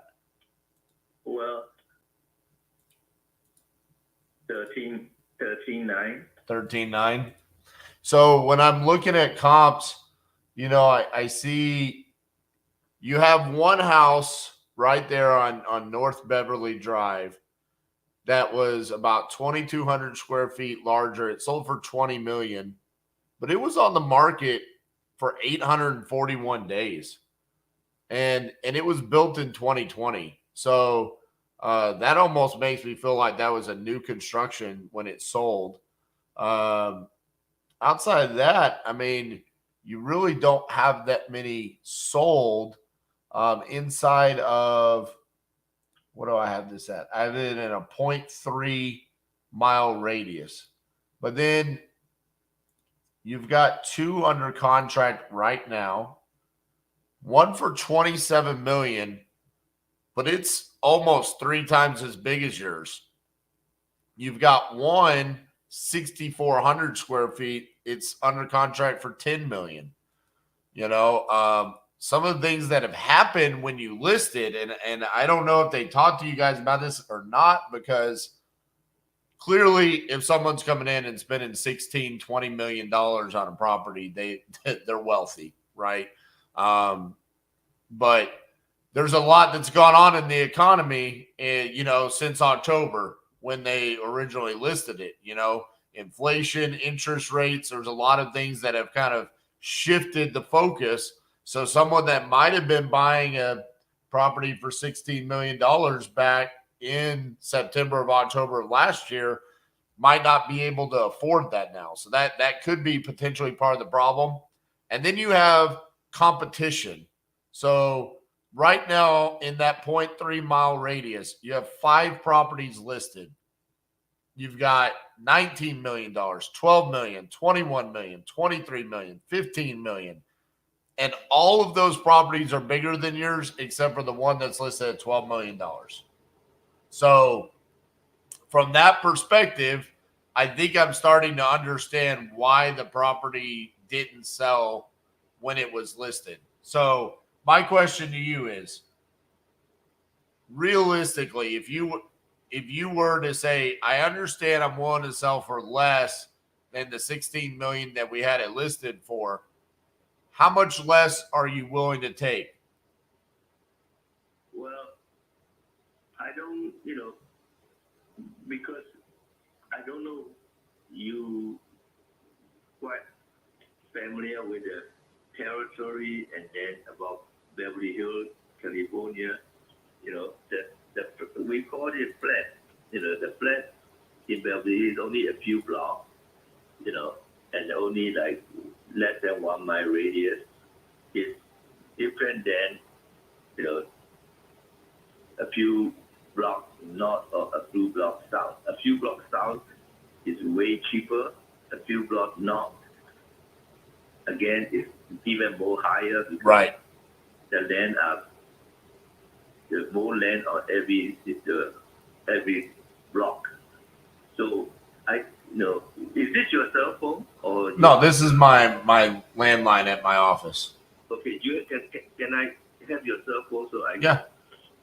What's your cell phone? I could send you some a report just came out. So. Yep, it's 817 817 915 915 6860. 6860. Am I Yes, sir. correct? Yes, sir. 6860. Give me 1 second. I want to send this report because something that is, I think, important to you. So give me 1 second.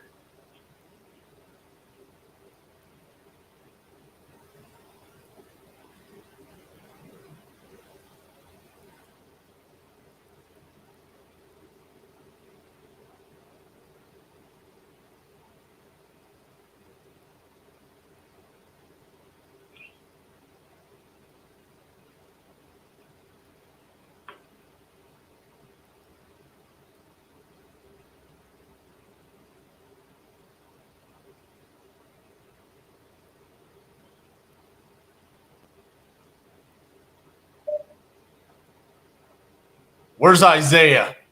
You got me on the phone with this $16 million Beverly Hills. This report is, it's called Beverly Hills Home for Sale in Beverly Hills Flats. So that showed that, only 13 houses listed. And so anyway, so I thought it might helpful that, this report is kind of unique for Beverly Hills Flats.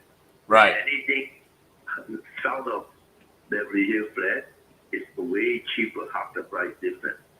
Everything north is just a very unique little area called flat in Beverly Hills. So only, I would say, maybe 10 blocks, the radius. So anyway, so you take a look at the average listed price for the 100 square foot down. We're willing to take less. Let's say I'm talking about like 1,600 square foot is like what we have offered before, 13,900,000 something. So, but I see how we can work it out. If you have to do your research, you have to do about whether it's going to make sense to make money for you. Right. Because how much were you going to be paying in realtor commissions if you had accepted that? That part, because I know you guys had no commission, no closing cost. Right. But that's what I'm saying. Like when you were looking at that 13.9 million, I mean, what were you going to be paying? Like 5-6%? Well, actually, it depends. Normally the way you 5% is the normal. If the buyer agent is different than the same company, if right company with a broker. If the same company with a broker, they agree to charge only 3%. If the buyer is on another broker, another company, we have to pay 5%. So, but that's what we understand. But with you guys, It's no commission, no closing cost, nothing. That's why, I'm tired of keep listening to another broker. Even, so many brokers said, Mr. K, if you list it like, instead of 1,900 a square foot, if you list it like, like knock it down a couple of million, let's say, 14.9,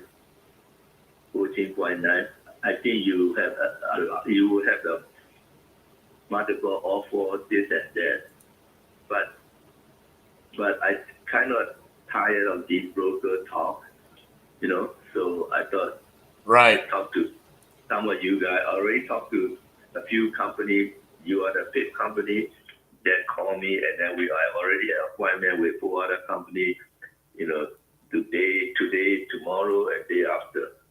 And they, there's 2 other companies that, kind of like not very fair, kind of very negative.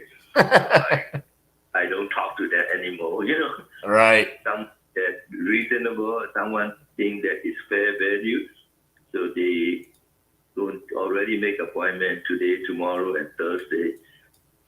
So see how we can work it out. If you do your homework, I could tell you more about the houses just in case if you want to know. Well, I'm looking at it. I mean, we've got some pictures here. I will say one of the things I'm disappointed about with the listing was, I mean, you have a 9,000 square foot mansion in Beverly Hills, and they put hardly any pictures. I mean, there should have been more pictures of the property, That's a broker. They don't want to spend money on this and that, So that's terrible. I mean, I didn't receive any magazine ad. I didn't receive any postcard ad. I didn't receive any elegant right. show. So It's like they forgot that they were selling a $16 million mansion. yeah, they got the 5% commission, which is a lot. Yeah, it's $795,000. Yeah, that's why I don't want to give to listen to another broker. I thought I use a different route like you guys, So remember early on, you asked me how we work. And so here's the thing. We have creative ways of helping people in circumstances like you're in right now. And so I want to understand, I don't necessarily want to know about the house. I want to more know about you and your position, because I'm looking at these pictures. It looks like the house is vacant. So you're not living there, right? You are somewhere else? No, the house, we are living there. You live there. Okay. The family living there since day one. Gotcha. Okay, so if we still live there. If your house is sold today, you have somewhere to go? Yes. Okay. All right. So timing wise, you're good to go. Not 7 days, but we give them Right. But you open escrow, and then once you open escrow, we know that for sure you're going to close it. Then we would move out. Gotcha. Okay. So in this circumstance where you have been trying to sell this house, you've had brokers that have not performed, things like that.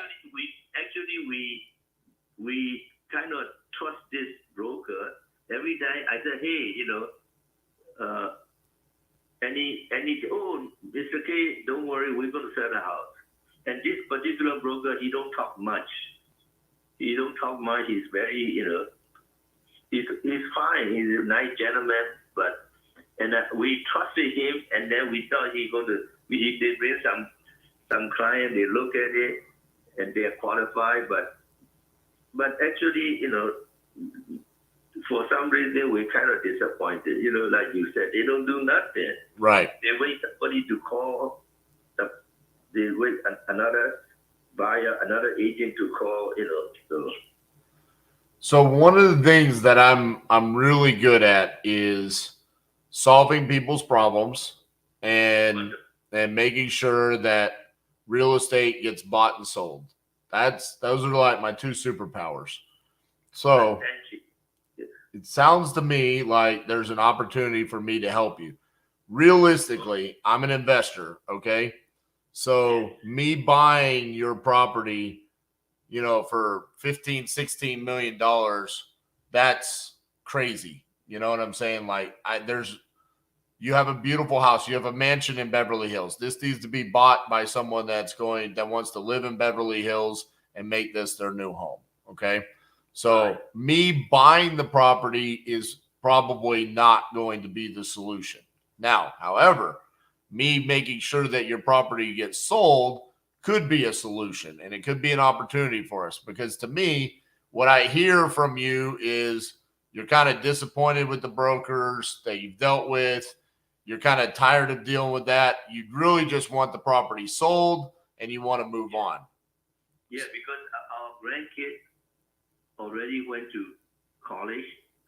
One already went to college, and the other one is going to college in June. So we don't need to live in the big house. Right. By the way, what college did they go to? College, they're not going to come back until 5 or 6 years, you know. Right. What colleges did they go to? What school? Yeah, what schools? Oh, my grandkids, they all went to Beverly Hills called Howard Westlake Private School. It's an elite school. Right. And now my grandson is at USC, second year, and my granddaughter is going to be in Brown, taking medicine, Brown University. Wow. It takes a couple of months she move into. She's going all the way across the country. USC is pretty close to you still. So, hey. We are the fashion designer. We have a dress line, name brand called Mandalay Dresses, just like Mandalay Bay in Vegas. Uh-huh. It's called Mandalay Dresses. It's wow. High-end, couple thousand retail. It was sold in Neiman Saks everywhere. So we are a fashion house. And that was your business? Yeah. Oh, wow. That's awesome.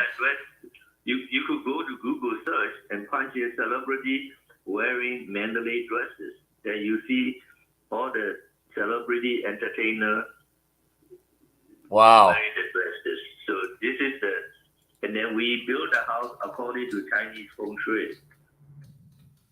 So if the house is built according to the Chinese feng shui, it's a very good luck house. Okay, so I'm sorry. I'm looking up the celebrities that have worn your dresses in the past. Yeah, you could put celebrity wearing Mandalay dresses. So, Jennifer Aniston. yeah, you name it. All the Yeah. Paris Hilton. Yeah. everybody, you know. J-Lo. Jeez. All those dresses, you know. Some of them, they even they call it pre-owned used one. They are selling in eBay for $1,800. Wow, that's awesome. They wear, those are like 1 or 2 times. They don't want to wear again, you know. Right. So, well, that's really awesome, and you're probably going to be the most unique call that I have for the day. So, and then the whole house is high ceiling, Art Deco window, not French window, not regular window, all custom. The window is up to the ceiling. You know, you can see from the picture. Oh yeah, I mean, I'm looking at it. I mean, obviously the location. I mean, it's going to be a beautiful home, and it's. Yeah. I mean, it looks beautiful. You said you find me the buyer. So here's a couple of things that I can do. Okay, one of the things that I can do is to alleviate the pressure that you have with trying to sell this and the phone calls and the dealing with everybody and brokers and stuff like that, is I could take that on. The only thing that we need to come to an agreement on is essentially a number that you want to make on the house. So like, for example, we know that you've got an offer at that 13.9 million. We could come in and we could say, okay, because what I need to do is I need to essentially squeeze out a little bit in there for myself, right? You can respect that as an entrepreneur. So for me to come in and make sure that the right people are taking care of this. And I deal with the phone calls and the negotiating and all of that. That's where the value that I'm going to kind of bring to the table. Is that something that you see value in, where you could kind of sit back and relax and not really have to worry about that? Is that something that would interest you? Yes, but I need to know more detail. How are you going to do that, you know? Well, let me explain something. I've been an entrepreneur for 13 years. And so I'm sure you can imagine where you were when you were 13 years in your entrepreneur journey. You have a network, you understand who can perform and who can't. And you also understand that you can lean on your network and ask for the right people. And so from that perspective, my partner Cassie is a broker. We have a network of people that we can talk to. It sounds to me like it's pretty obvious what was done incorrectly with this property listing. It wasn't marketed correctly. It didn't showcase. I mean, even when I just read the description, it's okay. It looks like a description that probably would have been written for like $1 million house, not a $16 million house. There should have been videos that were done with this. There should have been drone images. Like, there's different things that could have been done with this to really showcase that. That would allow us to come in and say, okay, put together a plan on how this property can be sold. That's what we're going to do. And realistically, and I know you've probably been told this before, but the only way I make money is by making sure that the property gets sold. And so there's a ton of motivation on my perspective to make sure that that gets done. And that's where we can kind of insert ourselves as a solution for you, where you can pay attention to the things that are more important to you than getting this property sold. Let us come in and do what we do all day long. You know what I'm saying? Like, for example, if I needed a dress made, I would lean on you, not try to do it myself. Yes. So, does that sound like something that you would potentially be interested in? Well, yes or no. You know, it sounds like you need a listing. Potentially. I mean, you know, obviously that's one of the better ways to sell a property, but it's not the only way. Yes, I know. Sometimes you need a listing because I'm so tired of giving listing to the local broker. That's why I'm calling you guys who have money to buy. Right. And buy. So unless you don't need a listing, you can still continue, you know, promote. And then when you bring a buyer, you had a buyer, you call us, we show the house. That's another way. But if I give you the listing, because that's what I didn't want to. That's why they all promised me a lot of things, but not you. You had different approach. But they all promised me the same thing. And then when we signed the listing agreement, they end up doing nothing, you know. But that's what I'm saying. Instead of you talking to brokers and them promising stuff, I'm going to do that. And I'm going to make sure that it happens because it's going to be someone that I know, and it's someone that I know that will perform. And it doesn't necessarily have to be someone that's local. I mean, to be honest with you, that is a very, it's an exaggerated like benefit to who you're hiring to sell a property. And maybe that's what this property needs is a fresh approach. Just being honest with you, sir. Like, yes, but you can go ahead and help me contact all your network, all your qualified buyer without giving you the official listing. That's fine with me. Well, I agree, and it doesn't have to be listed, but I would need something to protect my time and effort and energies. You know what I'm saying? Yeah. Like, I wouldn't want it to be like, okay, well, sure, you can go try to sell my house, and in the meantime, you're still going to meet with 10 other people, and if they end up buying the house, then I just wasted my efforts. You know what I'm saying? I said you have to in my shoe, we already went through that route. That's why I make my move, looking for people who have money, want to buy the house, and then I'm willing to take, less than what we originally trying to sell. I agree, and that's where I'm saying I think I could be the solution there, but I don't think that it's going to be with. I don't know that you're going to get very many people that will come in as an investor to buy this property cash. I think there's a very small market for this price of a house in that specific location. You in Texas, but if you in Beverly Hills, it's different, Well, I'm just basing that off of the data. I mean, when I'm looking at we have inside of a quarter of a mile of your house, we have 5 properties listed, and but the flat is different. The flat we only have, let half a mile radius only. Actually, the flat. well, that's what I'm saying. All of these are in the flats right now. You have 5 properties listed in the flats. Right. And then, by the way, what's your name? My name is RJ Bates. RJ? Yes, sir. Okay, can I call you RJ? Yeah, RJ. Yes, sir. Okay, good. Titanium investment, right? Yes, sir. Okay. Hey, I have to run. So can we talk, maybe later tonight or tomorrow? Yeah, what time later today?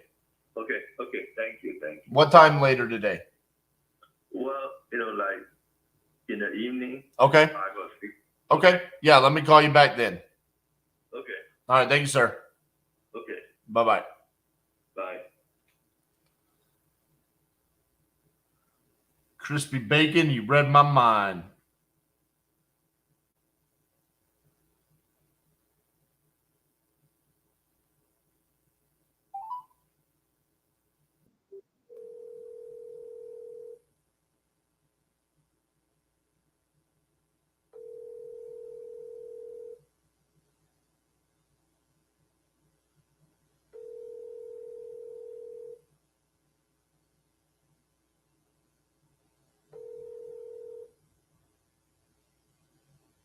Hi, this is cell phone of Jerry Norton. Leave me a message, or better yet, send me a text. Thank you.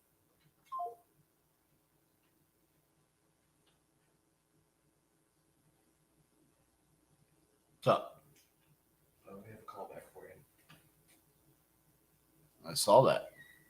Yes, sir.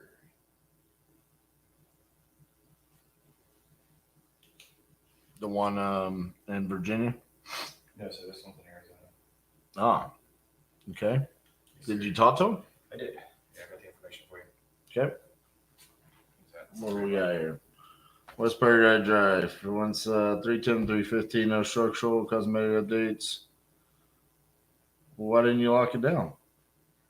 Oh, it's complicated. Cassi DeHaas about that. Is it a bad deal? Yeah. Yeah. Kind of. Okay. Very good. Put those notes in Trello and I'll call them back. Sounds good. Thank you. Sure.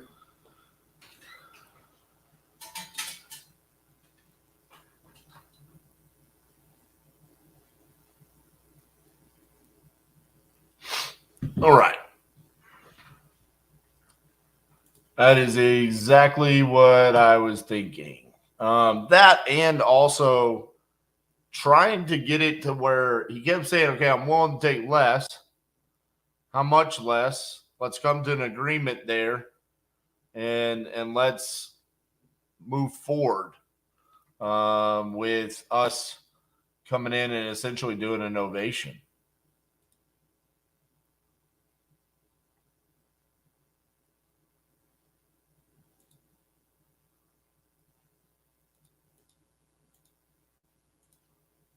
I think that one's going to take some time.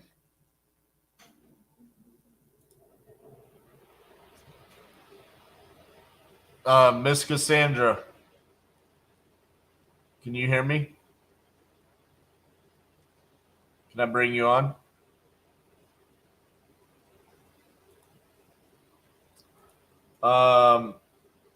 Would you like to do some follow up here for a little bit so I could grab my lunch? You are muted. Unmute. Okay. Can you hear me? Yep. Well, why'd you have me muted? So I don't hear you while you're off camera. I didn't know you could hear me whenever. All right. Deletes Facebook Messenger text. I'm guessing he's put his price too high. Is he still under contract with his current agent? I might have missed that earlier. Gotta Those are hype just it people on. talking about the call I was on. Huh? That's just people commenting about the call I was on. Jerry Norton does high-end flips nationwide. Oh, you're still got to read them all? I'm just looking. Did you call the Arizona guy back? No. I just got off the phone. You should call him back because he called while you were on that call. Okay, well, I need to use the restroom and eat lunch. I mean, Josh just told me it was not a good deal. So, is it Why do you think that? He wants 310, the ARV's 390, and it might be a quick flip. I just asked Josh if it was a good deal, and he said no. And I said, please put it in the notes, and I'll call him back. It could be a good deal. Okay. Have a wonderful Well, day, anyways, sir. I'm going to go eat my lunch and use the restroom. Enjoy that. Have a wonderful break. Sometimes I feel like he can't hear me and I don't have him turned up super loud just because I don't want there to be a lot of feedback and I still need to rearrange some of my outfits. Know what I'm saying? Know what I'm saying? All right, Pete. Well, I'm going to go ahead and head up some more follow-ups. What do we think about that? Bow. I'm going to check my messages to see if any of these peeps are any of my sellers. Holy mackerel. Oh, I end up one of the crazy good things maybe about this challenge is I check my phone. I'm one of those people, like, I never have my phone on silent. Never. And through this whole challenge, I have to keep my phone on vibrate, and it sits on my desk, and it doesn't like shake the whole desk. So basically, it goes off a lot, and I don't hear it because I have to keep it on silent for this challenge. And I'm like, I don't know about all that, y'all. All right, let's do some more follow-up. What do y'all say? Fire damage properties. Oh, since you're new, you're going to start. Oh, I don't know what RJ said to that, but I want to respond. Can I respond? Do you want me to respond? Are you still there? I just actually talked to somebody really fast, just so you guys are aware, that they're trying to sell me a deal, and I'm like, okay, what do you like about the deal? You know? I didn't respond to that because I was too busy talking to sellers.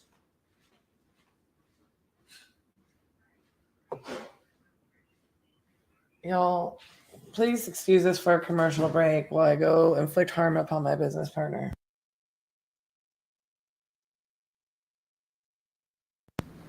Just kidding. He really gets on my nerves a lot, though, you guys. I know you guys all love him, but I'm just letting you know it's not all it's cracked up to be all the time.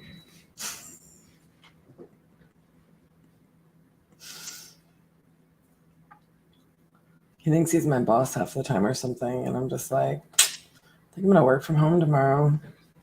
What do we think about that? Nah, my team needs me.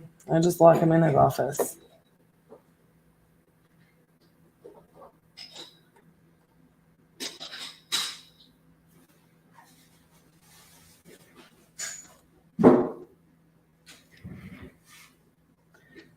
You know, like whenever he comes back out here, if I'm silent and not talking in between when I'm dialing, he'll be like, you need to talk while you're in between. Just not sit there in awkward silence. because he'll find anything to criticize me on. That's just how he is. He's always got something to say.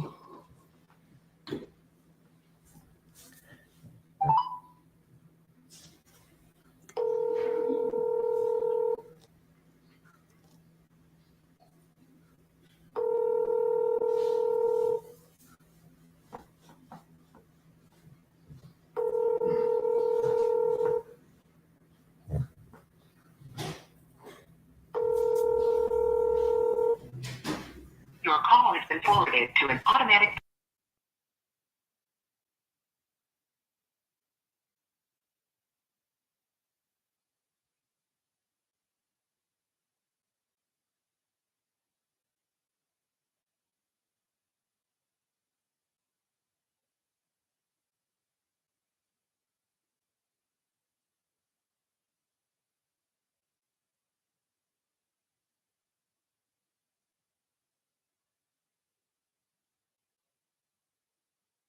$5969. Thank you.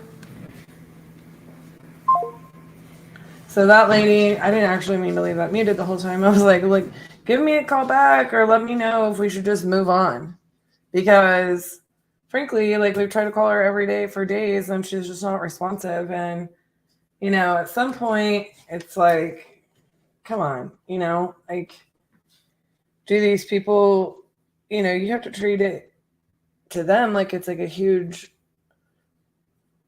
deal to be dealing with their asset, right? But it's also a huge deal to be buying that large of an asset. So at some point they've got to respect, your time, your money, your energy, your business as well. What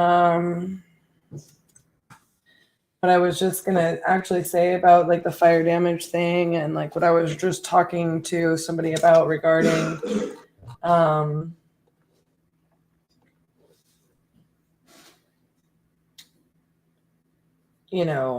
you deal with the sale of a property. You're trying to sell me a property.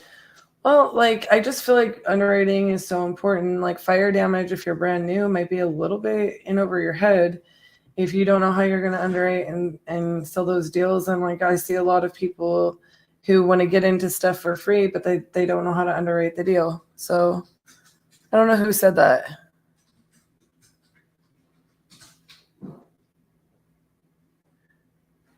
How many dates have we locked up contracts? I'm new. I'll start off with government lists like fire damage. I just don't recommend fire damage for new. I really don't. In fact, that's the last thing that I recommend. They're much harder to sell. Look, my stepbrother is a firefighter, and I don't even ask him to send us leads. It's a lot more complicated dealing with a fire damage construction project. So if you want to start off for free, there's much better ways to do it, in my opinion. Gosh, I don't even know how many states. I'll have to look at that, Dallas. We'll do those KPIs at the end of the day. Jamie, we love you. I'm still super sad that we didn't get to see you this weekend. And yes, I am going to, RJ could sit there and, bellow out orders to me all day long. I'm going to talk shit back to him, God, I hope his kid's not still watching. Hear that part. I think I threatened to hurt him. He probably doesn't know. He's like, why does Miss Cassie say she's gonna hurt Dad? It's a joke, Bubba, if you're watching. How do you calculate an offer based on rent and to sell and landlords? Okay, so I just want to let you guys know. Muted. I'm not muted, am I? Oh, I muted. Yeah, I muted myself too long during that voicemail. I wanted to let you guys know, and I'm interested in this. And I actually just had somebody tell me that they would literally send me a ton of people. They just legitimately want me to host a deal underwriting class, a master class every month, hosted on the web. That's just a deep dive and work on deal underwriting with people because they need it, and they have a ton of people they need to send to me, and so on and so forth. So I'm heavily considering doing this. I was already heavily considering doing it just for the Titans, for Crucible Titans. When people come to Crucible, because this is something that is really hard to master, and like to be, you know, constantly in a master class like that is pretty clutch, you know? And I just don't know that anybody else does it. Like they want to be one and done and wash their hands of it. And that's just not how I roll. Like I just think it's the foundation of everything that we do. So, and it's something that takes a lot of people longer to do. So that's just not something I can show you 100 different ways and 100 different examples, but I can't explain that in one sentence. Suggestions on which properties to start off with. Well, we will definitely get there. I'm going to call this Toledo deal because guess where I was born? And I want to call them before RJ gets back on.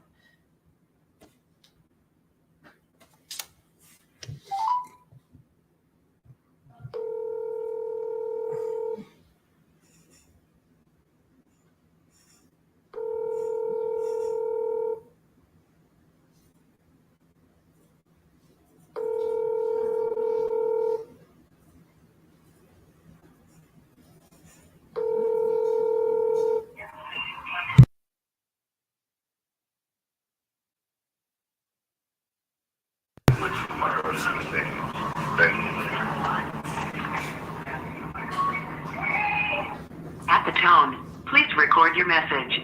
When you have finished recording, you may hang up or press 1 for more options. Hi, Tild. This is Cassie. You have a very sneaky voicemail there, but it was really funny. I was just calling to follow up on an offer that my partner sent over to you on your property there. If you would just give us a call back and let us know what's going on there. We'd like to make sure you got the contract or if there's any issues or whatever is going on. So just give me a call or shoot me a text back whenever you get a chance. My number is 817. To hearing from you. Thanks.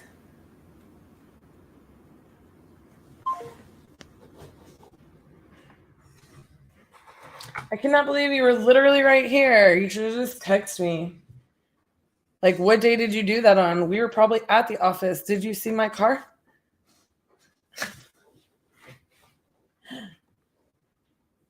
Man,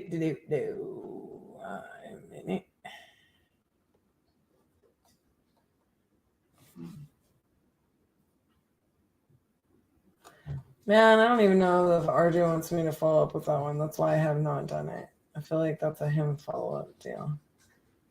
Follow up.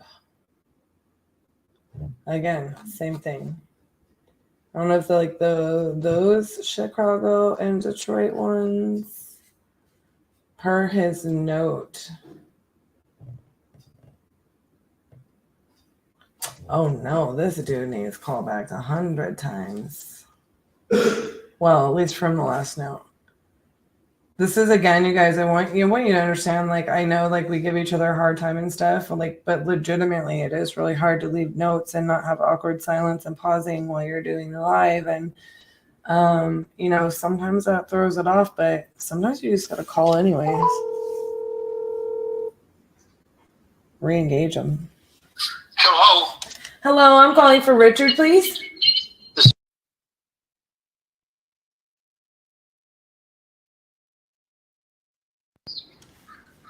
Okay. My partner RJ had sent you an offer over and had said we had a follow-up set with you after a couple of days here. So we're just calling you back to see where you are on the property there. I'm meeting, I think, with RJ sending Steve up there, and I'm meeting him on Friday morning at the property. I'm in California currently near Sacramento. So. Oh, okay. So I'm going to leave probably tomorrow morning, and it'll take me 2 days to get there. Oh, are you driving there with your dogs? Yeah. Oh. Well, I am really excited to meet you in person. I've heard a lot about you, but God bless my partner. He didn't leave the note, so I'm going to leave the note for him so that nobody else follows up with you. So Steve is meeting you. I'm sorry. It's RJ. And I knew all about this. We have more than one property there in Butte, and that I was following up with the wrong one. So I know that you're driving with your dogs to see if they can make the trip and all kinds of stuff. I just didn't. Yeah, I'm bringing one of them right now. The other one's going to stay here with my other half. So. Okay. But yeah, I'm gonna try and get out of here today and get over to the Sierras, and then I'm driving. I got an RV. Yeah. So it's a little one. It's only 19. Instead of Friday? Instead of Friday. Yeah, it's just like driving a truck. Yeah. But no, I'm supposed to meet Steve, I think, at 11 o'clock on Friday. Let me ask you a question. Let me put you on hold for just a second, because I want to make sure I'm right, because we're thinking about what Steve had tried to reschedule this for Tuesday. Now that if I'm hearing correctly from my team over here. So let me just verify for you, since I've got you on the phone. It might have been a happy accident. I have to be back here in California on Monday. You have to be back in California on Monday? Yeah, so I'm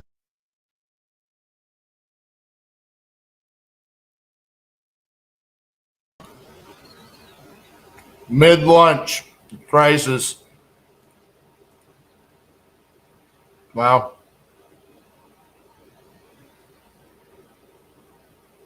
This is cheese from Starbucks. I meant to call Richard earlier. I bet you Cassie's going to be mad at me.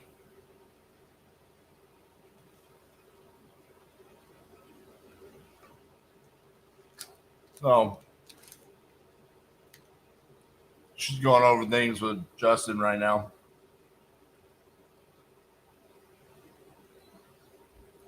I'm probably going to get my butt chewed. You should all laugh at this moment right now. This is RJ messing up.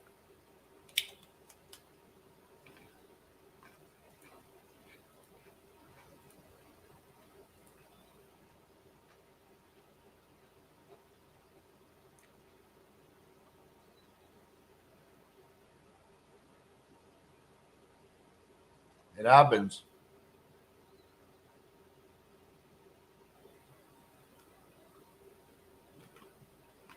I leave early if I go get out of here today, but I've got to meet somebody in about an hour, and I don't know how long that's going to be. And then I've packed the van.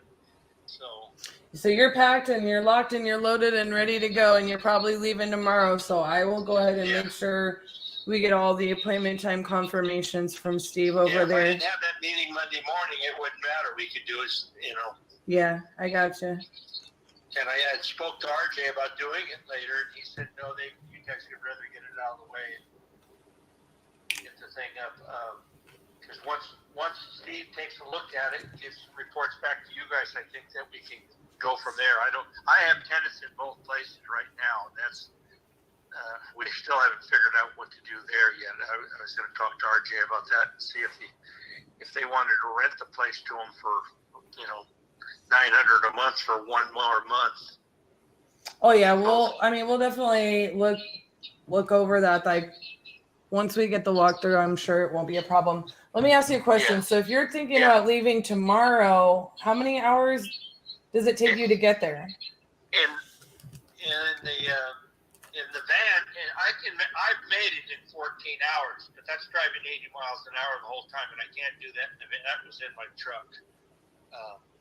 But I'm figuring that this will be the first time I've taken the van this far. I've had it 2 years because of the pandemic. I haven't gone anywhere. Gotcha. About a $200,000 unit, and I put 5,000 miles on it all in 2 years. Oh, you need this road trip, huh? Yeah, that's why I'm taking one of the pups. She'll be a year old next month. What kind of dog is she? I'm a dog person. Golden doodle. I want one. They're so cuddly and full of energy. Yeah, we got a golden doodle and a labradoodle. Oh, I love doodles. Like no shed. I'm feeling my allergies right now, and I've got 3 dogs. So let me ask you a question. Are you still unavailable. We saw you at a doctor's appointment on the 11th. Is there a way that even if it's in the afternoon, we can do on the 11th, which is the day after tomorrow?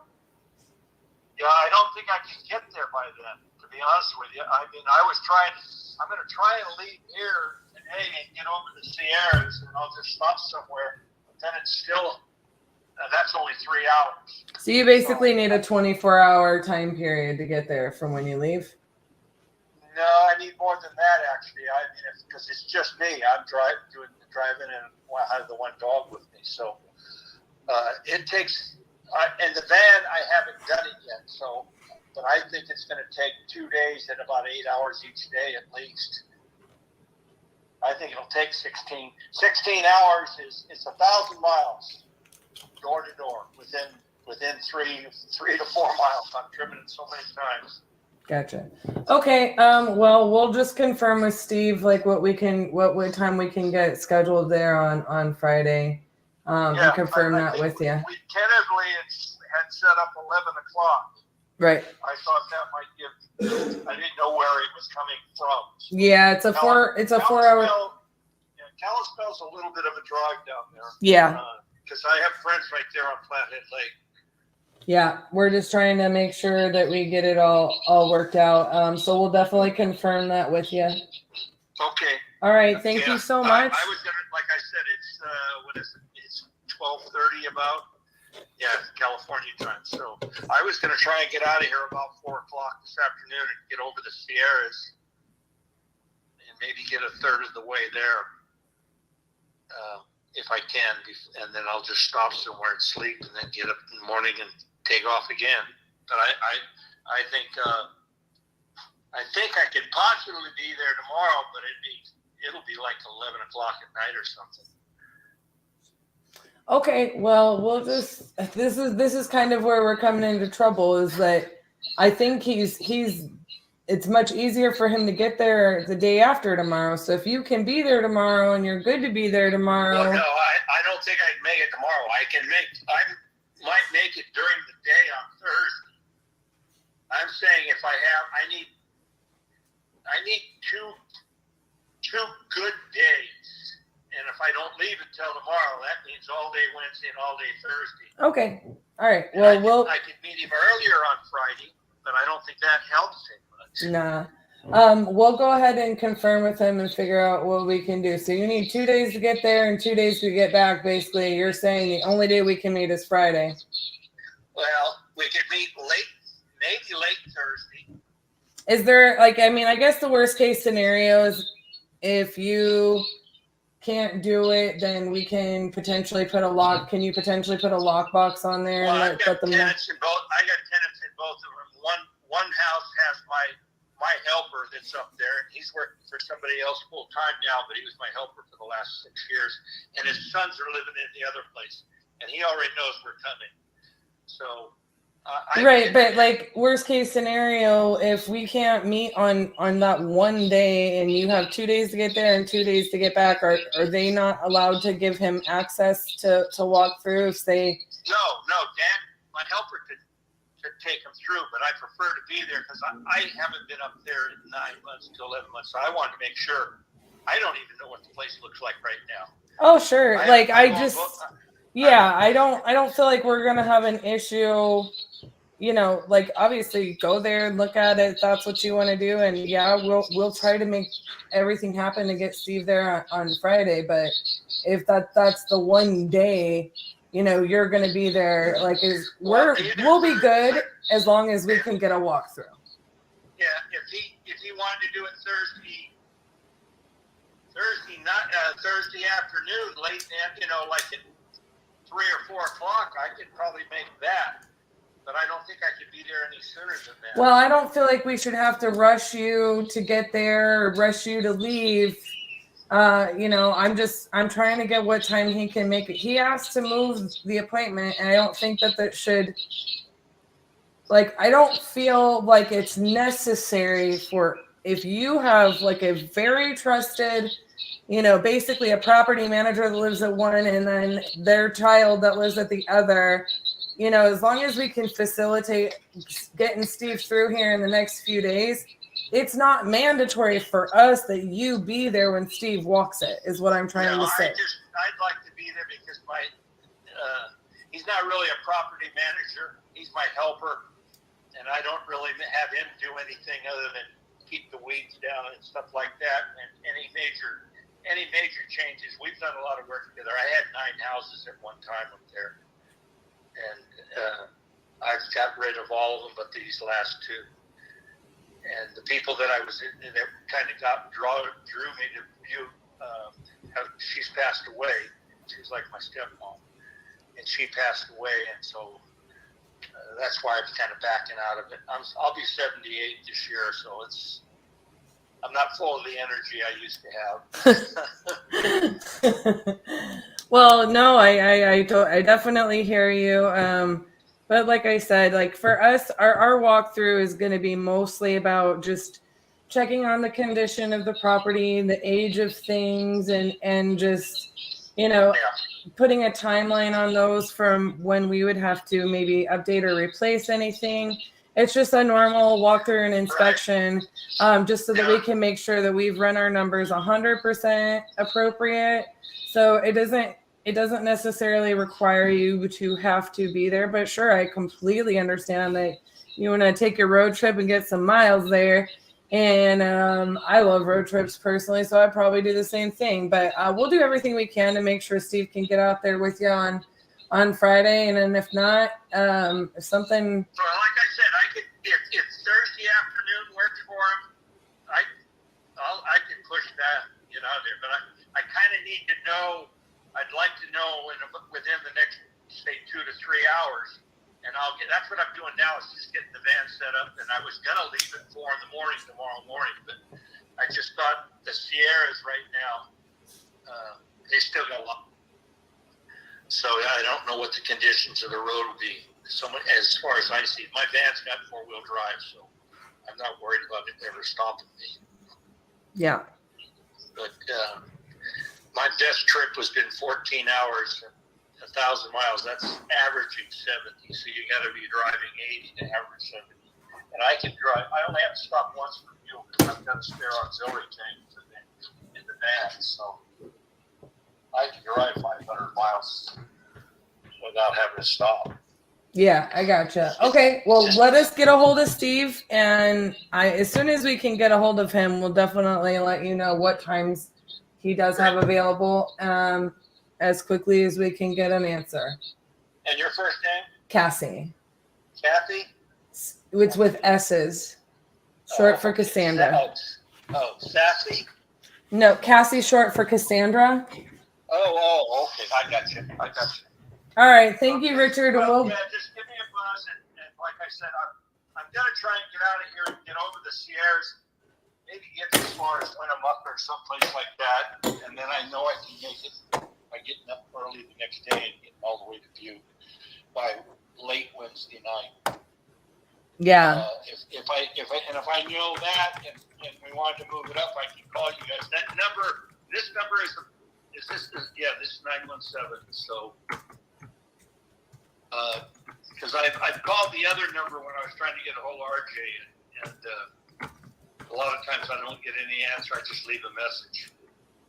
Yeah, no, absolutely. Like a lot of times if we're on another call, like that's when, it's hard to get off the phone so we can click over when we get another call coming through. Yeah. This is his number then. This isn't the office or anything. This is my cell phone. You probably either have his desk phone or his cell phone, but you can call either one of these. And if you can't get hold of one, you can call the other. Okay. All righty. All right, we'll be in touch. When you find out, Yes, sir. I'll keep on trucking. Yes, sir. We'll be in touch ASAP, okay? I'll put a rush on it. Thank you, hon. Bye-bye. Okay, team. This is why I say you have to leave notes so that people don't waste their time on our team. I could have been here making money, but instead I had to talk to Richard for 5 hours for no reason. That call had to take place. No matter what, that call had to take place. That call did not have to take place by me on this live when I have multiple parties that had needed to leave notes. And you're sitting here bellowing at me that I need to spend time doing follow-up. I could have been getting a contract that could have been gotten instead of talking to This Richard is the going to whole be time. 2 contracts, and our buyer is the one going to see it. I know who the So this buyer is, 2 okay? contracts and 2 I know, assignments. Steve. Okay? Don't you sass me. Just saying. Because you're being held accountable to doing your job and not operating in the manner which I Whoa. made mandatory for the rest of our team. Okay? Whoa, hold on. Coming through here bellowing at me when I'm answering a question while dialing like you know what's going on. Get out of here. You don't even know. I think it's time for me to show you up on how to do our damn job around here. What do you think about that? Justin Helms has been. I turned your volume down so I could barely hear you. So you just sounds like a lot of want to me. Justin Helms is supposed to have been scheduling. I think those belts behind you should be behind me and say queen instead of king. I'm just saying, everyone here is. You're just saying blah, blah, blah, blah. I'm not listening, bro. You can come in here. Listen. You know. I don't see a single note. You want to see the last? Y'all want to know the last note that was left on this property? Because we're gonna call it like it is. Ready, Mr. Helms? Okay. Mr. Bates. Okay. We're gonna talk about this. This is how people waste their time on a team. Okay. The seller received and reviewed the contracts. He is awaiting one other offer and needs an additional 2 days. That is the last note. Do y'all know how many stories I've heard around the office about this man driving with his dogs and making an RV trip and then you did know and none of about them could even know you got time to chatter for days about this, but you ain't got time to let me know so I don't call this man and get stuck on a useless conversation with him for over an hour. I ought to wring you both by your neck. I'm sorry. Get out of here. I'm sorry that Justin. Now I am sassy, Cassie, because you know what? I don't like having my time wasted. I got things to do. And these people got things to do. They don't need to be hearing about this. They need to know why they need to leave notes on their project in their CRM. That's what they need to know. And now y'all all know. Calm down, kids. Justice League has arrived. That is right. And don't you forget it. I am here to protect this business's time, energy, I money. love how there was an actual I am not laughter in the playing background. about it. I am irritated as all get out right now. If RJ had made that call and said, hey, Steve wants to know if we can do Tuesday, you know what? That would probably take him 4 minutes because then he wouldn't need to explain his whole entire life experience and how he was going to get through the Sierras 15 times. I'm sorry. Are you? Is he going through the Sierras? Does he got to make it through the Sierras, RJ? You had to have an 8-minute conversation. I had to have an hour-long conversation about a dude's asshole. You could have saved me. Get out of here. Go do something. I need a break.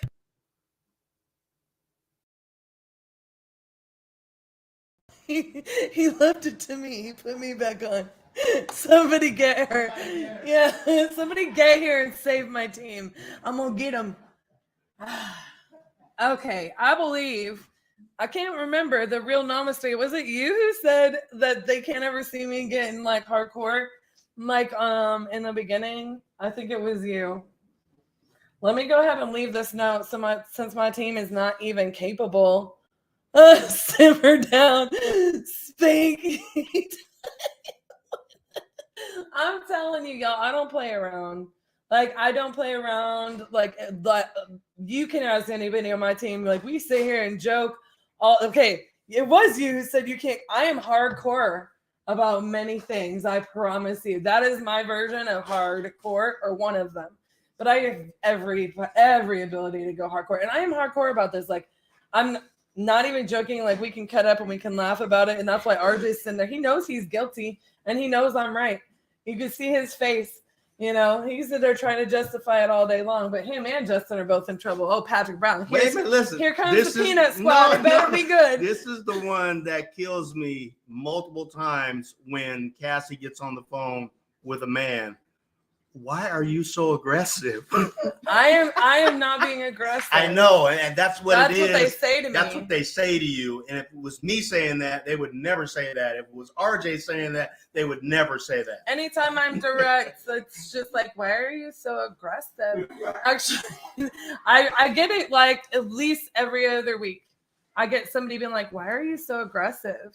But then like most other people will sit there and be like, oh, hey, why? And of course I don't ever I'll talk to my team like that all day long because they know better. They know that I'm right. They know that like at the end of the day, this is like one of my number one pet peeves. And I honestly get tired of repeating it. Like they do know better. Like you can sit here with your team and have a conversation back and forth and within a given day know exactly what needs to happen, but they know better. Like what happens if Justin trips and falls and sprains his ankle and needs to leave for the day? And I'm not wishing that on you, Bubba. I love you. But true fact, RJ's standing back there on their lives. If they don't leave the note, this sits here for a day. What if Richard leaves? Well, then I got a mess to clean up because they can't do something as simple as leave a note. What happens if they both have been going back and forth? I have literally been hearing about this for multiple days and nobody has left a note. And this is kind of RJ's responsibility to leave this note. And this is why I'm like, man, I am explaining it to you guys. It is harder. It is harder when we're doing these lives. You know, as much as I want to, you know, put on like a whole, you know, butt chewing of my team and him, you know, so for y'all's benefit, like to like burn it in your memory. Like you guys, I cannot recommend any more than to document everything that you do and learn to do that. Like somebody earlier was like, my God, you type so fast. And it's like, you text so fast. Like I can have stuff done. Like I will literally sit here and a lot of people have to like write it down. But for the most part, I'm like typing while I'm talking, typing while I'm working. I guess that's the one good thing about being able to do a little multitasking or being a little ADD. But at the end of the day, it's like Steve is supposed to meet the seller. I mean, this wasn't a hard no, but because they didn't do it while they were working on it, they didn't have it pulled up. We have this on an app. There's no excuse. It sets somebody else, if not just yourself, up for failure. To not set yourself the next task. To sit there and try and do it from a memory, you're just limiting what you can do. So Steve's supposed to meet the seller Friday, tentatively at 11. Need confirmation on late Thursday and Friday times or arrange otherwise. Here's the other thing. Like I want Richard to be able to meet Steve out there. That's great, but like I already started to set him up, which maybe there was a reason that was ordained by the good Lord above for me to make that call, right? Maybe it's hard. It's easier. Sometimes it's, you know, to Patrick's point, you know, his favorite, like he literally, he cracks up every time, you know, I like do something. Like I just had that conversation with Richard and, you know, they're like, man, you're so aggressive when I'm just literally I'm planting a seed there where I'm just saying like, you know, hey, you know, I understand like if you want to go and you want to, you know, whatever, that's totally cool. But it's not mandatory for us that you be there through our walkthrough in case we can't work it out, you know. But usually when I get like you're aggressive is when I'm just like, I do what I just did to somebody on the phone. And I'm like, hey, you know, they want to know what I do and don't like about a property. And I'm like, yeah, this one's just not for me. Well, what don't you like about the property? I didn't like. Yo. Time out. What's going on? Time out. RJ, you're muted. Oh, now. Hey, this is my real business partner. For those of you that don't know, the real Chris Jefferson here. We don't talk as much as we're supposed to. Listen, CJ. Hold on. What's good? I'm taking my lunch break over here, eating my little cheese and fruit protein box from Starbucks. Cassie's doing follow-up on some contracts. She calls on one. I didn't leave no damn notes in the CRM. So it turns into an epic shit show. And, of course, I just get roasted on the live. It was not an epic shit show. I saved your butt, but then I chewed you out and held you accountable, just like I'm supposed to do, right? Just like a good partner would, man. Just like a good That's partner right. Oh, bro, See? she roasted me. I did roast him, even though I also had his back because it is really hard to be on a live all day and leave all your perfect notes. But this one was way out of control. Look, you gotta be a beast to do what y'all are doing. Much due respect. You know, look, you either gotta be a beast or a crackhead. You gotta either have crackhead energy. All right. You know, because look, a crackhead can do anything, right? You either gotta be a crackhead. You definitely don't do drugs, so you're definitely beasts, or just or you gotta on be the level of a crackhead. You know, look, I know both of y'all, so I know y'all to be beasts. I wanted to jump on here real quick if you didn't mind. Somebody, I don't know who sent me a link. Somebody sent me a link, but I had to shout you out because you've been out here smiling and dialing, as we say it, charged up. You know, you got to smile and dial, baby. All right. Yeah. And, look, you sold me a deal, which I appreciate. I'm gonna close on it this month, and then I'm looking at another one for you that I might want to buy as well. It looks like it's a pretty good deal. Actually, I looked at it before I jumped on here. That's why I was gonna sell you the deal on the live. That's why I kept trying to tell you, get on the live. I'm gonna force you to buy it here in front of everybody. Hey, there's nothing wrong with that, man. It's not. Sometimes you gotta get a hard EMD, man. Sometimes you gotta get a hard EMD. Hey, you've been putting me off for a week now. I called you last Tuesday on that thing. Yeah, Bro, dude, it's been hectic, man. It's been hectic. This thing is a lay down fatty. It looks good. It looks good. I wanna jump on it, I think. So what we wanted to talk to you about on that deal, real talk. So this is like really happening, okay? Yeah, sure. So I wanted to bring you in on the deal because I think it's a good one. I think you could just basically wholesale it and do nothing to it, right? But the other part of it is that the reason why she chose us over Open Door is because she doesn't want people in and out. So she kind of wants to just minimize. She has a weird schedule and she works a lot, and I get this. She has a weird schedule, works a lot, and wants to minimize the amount of walkthroughs. So I told RJ, I said, look, I know CJ's going to want this deal unless she's totally full of crap. And even if she is totally full of crap, I could still see you wanting the deal because it's that good of a deal, right? The numbers look strong on it. I think the spread was it close to 100,000, I believe. Yep. So on a quick flip, that's darn near a wholesale from what I can tell. But you might need to paint and carpet it, maybe. So I was like, telling RJ, I was like, well, let's just find out what CJ needs. If he doesn't have someone right there, let's just facilitate however he wants his walkthrough, photo, videos, inspection, and one foul swoop so that we can just make this easy peasy for him and for our seller. Yeah, what we're looking to do is we'd want to home inspect it real quick and see just what repairs we'd have to kind of absorb, because what we're seeing on all of our hotel deals, at least what we're doing on my end, is we're absorbing repair costs when we go to list it on the property, similar to kind of people's novation strategy, right? Like I try to explain to people, novation is essentially wholesaling without financing, right? Yeah. And so, our goal on our hotel deals is, anything that comes up in inspection to go ahead and absorb it. So just kind of want to check that out, and then locking down some financing that we've got in the area as well. So we'll know back on that hopefully today, or not today, first thing in the morning. But other than that, it looks like a strong deal, man. Can we get those scheduled at the same time, and then will you share them with us if you don't buy them? And I say no issue. Like this is gonna go down. So 100%. Yeah, let's work that out, get it done. So that's what I was gonna ask you, CJ. Is like you asked me yesterday, do you have pictures? And I wanted to tell you, like, no, because I want to limit it to whatever you want. So, like, for example, we have pictures from the last sale, and it supposedly hasn't changed. But why don't we look at doing this? Because I've been only doing hotels in VA until you sent me this. But I like the deal, I like the numbers, and I like the area because it's an area that I'm personally looking for something that's just ain't close enough to the water. You know what I mean? Right. But I've been looking at around in that in the South Florida kind of area right there. So let's see if we can get an inspection in there. I'll take care of the cost on the inspection.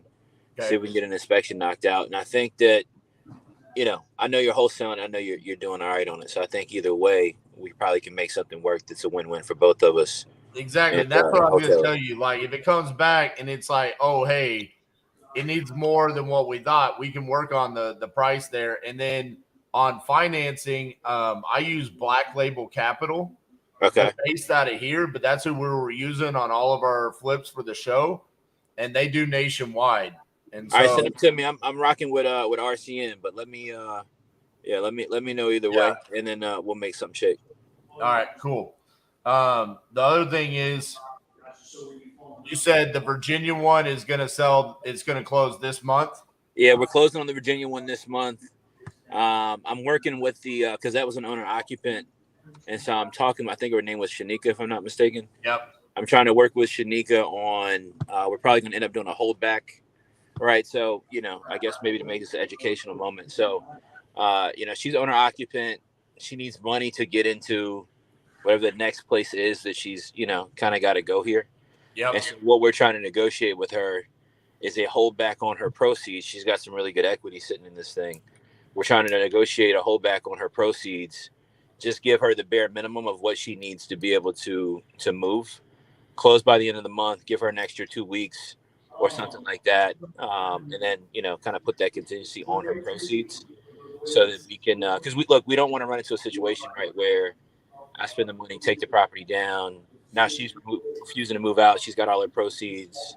Right. We're having to try to evict her and all of that. So it seems like she's acceptable to that. We haven't put it on paper yet, but it seems like she's acceptable to that.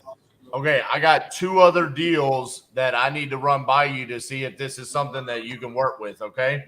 Right. You need to start group texting and emailing me and you and CJ, so when he responds, I'm gonna put you on an email with D, because she'll take care of it because I'll be slow to respond, so she'll take care of it.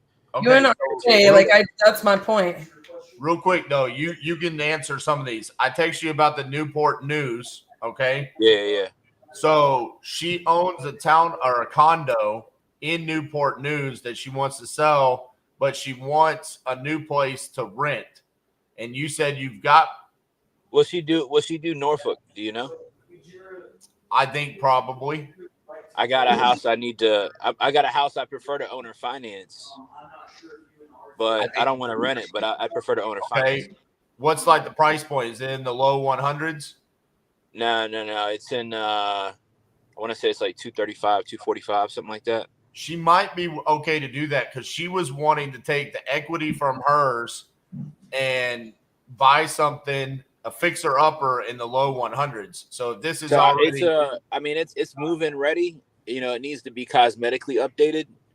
I'm looking to finance it. I don't know what I would take down on it. I have to look, but I'm looking to get a decent down payment on it, and I can do a pretty reasonable rate on the monthly payment. And we can give her a note and then see if we can make something shake that way. Okay, and then I'll text you the address on this house too. Okay, and then the other one, this one is a little bit more unique. So this gentleman I talked to on the phone for an hour. He's really good on the phones, but he just had an illness where essentially his skin was rotting. What? He's chode. In the nether regions. So he's in between the two things. Yeah. That area. Whatever water or pond he was swimming in, bro. Let me know something. That's what I said. What kind of flesh-eating bacteria nightmare is this? So it sounds like he had a different kind of experiment going on over there, man. Yeah. So unfortunately, I had to go through that and listen to that, and the poor guy tell me his full little story. But it is in. Give me a second here. The property is located in Winchester, VA. Yeah, that's kind of in the middle of nowhere a little bit. So here was kind of what I wanted to talk to you about. He is open to moving to Richmond or another part of Virginia and renting, and he's looking for a job. So I after talking to him for an hour. He had to be on disability. Well, he had this he's horrible really good on the situation. What is does he own the property free and clear in Winchester? No, but he does have quite a bit of equity in it. Would he sub to it? Potentially. So there's a lot of options going on here. He's behind on the mortgage. He's facing foreclosure. It's a townhome. It's nice. It's a nice townhome. So what I wanted to talk to you about was potentially you buying that, renting him a property in another part of VA. He's willing to move pretty much anywhere as long as he can get a job. And I told him, bro, you're really good on the phones. I know my boy TJ. Maybe he could do some acquisitions. You could do some acquisitions. Hey, I don't listen. We might got to send him over to one of our local friends that's in CG, right? And let him jump on board over there because I don't know if he's got the. It sounds like he may not have the stones to work with me, man. You know, he's got a lot going on, bro. He's got. Just because the stones lose them. It was between that. Respectfully, you know, he's got a lot going on, bro. Respectfully. Yeah.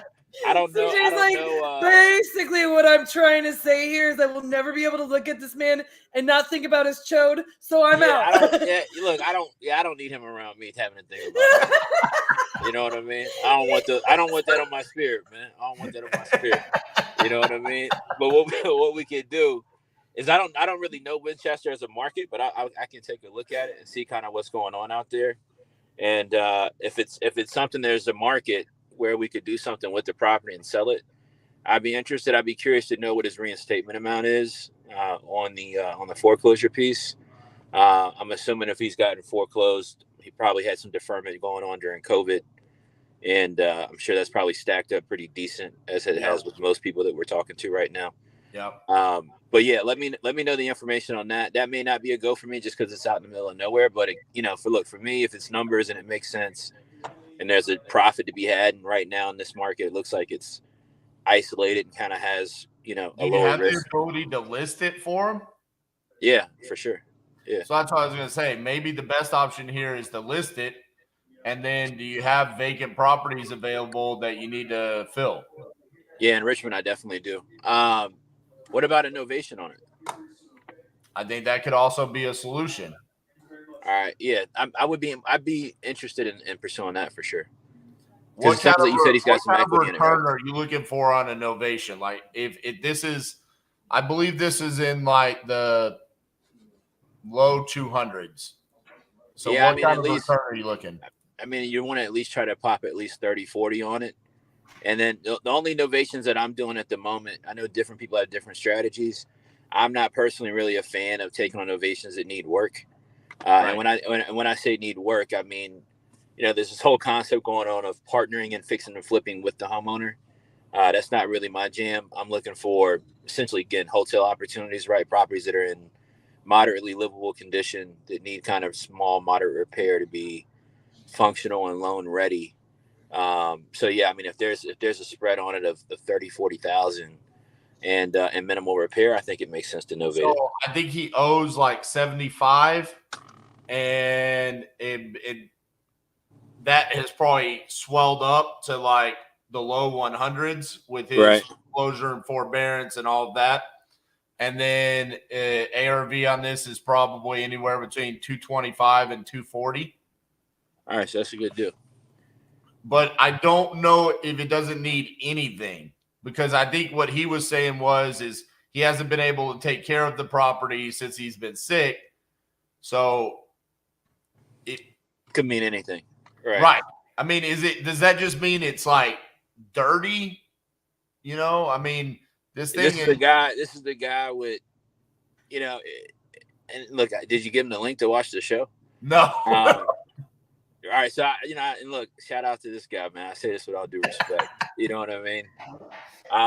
Any guy that's gonna burn the skin off of his nether regions, undercarriage.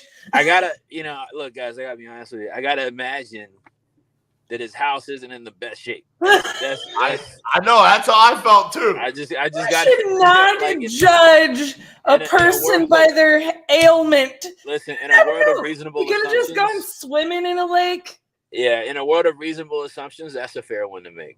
I'm just saying, This is why I don't swim in If that happens, natural bodies that's of like water. you were in the doctor and you were getting it resolved before your ass gets chopped off. Okay. Yeah, man. He's got a lot going on, bro. He's got a lot going on. I teach my students to be of service. You know what I mean? So, we could do our best to be of service to this gentleman. CJ, this guy needs affordable housing. Okay. And listen, I'm passionate, man, about affordable housing, and it's lucky for him. Lucky for him. In Richmond, I do quite a bit of affordable housing, man. We do quite a bit of affordable housing. If he's got I know he's down on his mortgage. I don't know if he's got any down payment money or not, but the man has some issues. He's facing some troubling times. No, and I'll do serious. When RJ started telling me about this morning, he legitimately had told me, he was like, no, this man was like talking like this was affecting him so poorly, like so badly. At one point, he said he did not want to live, and I'm like, oh my gosh.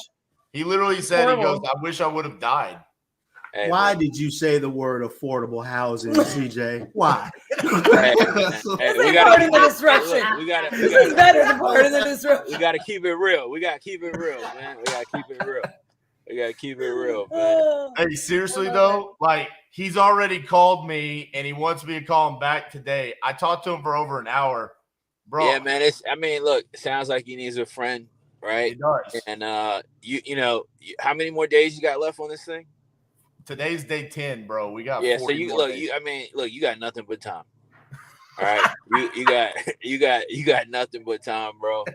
So I think this will be a great opportunity for you and everybody watching this, by the way, to really exercise the process of following up and what comes with that. Thank you, CJ. And really in those follow-up conversations, man, how you have to nurture and warm up the prospect. And sometimes you gotta how does your boy say it? You gotta grab him by the and you gotta warm it up. CJ, every now and then we just accidentally remove people. Every now and then they just fall off.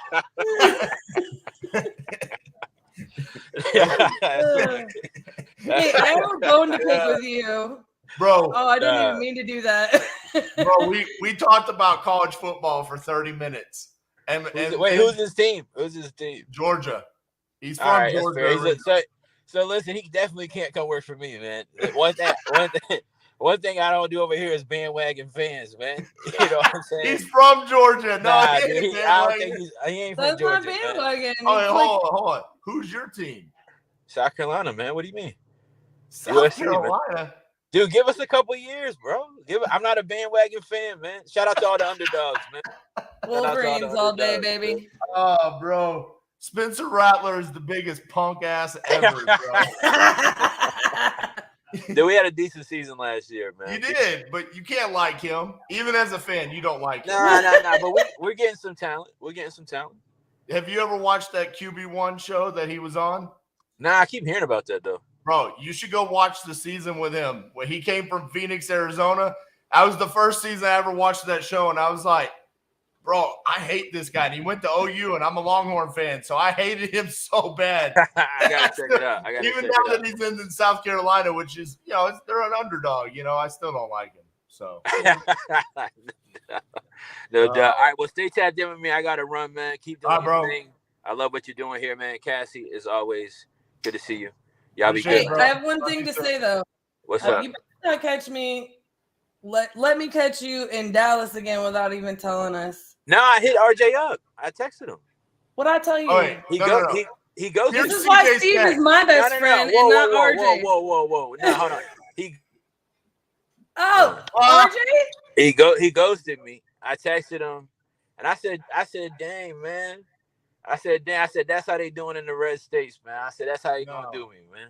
No, that's not what happened. No, we ain't playing this game. CJ, you have my phone number too. I think. He texts like he's gonna be late on Pardon the Disruption, like he does every Thursday. Hey, I'm here. That's probably true. That is probably true. I could see CJ doing that and just being like, Nah, that's true. But I didn't know until the last second I was gonna be there. I'm going to be back in Dallas soon. I feel like I got good reason to be in Dallas. I like the energy. I'm supposed to be doing Tim Harris's podcast at some point out in Dallas. So I'm gonna let you know in advance next time I'm coming out, so we can hang out. Cause look, I need some good steaks, man. I need some good Texas barbecue. Oh, we got the barbecue. I know where to take you to that. Somebody told me. Somebody told me that the budget over there at the Crucible and Titanium ain't bad. All right, so I'm expecting to be comped. I'm expecting to come out comped. I'm just saying, I will take We you. can for some fit good in a barbecue. steak and some barbecue. All right, fair. All right, bro. Make it Have a happen. good day. All right, peace, y'all. Be good. See ya. Oh man, for those of you guys who don't know, who don't watch Part of Disruption, who've never seen us at anything together with CJ, like he is one of our favorite humans. And man, we love doing business with him. So I think that was great. I was totally taken by surprise. What a great way to make up for not leaving your notes, RJ. I'm so proud of you. This is how RJ gets away with everything he ever does. Yeah. That makes sense. Just make up. Get CJ on here. That'll make up for Get everything. CJ on here. Remind me, like, we love everything about everything that we do. We create these great relationships. And look, man, I mean, look at what RJ's doing there. He's working on that dispo game. Like, hey, we've got a great friend and business associate, I suppose is the way you would say that. Take him to Heinz, not Riskies. I heard you did not have a good experience at Riskies this weekend. I don't know why you went to Riskies. You should have gone to Heinz. Maybe we should have. We just had a really rough weekend. You know, he did tell us he was coming up too. You know, but man, we just had all kinds of stuff thrown off by those storms. But anyways, so you know, that's just a great example of like what it can be like when you have repeat business relationships. And you get to actually work with your friends that are all over the country. Like it's just a fantastic situation. You know what I mean? Like, I think somebody asked me the other day, like, are we buying in Arizona? It's like, I'm not really buying a whole lot right this moment, unless it's a fat deal. But there's a ton of locations where I would straight up partner with somebody as long as like it was somebody I do repeat business with. You know, they're going to facilitate whatever is needed there in person. Like I'll partner with them on that deal for sure, you know, so send it to me. But so we do a lot with a lot of people all over the country. And I love getting to do just about anything with CJ. So if y'all don't watch Part of the Disruption, I'm hesitant to say go check it out and watch them crack jokes on each other because I have to be live while they're doing that. And I feel really bad about myself if everybody leaves and goes and watches that. That's on Thursdays. Quick little update here. While we were doing that, Garrett just left a note saying that he just spoke to the seller in Vermont that I offered $325 on yesterday, and they said yes, they'll accept our $325, and they want us to send a contract. Hold on. I'm going to mute this. Well, if you mute it, it doesn't work. That would be really too loud. We need a real Viking horn, bro. That's true. I need to build a wall here. My cords for my new screens are coming in today. I'm going to reset the 50-50-50 stage. I'm going to do some soundproofing and get a Viking horn so we're not using this bell. Or I should just bring up the decorations I had that you used the first time with the wooden spoon. That could work. So that brings Batch Dialer and Lead Zolo back tied on contracts in 13-13. What? That brings us all the way up to 39 contracts sent. Okay. As far as follow-up goes, Cassie, have you tried Christian in New Jersey? No. Have you tried Darnell in Indianapolis? No. I want you to understand something. I don't do what you do. I look at 500 deals an hour. I need a note, okay? Or you need to move them to the top, or I'm just going through and everything that you didn't hit up yesterday or that makes sense to me. Like I didn't follow up on And this is the problem, right? Like with why I'm so adamant about the notes. I don't even remember the two people you just said. I leave a note every time I touch something. So if you don't see a note today, I didn't follow up with them. Okay. I can continue to follow up right now, live or not live, but okay. So if you scroll under RJ all the way down to the bottom, see 271 North Holmes? Yeah. Start there. Okay. And the last one that you will call will be Wilshire. So see 3 above, Wilshire. Do you want me to call the bottom 3?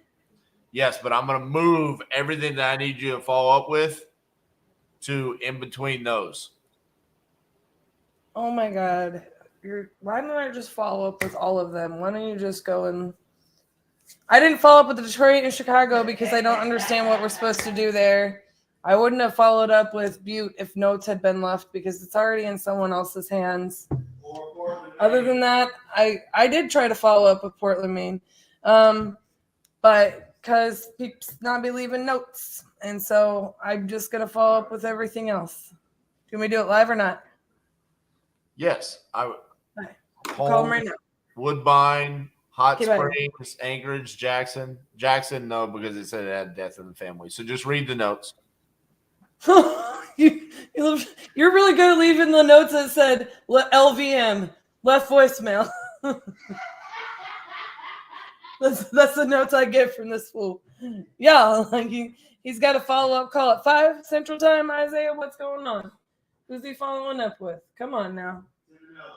I doubt it. I doubt if these fools listen. I want y'all to understand something. The rest of our team that is not live, I got people trying to call me that like need to have a meeting with me about this underwriting masterclass I'm trying to create. RJ's got me over here. I don't know why he's got me calling on his follow-ups, but no, he's been calling them. He's been calling them. It's good to hear from someone else. I'm giving him a hard time.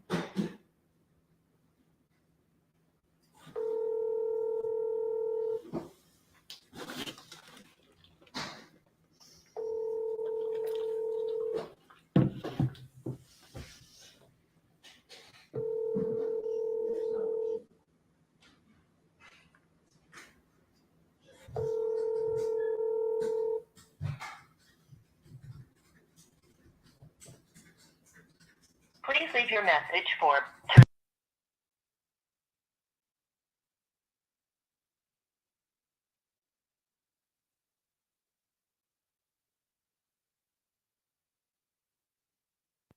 You had spoke to my partner RJ. We had sent you a contract out. We've been trying to get a hold of you.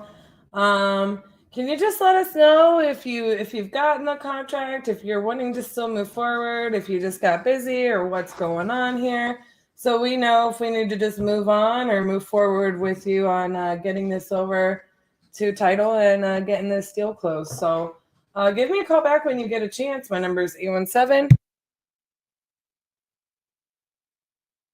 We'll talk to you soon. Hi, Liam. I'm sorry I missed your call. I promise you when I'm done giving RJ a break, you and we're getting on the phone, Bubba. Hopefully,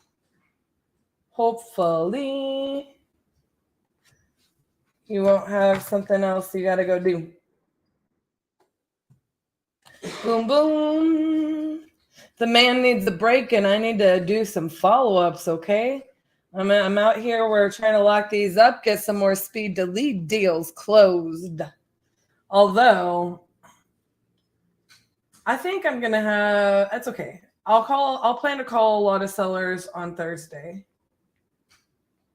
I just threw down with RJ and gave him the ultimate challenge earlier too, Liam. I don't know if you probably missed that.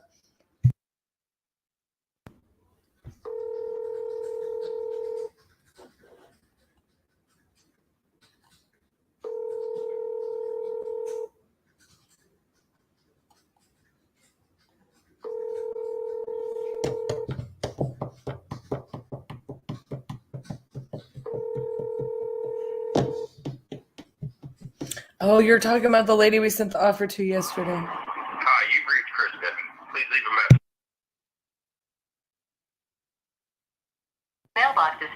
cannot accept any messages at this time. Goodbye.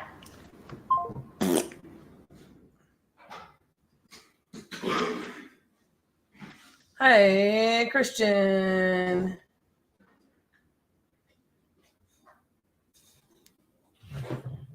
Has anyone explored talk to text on their phone? That's what I do.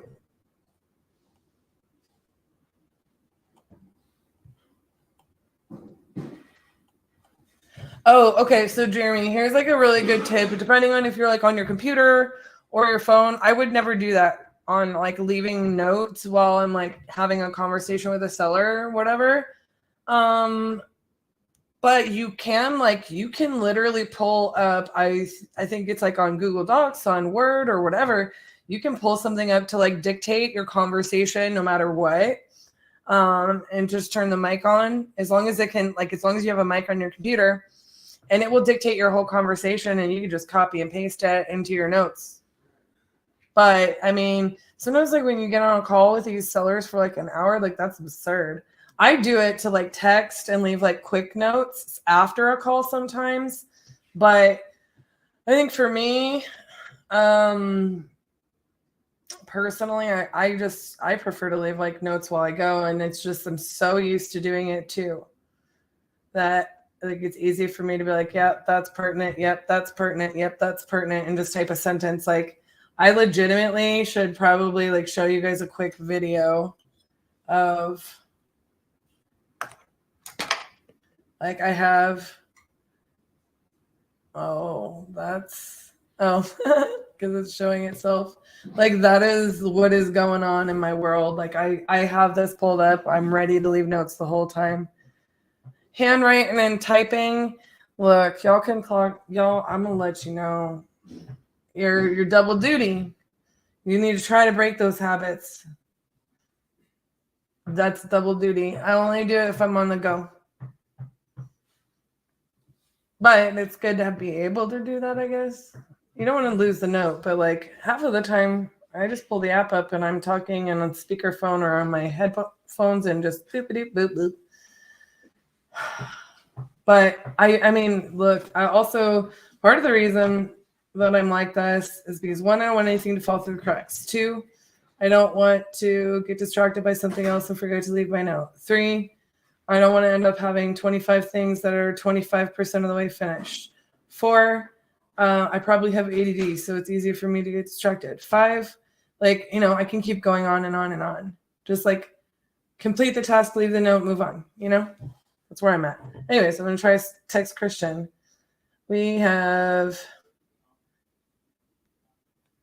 been trying to reach you about your property on Route 47. We sent you a contract and haven't been able to reach you since. Can you please give me a call back as soon as you're available?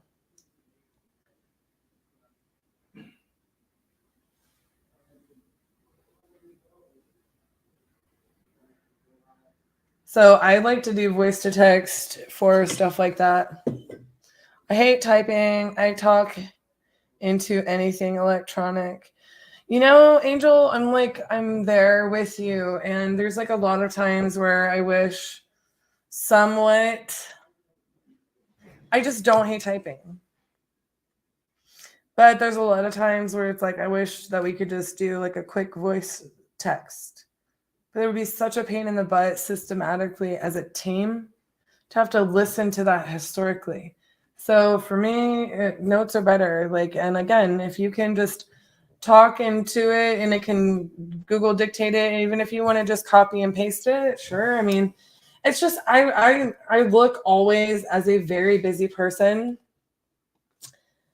for how I can maximize my time. And that's just my biggest thing. So I sent Christian an SMS, which technically speaking, a text, which I have my phone app pulled up on my computer so I could just copy and paste it. But I just leave the note that says called and sent SMS. I mean, everybody on the team is going to know exactly what that means. Ba-ba-ba-bo.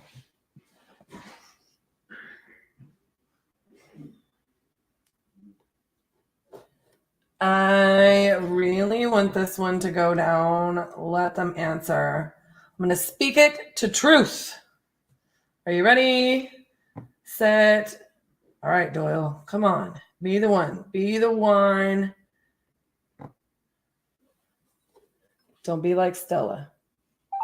Wait, Stella signed. She eventually answered, right? Hi, Doyle. This is Cassie over at Titanium Investments. How are you? Good, yeah. I'm doing great. You had spoken with my partner RJ about your property there on. I literally know that he wanted me to follow up with you and see where we're at on that. But I'm not 100% sure where we are at on that. Just reading over the notes. I can pull it up. Did you get a contract sent to you on this? But we talked yesterday. He's going to rewrite some of it. Okay, I think we sent that out to you. Did you get a copy of it? I'm looking right now. Okay, baby. Let me also double check that. I had about it last night, and I still have it today. No. Let me look in my junk, see if it accidentally went there. Gotcha. Let me check too. This is why I do these little follow-up calls here so that I can make sure that if something didn't go through, that we make sure it does. We resent the updated one to him yesterday. When who? I believe I sent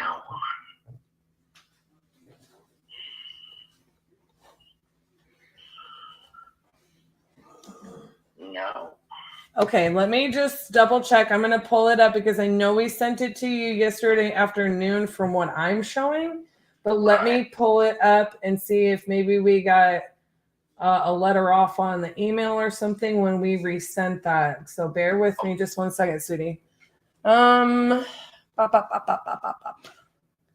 Search for your.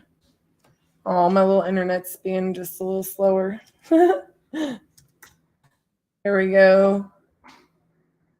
Okay, so I have that we sent this out yesterday, and then let me make sure that it's the one with those changes that you requested. Yep, it sure is. So this went out yesterday at 5:08 p.m. So that gives you a time. I'm going to resend it to you now, but I just want to check and make sure because. Yeah, because me and my wife, I'm in Florida. My wife's in Hot Springs. Right. And I have.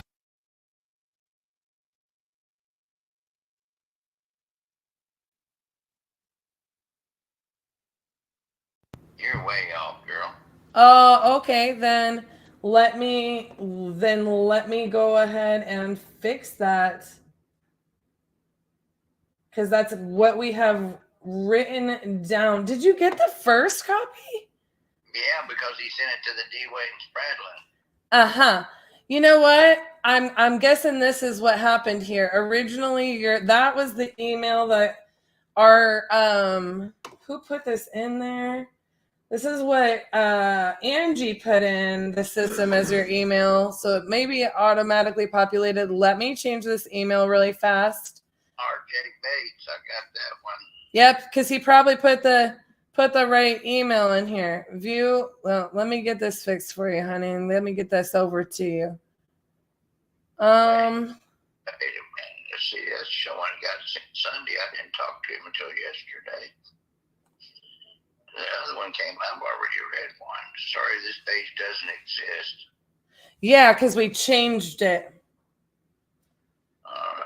Oh man, it says I cannot edit the signer. Okay, give me 2 seconds. I'm also going to delete this other email out of here. Because that is actually that's our VA's email. That's Angie's email that somehow got put in here. It was he probably just looked at this dang old thing quickly and let me.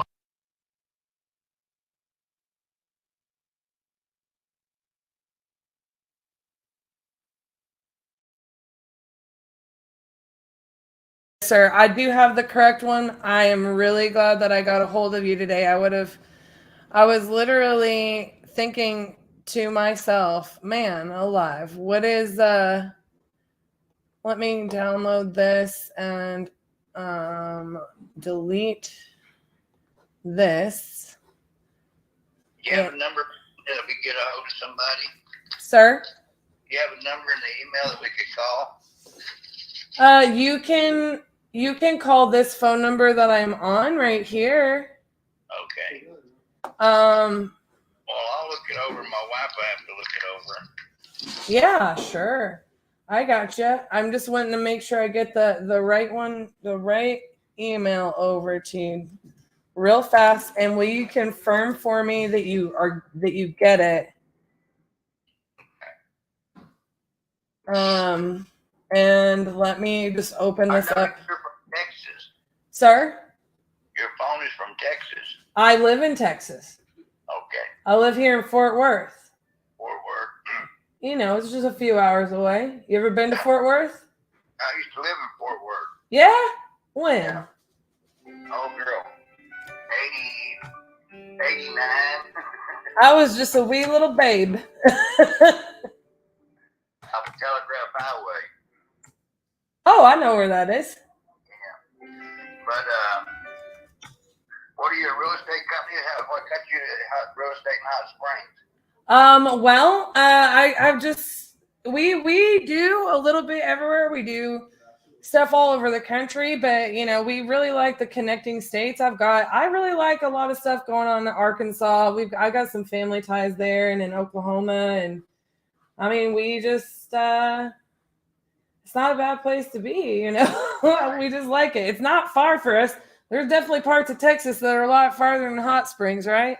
So, you know, we just Where's do. RJ from? Huh? Where's RJ from? RJ's from Fort Worth. Is he okay? Yeah. Yeah, he was born and raised here in Fort Worth. My grandson just graduated college and he's going down there to teach. He's a assistant basketball coach for, oh girl, I can't remember the name of the school now. Yeah, he's Here in Texas? Huh? Here in Texas? Yes, ma'am, Fort Worth. Oh, really? Yes. What is it? Maybe like Wesleyan? That don't sound familiar. TCU? No, that's where he graduated from. Oh, nice. Yeah, he's gonna be high school. Oh, high school. Goodness, there's so many. There's so many. Yeah, but he graduated from TCU and was assistant basketball coach for the women. Oh, nice. Yeah. I played basketball, and one of the girls I played with played for TCU, and so I've been a real big fan of women's basketball at TCU. Okay, so I'm gonna send you right now, if you will confirm for me. I'm sending it. Let's see, contracts.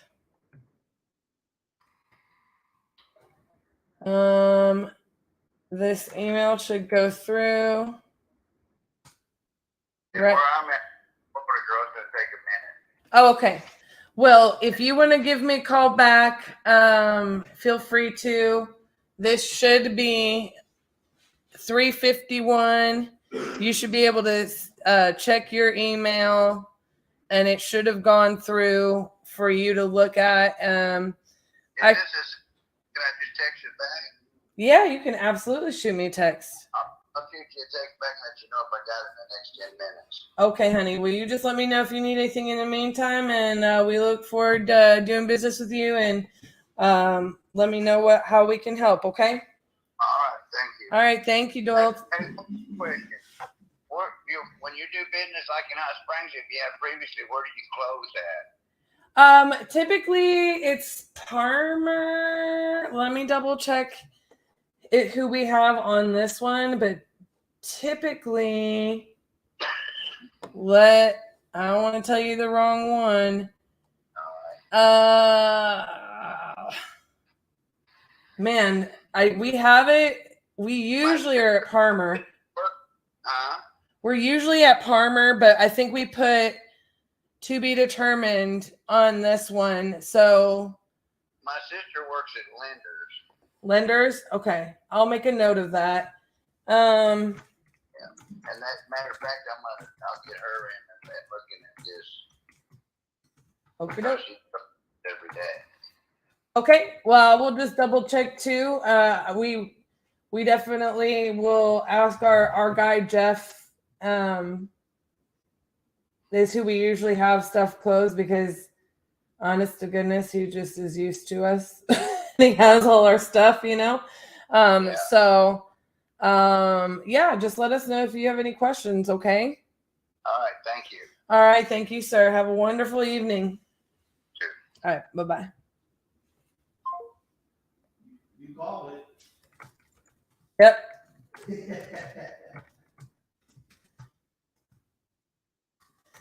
So I don't know if y'all caught what happened there, but well, it wasn't a bad email. It was whoever sent the second contract out, like, wasn't paying attention and copied our VA's email, because this was a lead from our dialer. And when they enter in the form, it puts their email in it. So they didn't copy the seller's email. They just copied the first email that they saw, and it was our VA's email. And they sent this to our VA instead of the seller. But I was like, how is it? Anyways. So this is why follow-up is important, guys. That's not always, for the seller. I resent the contract yesterday. Oh man, RJ. He ain't gonna come back on, y'all, because I'm gonna give him more shit. I'm gonna give him more shit. He probably sent the first contract out and sent it right the first time, but it was in a hurry doing it yesterday. He said, I'm out sick because RTC is out sick. He's no, leave it to Bates to screw up and find a way to talk shit about someone else. Oh, man. Our VA probably doesn't ever check her email. Where is Keaton? I don't know, man. I don't know. Yesterday, I think he slept for like 12 hours straight in the middle of the day. That's how long it took him to tell me what was wrong. He's like, I'm too sick to come in. I was like, oh no, what's wrong? 4:30. That was like at 7:30. And then 4:30, he tells me what's wrong. I'm like, oh man. Patrick gave him whatever crud he had like a week and a half ago. What did I say? A week and a half in? I think it's time for a break. Look, I feel healthy as a horse now. Yeah. That doesn't mean you weren't spreading your germs around the surfaces when you were here. Lender's titles where his sister's works. We don't want that now, do we? So, also, we sent a revised contract to our VA because of the Shermanator being out sick, aka RJ was in a hurry. Look, I mean, in RJ's, I'm not making excuses, but I'm telling you, I do this stuff. Of course, he yells at me if I do this stuff. I just give him a hard time, but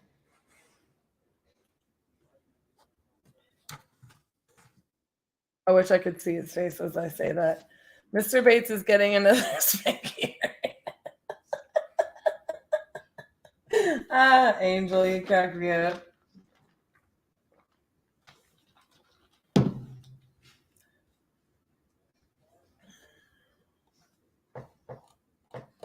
All right, so I got a new contract out to Doyle. So you guys will see, like, another good thing kind of about this is like, oh crap, I need to call Cecil back. I don't want to do that on the live, y'all. Cecil wants to talk to me forever. I'm going to make RJ call Cecil. RJ's going to call Cecil. Cecil loves to talk to me. Where's Waldo? Where's Keaton? I'm not calling Cecil today. I got to call Jesse today. Actually. Cecil, you can't text him. You can only call him. Watch him. He's on his cell phone. He can text. He just wants me to call him so he can talk to me forever. I made my bed with Cecil. I don't like that phrase being used in this situation, sir. I do not approve. I do not approve. How come? Look, I feel like RJ, ever since I got on the phone with Cecil, he's making sure I talk to all of the elderly gentlemen and get on the phone calls with them for the long times. You know, the Butte, Montana guy who wanted to tell me about the Sierras forever. And then what do you know? I'm talking to this guy here in Hot Springs that's, you know, why is he doing this? Does he feel like they love I do really love old people. Oh, here's Doyle calling me back. Hey, Doyle. Sheet right there that says that if it hadn't been signed and stuff by May 8th, we need to change that date. Oh my goodness, you are not kidding, are you? My word. Well, I'm just gonna have to get all over them. Honest to goodness, it's not gonna change necessarily anything if we open title and move it forward, but I'll go ahead and change it and send it to you. Make it to like Wednesday. What's the date? Make it to like Thursday. Give me a couple of days. Sure thing. I mean, I'll just go ahead and put it till the 12th on Friday. Just I don't want to rechange it, but you know, historically speaking, if we decided to move forward, it's just us letting you know, like we'd like to make a decision and dedicate our time to have it rolling and growing or rolling and going so that we can meet that closing date without making adjustments more so than anything. But yeah, I'll go ahead and change it. All right. When I present this to my sister, I'm just telling you what she's not bringing up to me. Yeah, I know these title peoples with their yeah, I'm like, you know, at the end of the day, it would still be a valid contract so long as we move forward. But I totally get what you're saying. So let me pull this up and do that real fast. All right, thank you. All right, thank you, sir. Well, I'll have that over here in just a few hot minutes. All right, thank you. All right, thank you. Bye-bye.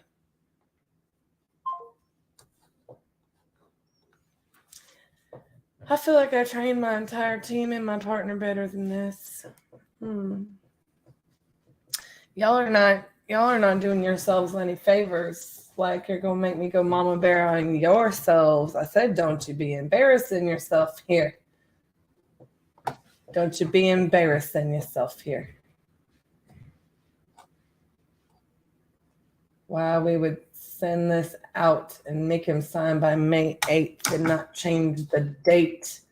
Y'all creating more work for me than is necessary.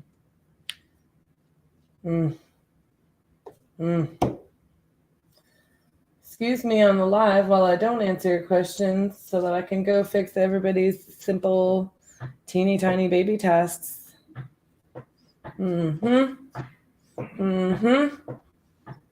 About ready for my break.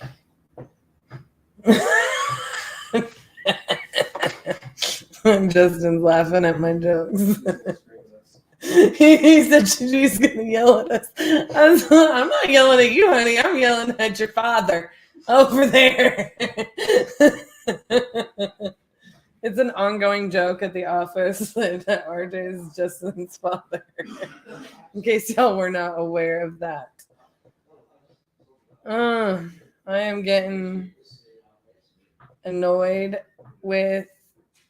I could be doing so many things right now. None of them include what I'm doing. No, actually, true story, guys. Follow-up is really important. And even if it is somewhat annoying, look, here we go. I wanted to tell him, hey, you know what else your sister's going to want? Us to have something that says the title company on it. So, still not going to use her. Doyle, Wayne.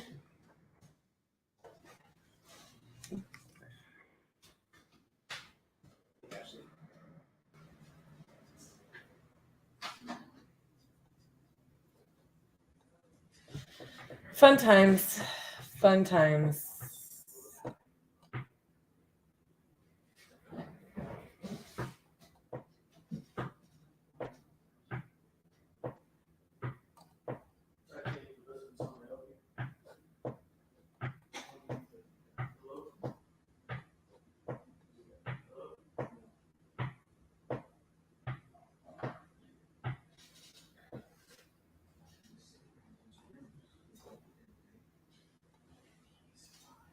Now I have to double check this because for some reason the last time I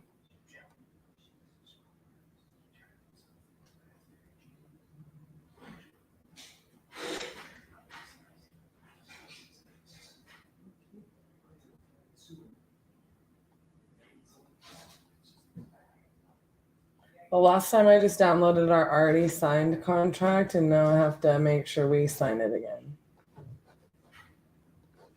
So I'm just double checking that there's no other little teeny tiny thing that needs to be done.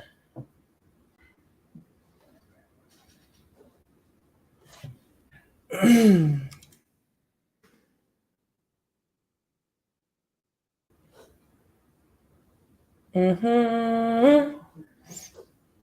Mm-hmm. How are y'all doing? Are you enjoying these follow-up sessions? Very ageist of me. They just love talking to me. It was so cute. Like, I honestly, Doyle is maybe my favorite, and I'm going to tell you all why. I might get emotional. But so I have to say, like, such an interesting relationship. So my dad, his wife, her parents are very close to the whole family. They have several children, like 1, 2, 3, 4, 5 children. And then, their children have children. Anyways, Mimi and Papa Joe. Okay, Mimi and Papa Joe. Papa Joe passed away. And whenever he used to talk to basically like his granddaughters or his daughter or, a female in the family, like that he was close to, he always used to say girl, or hey girl, and that's the way that Doyle, like literally immediately, like I was comfortable with him. Like we had a good camaraderie because like he went from, like we're just friendly and he can tell like, but he said it just like Papa Joe. Hey girl. Like it was, I don't know. Did y'all catch him saying that? Like, could you hear it? Because like for me, that's precious. So the last thing I am is ageist, you little smack talker, Mr. Bates. But it just reminded me immediately of Papa Joe, and like I almost got a little choked up there. Papa Joe passed away a few years ago, and we miss him.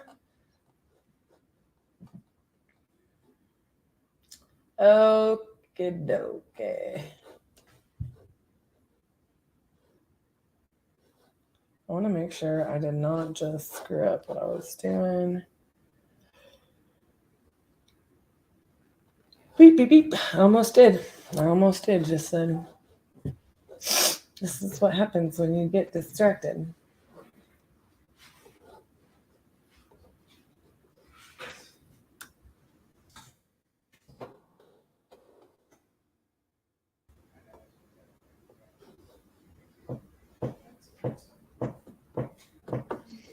Okay, he should have his contract now.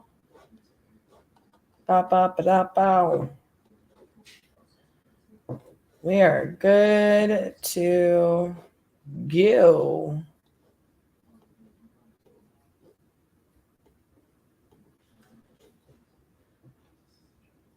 It is a nice memory. Thank you, Angel. I think like, it's interesting. We're all connected in ways, and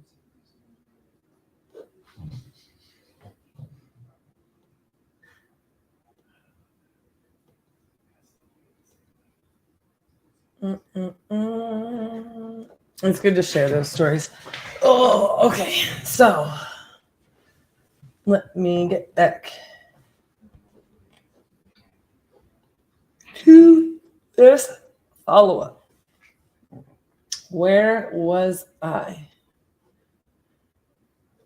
I do need to call Cecil. I know I do. But y'all, I'm ready for a break. As soon as RJ's doing apparently whatever the heck he's doing,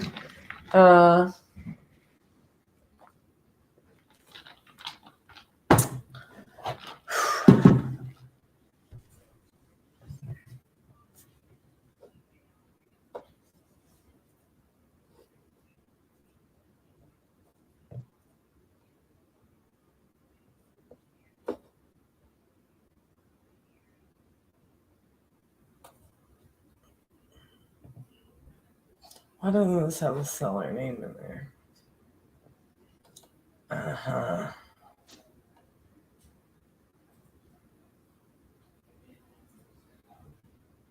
I am super confused about this one. Which one? Oh, hi. Which Are one? you good? I don't understand why Jarvis isn't getting back to us. Try calling him real quick, see if he answers, and then I'll take over.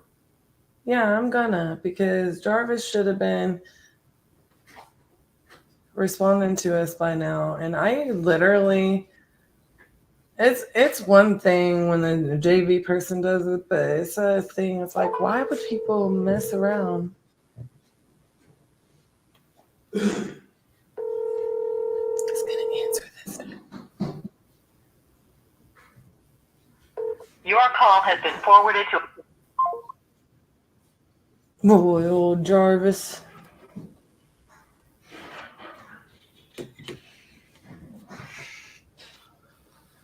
Hey, my daughter definitely got my confidence. You don't say. She just said, I hope my team's okay without me skating today. You know, I'm partially why we keep winning so much.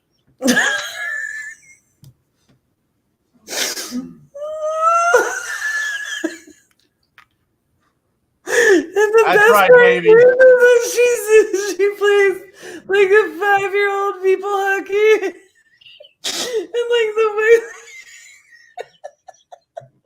That's right, baby. Don't you let anybody tell you like, otherwise. y'all, our entire office, we should just have quotes of things RJ's kids say, but Serenity especially comes in, he tells us all these things that she says, and they're the funniest thing in the world to us. Let me answer Dallas's question here real quick. Dallas, I love this question. It's one of my favorite questions to answer, okay? Here's how I avoid burnout, okay? Coffee? Because this is what we do, okay? Everybody here relies on the fact that we pick the phone up. Without that, we don't have houses, we don't have cars, we don't have fun, we don't have food, we don't have electricity, we don't have water, we don't have anything. This is what we have to do to create the reality that we want. So it requires not getting burned out. Here's what it also requires. Like, if you're feeling any type of way, it's being like, one of my favorite things to answer every question in the book is always know thyself, right? It's like the age-old saying, as old as time or whatever, but that's the truth. Like, there's things that I recognize like I can do well to support my team when they need me to pull in or push or pull or or assist or support or answer questions or pull something out of them. Like, we also have each other, right? We're after a common goal and we're doing this for a reason. Like, this is the vehicle in which we get to chase our dreams. So you're asking me, like, how do I avoid running out of gas? Well, I stop at the gas station when I need fuel because I have this little meter that says I have fuel that's almost out and I can go for 33 more miles before I'm on E, right? So you put those gauges in your business, you put them in it, you learn time management, you learn, how to stay consistent no matter what it is. So like the answer is a little different for everybody. Like, I can sense when somebody's like off or having a funky day on my team, and like maybe we implement something, or I might just randomly bust out and dance in the middle of the floor to make them smile. Who knows what the answer is, because burnout can happen for a lot of reasons. But the truth is we're following our calling, and we know what we're doing and what we're building and why we're building it. So, all right. We do also have an emotional support goofy little guy. That is true. His name is Joshy Boy. Let me get to it. I got to call some people back. I'll see you in a little bit. I need to break in. All right.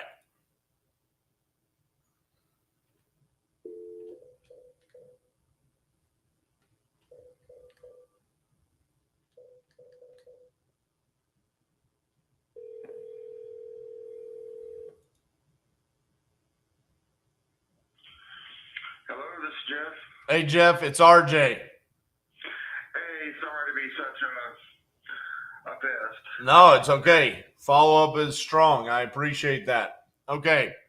So a couple of things here. I talked to CJ, the guy in Richmond that I was talking to you about yesterday. Yeah. So a couple of things. One, he does have properties in Richmond that are currently vacant. So he does have properties that you could potentially either rent or you could buy from him and he would sell or finance to you.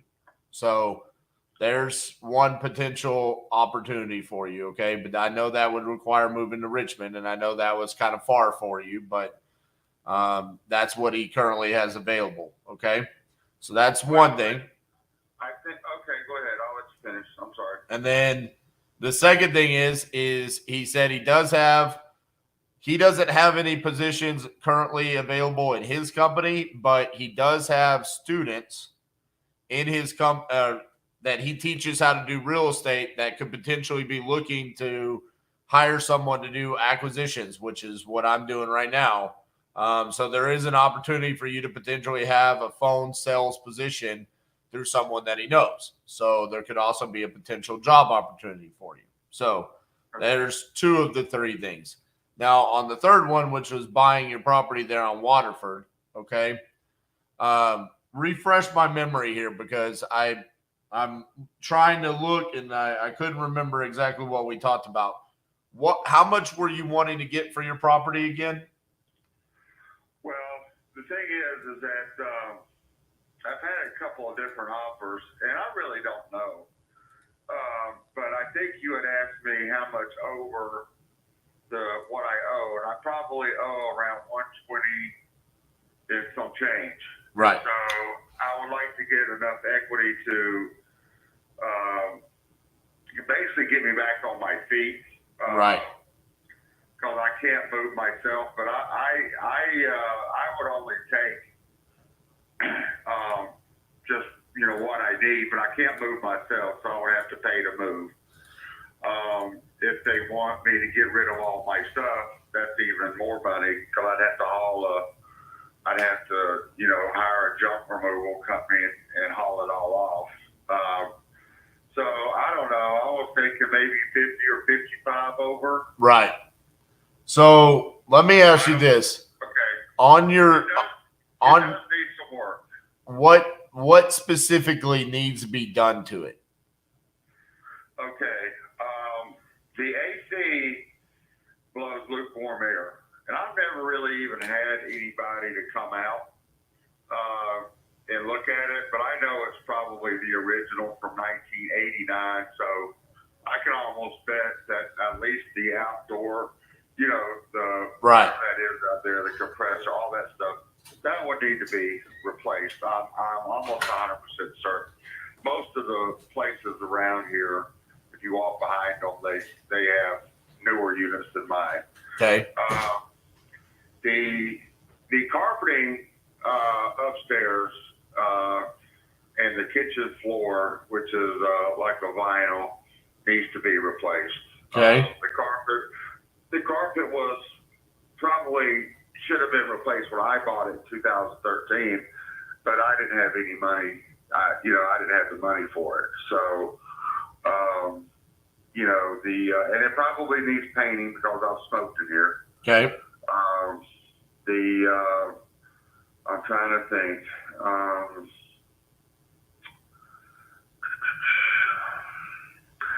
Probably the toilets need to be replaced because the hard water here has made it where you really can't clean them. And yes, I replaced the downstairs one. It's a bath and a half.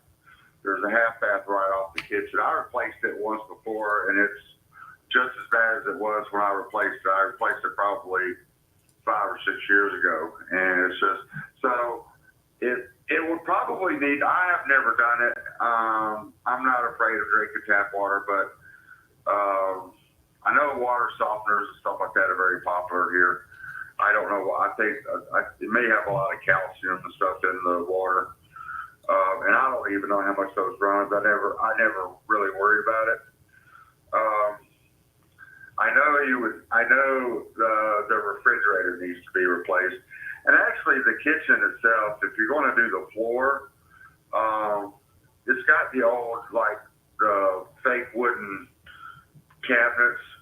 So probably needs refaced. And it's got the original, old, yellow Formica countertop as well. So I don't know, RJ, if I can even, come close to what I'm asking. I know that the area, like I was saying yesterday, it is a very good commuter area. And my townhouse, the back of it faces woods and a field and a creek. And so when you look out your back door, you don't see the backs of other, you're not staring directly into somebody else's back door. Now you can see a couple off to the right side. There is a building, it's kind of an L shape. There is a building over there, but for the most part, it opens up into the open area and then the woods and the creek. The schools around here are excellent. I had two daughters that went to the local elementary and the high school here, and they're both good. As far as the house itself, I don't know. There's a lot of things that it needs. I just haven't ever been able to afford to do it, and I definitely can't now. So I don't know if this is anything even doable or not. I mean, I appreciate your friend and about the jobs. Me moving down there would probably depend on the job. I definitely do want to downsize. I don't want to keep all the stuff I have. So I don't know what all it would entail for me to move, but I would need that up front in order to get that done. So a couple of things here. I can't do any of that stuff without the funds. Right. So a couple of things. I mean, when I talked to Chris about this, because he's local there to Richmond. And so I do a lot of business with him there in Virginia. And so when I talked to you yesterday and knowing your circumstance, that's why I said, okay, let me call him and see what we can do. His idea is potentially to do what's called a novation. And essentially what he could do is take a look at your property and then guarantee you, hey, this is how much you're going to get. The problem is ideally we don't want the property to need as much work as this one probably needs. So there might be, because you said you owe 120. So we might be able to do a blend of a couple of different things where this just depends on realistically like how open you are to working with us. I mean, if it means we end up buying your house, you potentially have a job opportunity and you have a new place to go to. It kind of solves all of your needs there. So another way to do this would be where we buy your property subject to the existing mortgage, and then you could get funds from closing after the property is fixed up and sold. But you would need help moving. So that could be something that we could help you with, where it's, hey, we get you moved, we get you into your new place, and you've got funds coming from the closing. There's a lot of different ways that we could do it. I think first and foremost, it's just about understanding your willingness to kind of be creative and potentially work with us. And I think we could find a happy medium there on how we can make this work. Well, I'm willing to do that. I mean, I'm willing to be creative, anything at this point. I've called the veterans domiciliary because I told them I was probably going to be homeless, and the way that would work was that I'd probably just have to sell to whoever would buy it, and then not even worry about having a place to go. And they said that I asked them if that's something I could arrange in advance, and he said I could, but see, with them, what the possessions I want to take with me is just the basics, really. My bed, my computer, my couch, maybe a TV, my dining room table and chairs, and that's about it. I do have a washer and dryer that still works. They're old, but they still work, but I don't know if I can take those. But so I've looked into that because I'm really kind of desperate, and I still have that guy that wants to do the 165 sight unseen, and he would get rid of everything that I leave behind. Right. That's kind of if I was going to do the domiciliary, that's probably what I would have to do. But he's not going to give me but 2 or 3 weeks, and he'd have to hold back some of the funds in order for me to move out and find a place. If I was going to the domiciliary, I could do that in the 3 weeks. So there's that one. He sent me an offer, and I didn't agree to it right away. So he hasn't sent me anything new, but I've seen he's tried to reach out to me a couple of times. I've got a wholesaler I told you about, and you explained how that works. Right. And I've got my realtor. I guess the original guy backed out on it, and she has another one. He's supposed to come by and talk to me on Thursday. And these are mostly this guy here. The only way it's probably going to work is if he allows me rent back and me stay here. So I don't really have a whole lot of hopes of that. But you know, it's somebody willing to look. Then I went on rentback.com probably 2 months ago or a month ago when I foresaw all this coming, and they sent me this unrealistic offer, $233,400, and I'm like, I forwarded to my realtor. I said, you know, this is just ridiculous. And she said, look at the fine print, and I looked on there and it said subject to, it's a contingent on inspection or something. So I don't really have a lot of leverage here. I really probably would like to stay in Winchester. I'm still applying for jobs up here, only because when my daughter is here over the summer, she's going to University of Washington. And when she's here over the summer, she stays with her mom, which is right here in town. And I want it to kind of be, and she's told me when she gets out, she wants to be a doctor, but she wants to move back to Winchester. So I got a lot of things to figure, and I don't have a lot of leverage, and I don't have a lot of time. So I'm really in need of some good things to happen. So I don't know, RJ, what do you think? I mean, I'm supposed to call that guy about the rent back and have a conversation to go over the offer. But I know they're going to want to send somebody over to look at it. It's probably not as bad as what I'm making it out to be. But those are some of the things that if you want to fix it up to get it prime shape to sell, that you probably want to do.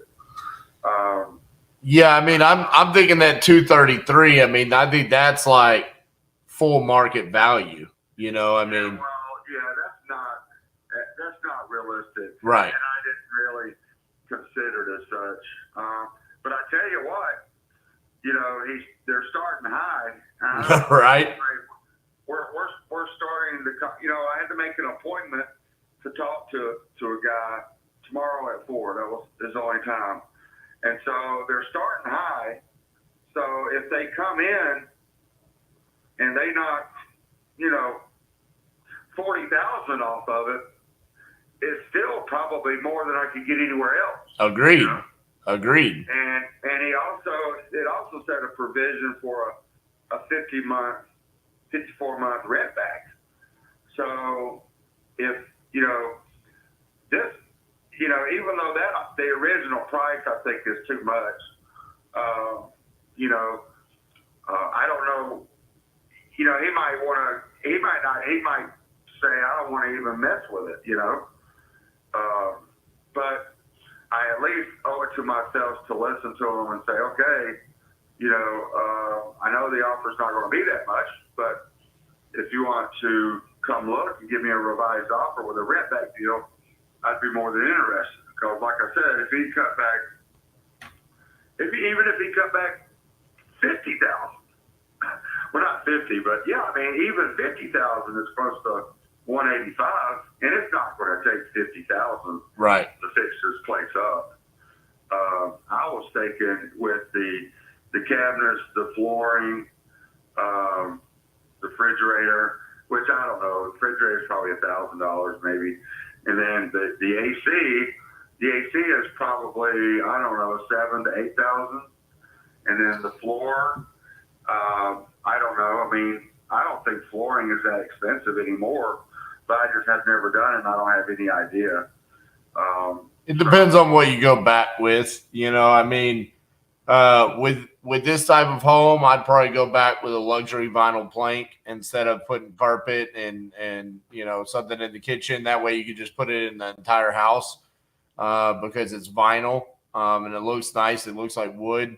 You can't really tell the difference between it and laminate.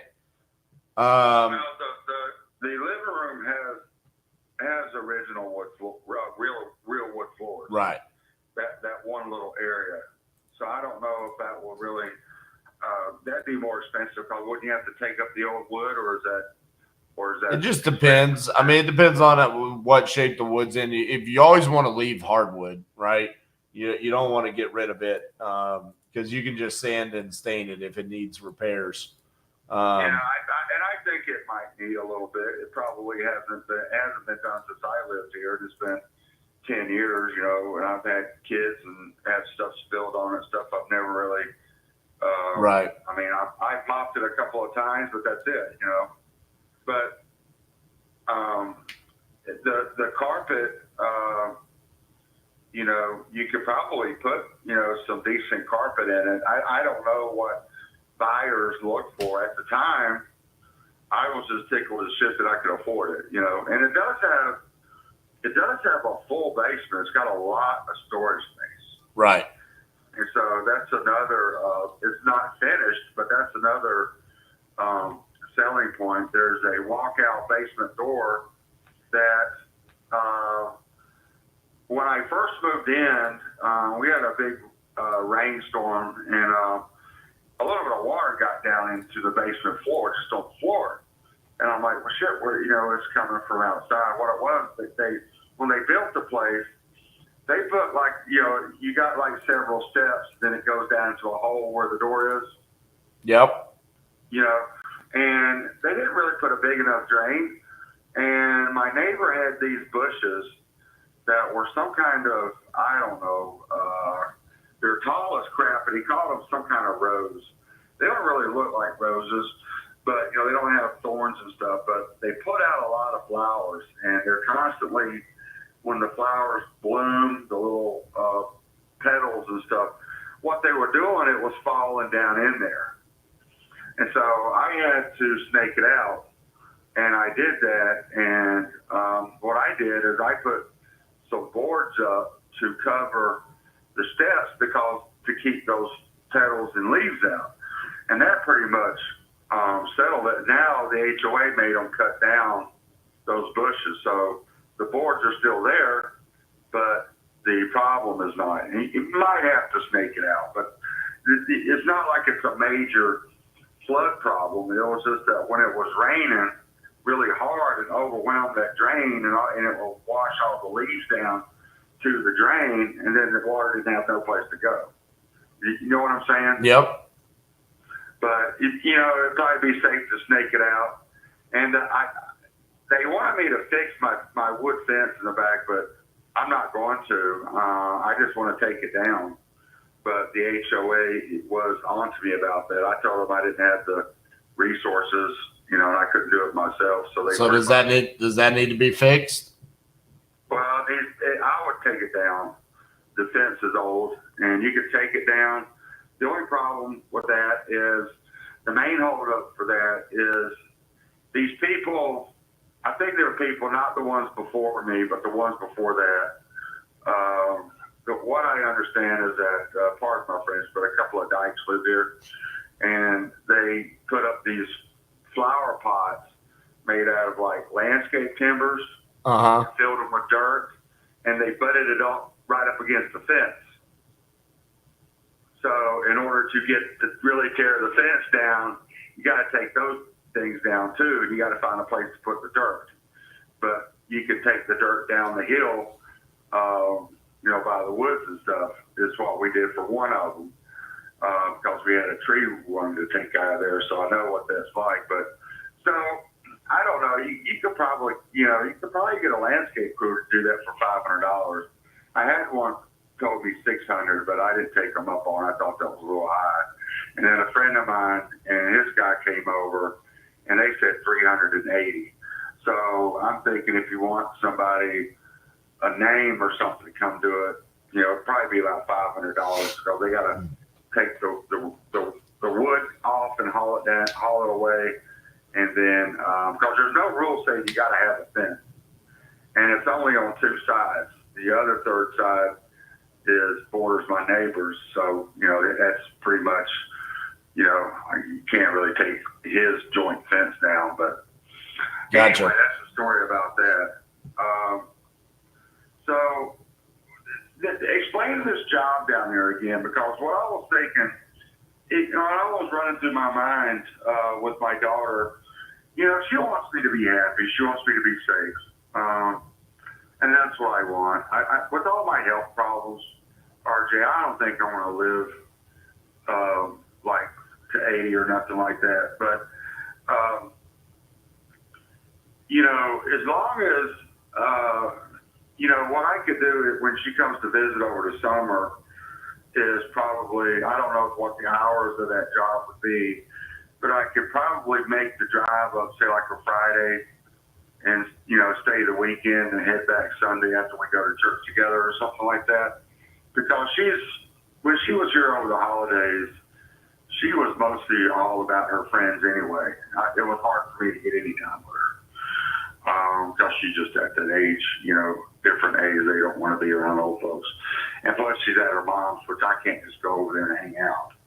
I'm really not, kind of burnt that bridge. I'm not welcome unless it's, I've never even had an invite to go do that. So right. It's been a long time. So what was this job? You said he had students interning. Yes. Well, so what he does is Chris is a very successful real estate investor. So he has, been doing this for 15 plus years. So now he has another business where he teaches people how to do real estate. And so because he's based out of Richmond, he's got a ton of students in Virginia. So what he was saying is, well, I know that there's people, students of his that have their own companies that do what I do, the exact same thing he does. We buy and sell houses, whether that's wholesaling, whether that's flipping, rentals, seller finance, all of these different things that we do. And essentially you would just be on the phones. You would do this, what I'm doing right now, which is trying to solve your problem by buying your real estate, however that is. And I mean, I personally think CJ is one of the best in the business.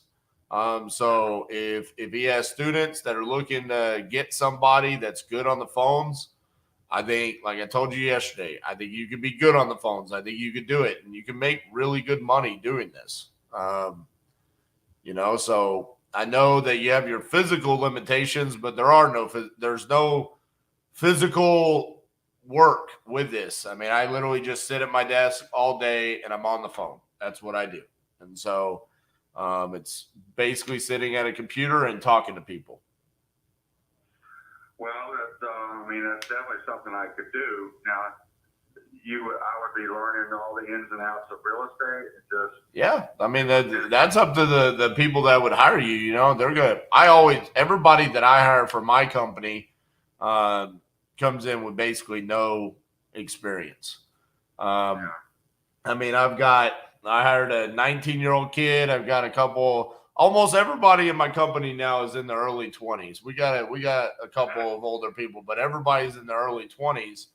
And the reality of it is because I just don't want them to have any of their own way of doing things. So it's easy to teach someone when they don't know a whole lot. Well, I'm 59, so would I even fit in with that kind of culture and environment, you know? Well, yeah, absolutely. Listen, it's all it is. It's about, do you have a work ethic, and are you okay being on the phone, and are you good at listening to other people, and then running numbers, and all of this is taught to you. Like, you don't have to know it. Like in your circumstance right here, there is no script. There is nothing that I can follow that would tell me how to have this conversation with you. The only way that I can have this conversation with you is through the experience of having other conversations similar to it, and realistically just being a good problem solver. And if we can help you, that's great. If we can't, it sounds like you have other options. But the reality of it is by understanding your situation, I've somewhat in 24 hours put together a plan where at least you're not going to lose your property. I mean, you're not going to get foreclosed on. You know what I'm saying? We have options out there to help you. I think that would be the worst possible scenario if they were going to foreclose or anything else like that. I just want to sell before it gets to that, because I think that's where it's headed. I do have this forbearance through June, but I don't think with my employment situation and all that stuff, they're going to be willing to do another forbearance. I mean, Jesus, it's been in forbearance since March. Right. And they extended it to June. So, and they're not getting their money. And so they're going to have to make a decision. And my decision is, I think they're going to say no. Unfortunately, unless you can bring your account current, we're just going to have to move forward. How much are you behind on payments? Like, what's the total to bring it current? Give me just 1 second. I'll pull it up. Okay. Okay.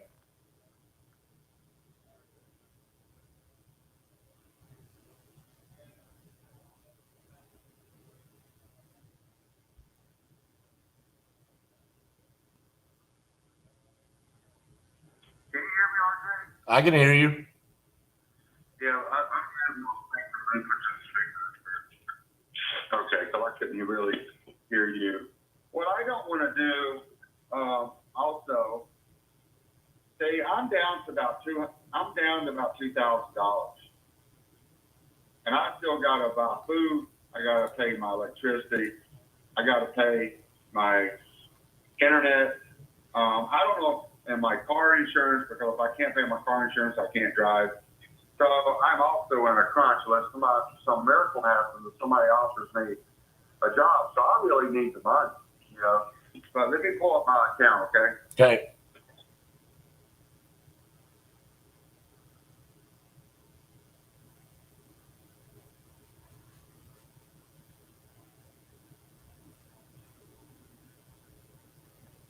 I try not to do this very often because it's depressing.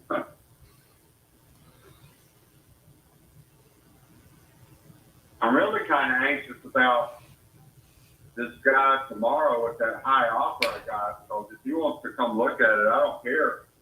But, you know, I'm just wondering how quick this process could be. You know what I mean? Well, it could be the best solution for you, you know? Yeah. I mean, what, your solution? No, the guy coming out. Yeah. I mean, it could be.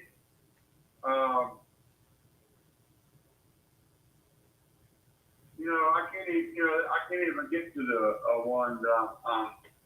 Okay, let's see, loan information. It's got this big thing saying I'm 120 days past due. Loan details. I owe $119,322, but I don't see the page where it says how much I'm behind on. Does it have a place where it says make payment? Yeah. Click on that. It should tell you how much you need to pay. We are currently unable to accept online payments. I see.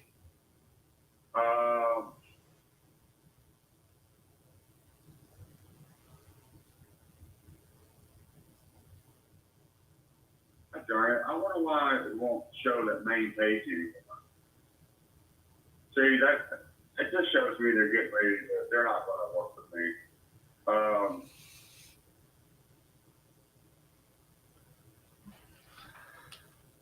I should be able to look at my statements, shouldn't I? You should, yeah.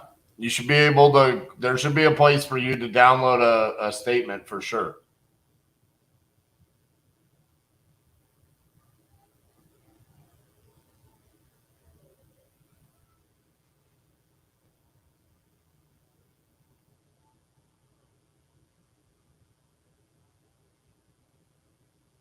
I can upload documents. Oh, hang on. Maybe I just didn't scroll down far enough. Hang on. Man, it's got my April. Okay, my April mortgage statement would be for this month. So let me see what it says.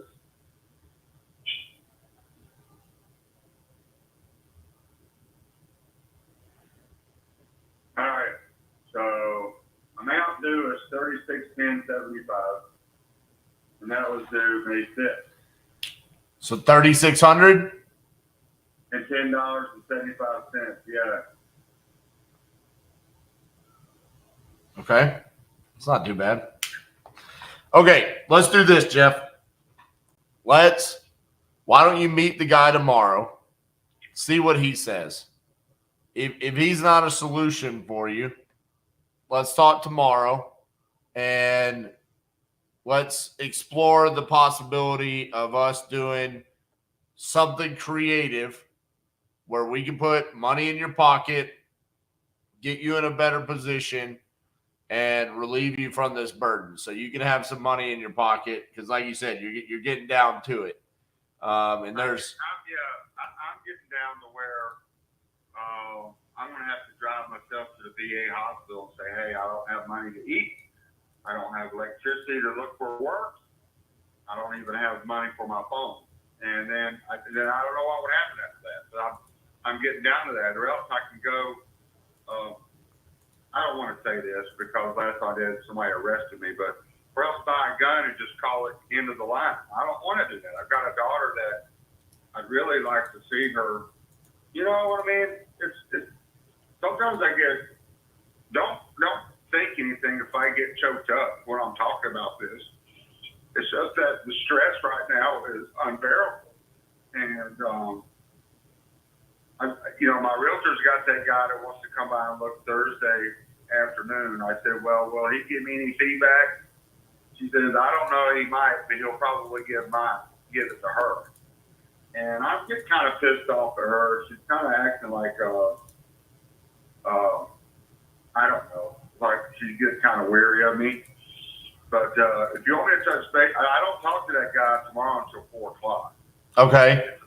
It's a 30-minute phone conversation. I can give you a call. Oh, so he's not even coming out and seeing the property? No, it's a phone call. Huh. So what he's going to, it says a phone call to review the offer. So he's probably going to explain or attempt to explain all the ins and outs and what the next steps would be is what I figure.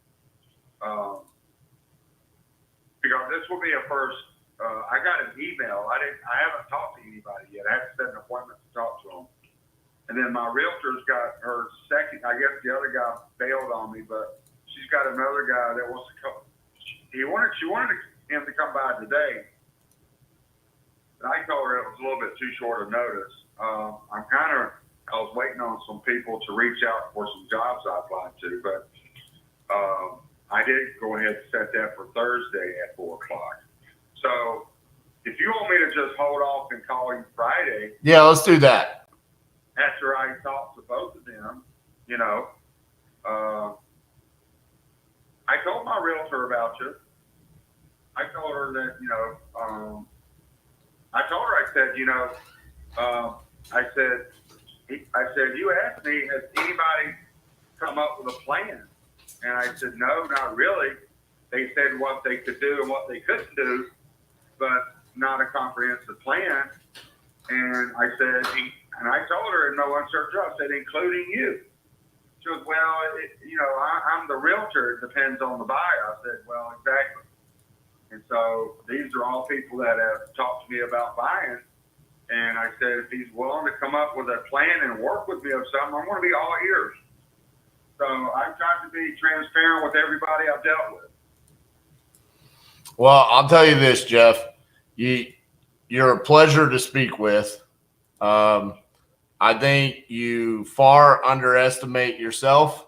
I think that I know that you're stressed out about different things, but I am here to support you, and we will figure something out, okay? You're not going to be homeless. You have an asset that is available to you that we are going to figure out a way to put you in a better situation when this is all done. I think if there's someone that is offering you the amount of money that this other company is offering you, you should have that meeting with them tomorrow. And then after that, let's me and you talk on Friday. And if that's a good fit for you, then I want you to take it because you're going to get the most money that way. So, well, yeah, and I got that guy from my realtor on Thursday too. So, right. I'll at least get. He may not tell me an offer right up front. I don't know what he's going to say. He might say, "Man, this place is a dump," or he may say, but she says that he buys a lot of foreclosures. And I told her, I said, look, all these people want to come by. I can't claim. And I said, I've been laid up for a year, so it's going to look like shit. And she said he wasn't concerned about that. When I talk to this guy tomorrow, I'm going to say, yeah, you can come out and look, but this is my situation.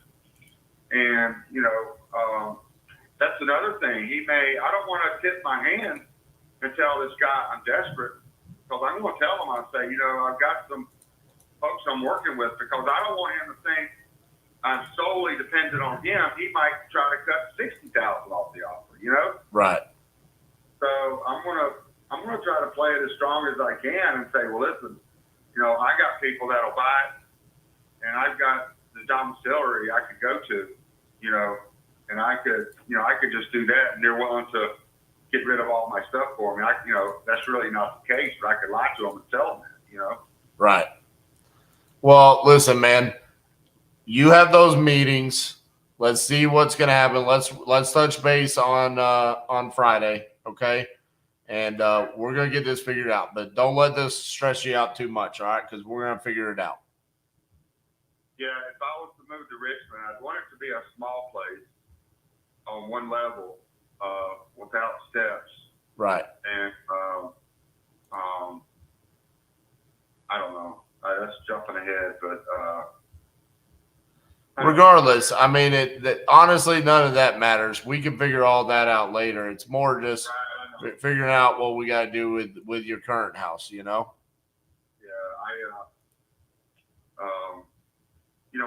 I always jump ahead. One thing is that I'm a solver by nature. You know what I mean? Right. When there's a problem, I like to fix it. And I'm also a little bit of a control freak, and it takes everything I can to just let it go. And this situation between working, the home, and where I'm going, I feel totally out of control, and that's a stress for me. I like to have a plan and be working on something, knowing that if I put my effort into it, it's going to be successful. That's the way I've always been. And as far as the job goes, and talking to people on the phone, when you're in insurance, you really have to listen to people. And I really learned a lot doing that because you got to determine their health conditions without offending them. Right. And you've got to build rapport, or else they're going to keep information from you. And so the only way to do that is to really listen and ask open-ended questions and get them to respond to you. If they feel like they're just being interrogated, a lot of times they'll hang up on you.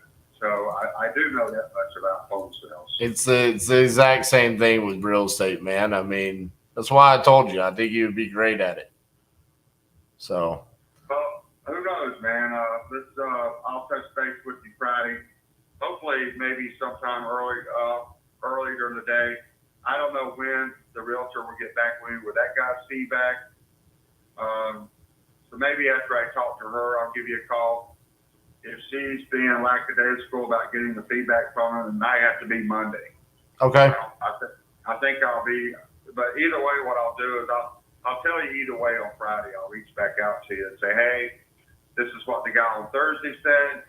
I haven't heard yet from the realtor about Wednesday what he says, and I haven't heard from Thursday, so I'll call you when I hear something. But hopefully I have at least some idea of which direction to go by Friday. Gotcha. All right, buddy. Well, let's talk then, okay? All right. Thank you. All right, Jeff. Bye-bye. All right. Bye-bye. Whew. It's heavy. I mean, what we're doing is at times far bigger than just buying houses. And sometimes you have to have those kind of conversations. I mean, you can hear it in his voice and in the words that he's saying. I mean, he is stressed. He is under a lot of pressure. It's 2 days in a row. He's literally said, maybe it would be better if I just wasn't here anymore. And that's sad that money can do that to someone. And what's even more sad is that he owns an asset that he could leverage to fix a lot of his financial issues. And, I mean, this is where we have a responsibility to do the right thing, not just the right thing for our own well-being, but the right thing for the seller that we're talking to. So, heavy conversation there with Jeff the past 2 days. But hopefully, if it's not us, somebody else can come in and be a good solution for them. And regardless of what happens there, I will make sure to let him know, like, hey, that is the best solution for you. So, in the meantime, I will continue to try to think of good solutions for him as well, outside the ones that we've already presented. So, on that note, let's follow up with our other heavy conversation we had yesterday.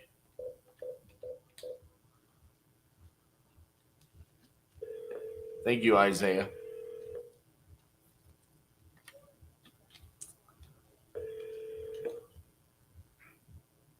Hi, good evening. This is Christy speaking. Good evening, Christy. This is RJ speaking. Hi, RJ. How's it going? Fantastic. How was your day? It's good. It's very busy, but productive nonetheless. Well, good. Did you get the contract I sent you last night? I didn't. No, sir. I can check again. I sent it to your Hotmail email. My Hotmail email? Yeah, that's what I had. So, do you want me to send it somewhere else? What's the Hotmail one? Okay, I thought I gave you the live.com one. So maybe it's Christy at Hotmail? Yes. Okay. Oh my God. Wait a minute. I'll just check that out. I was wondering why I just I don't know why I haven't seen him. I was like, he must be really busy right now or something.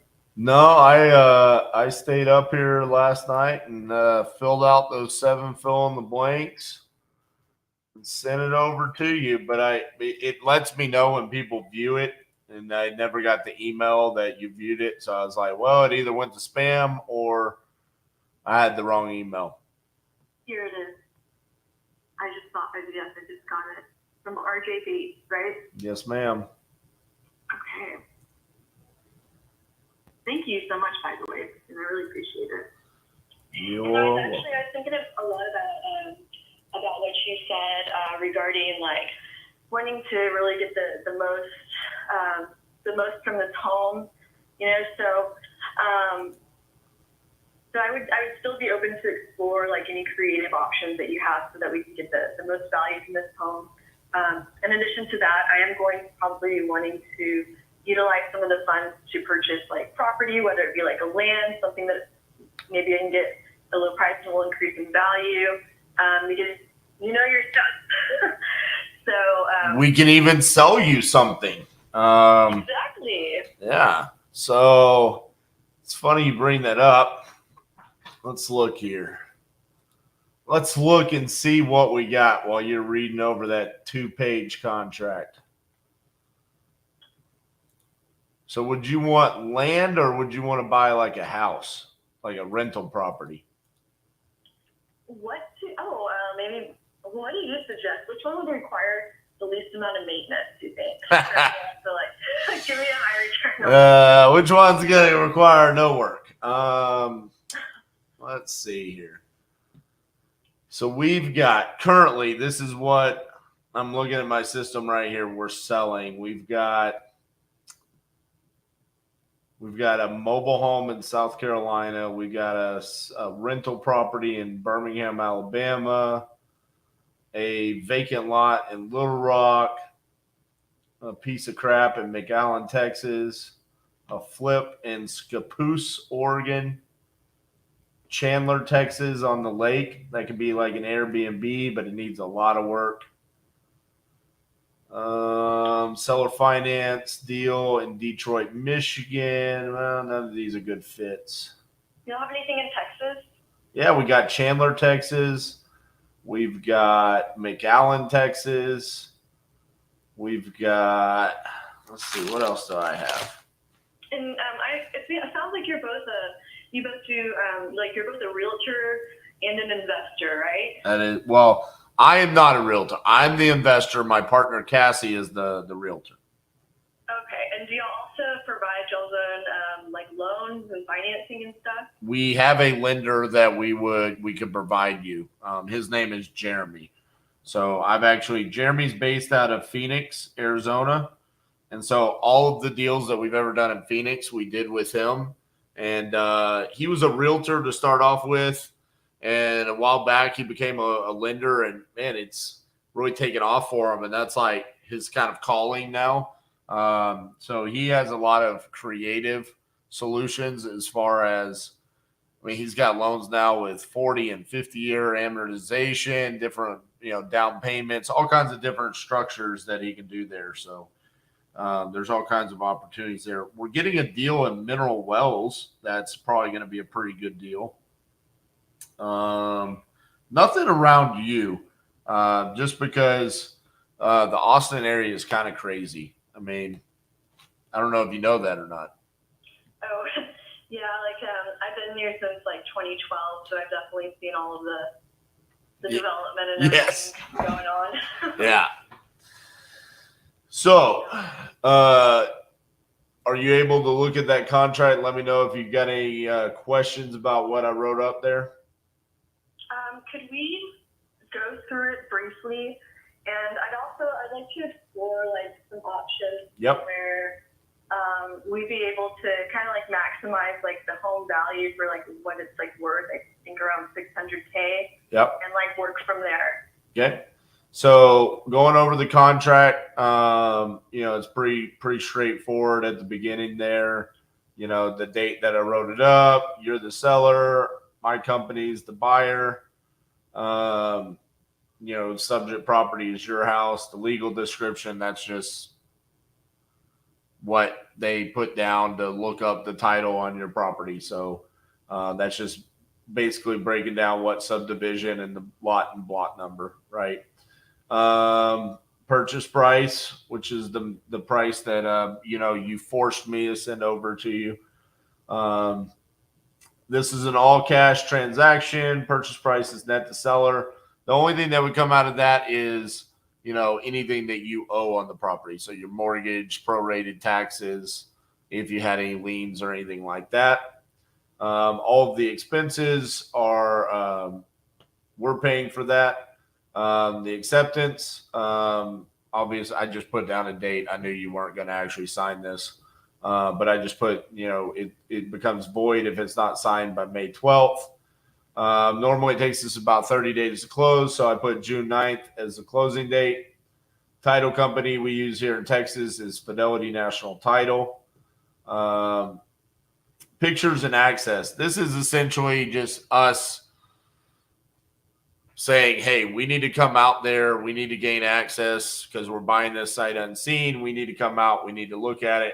How are we going to get access to this property?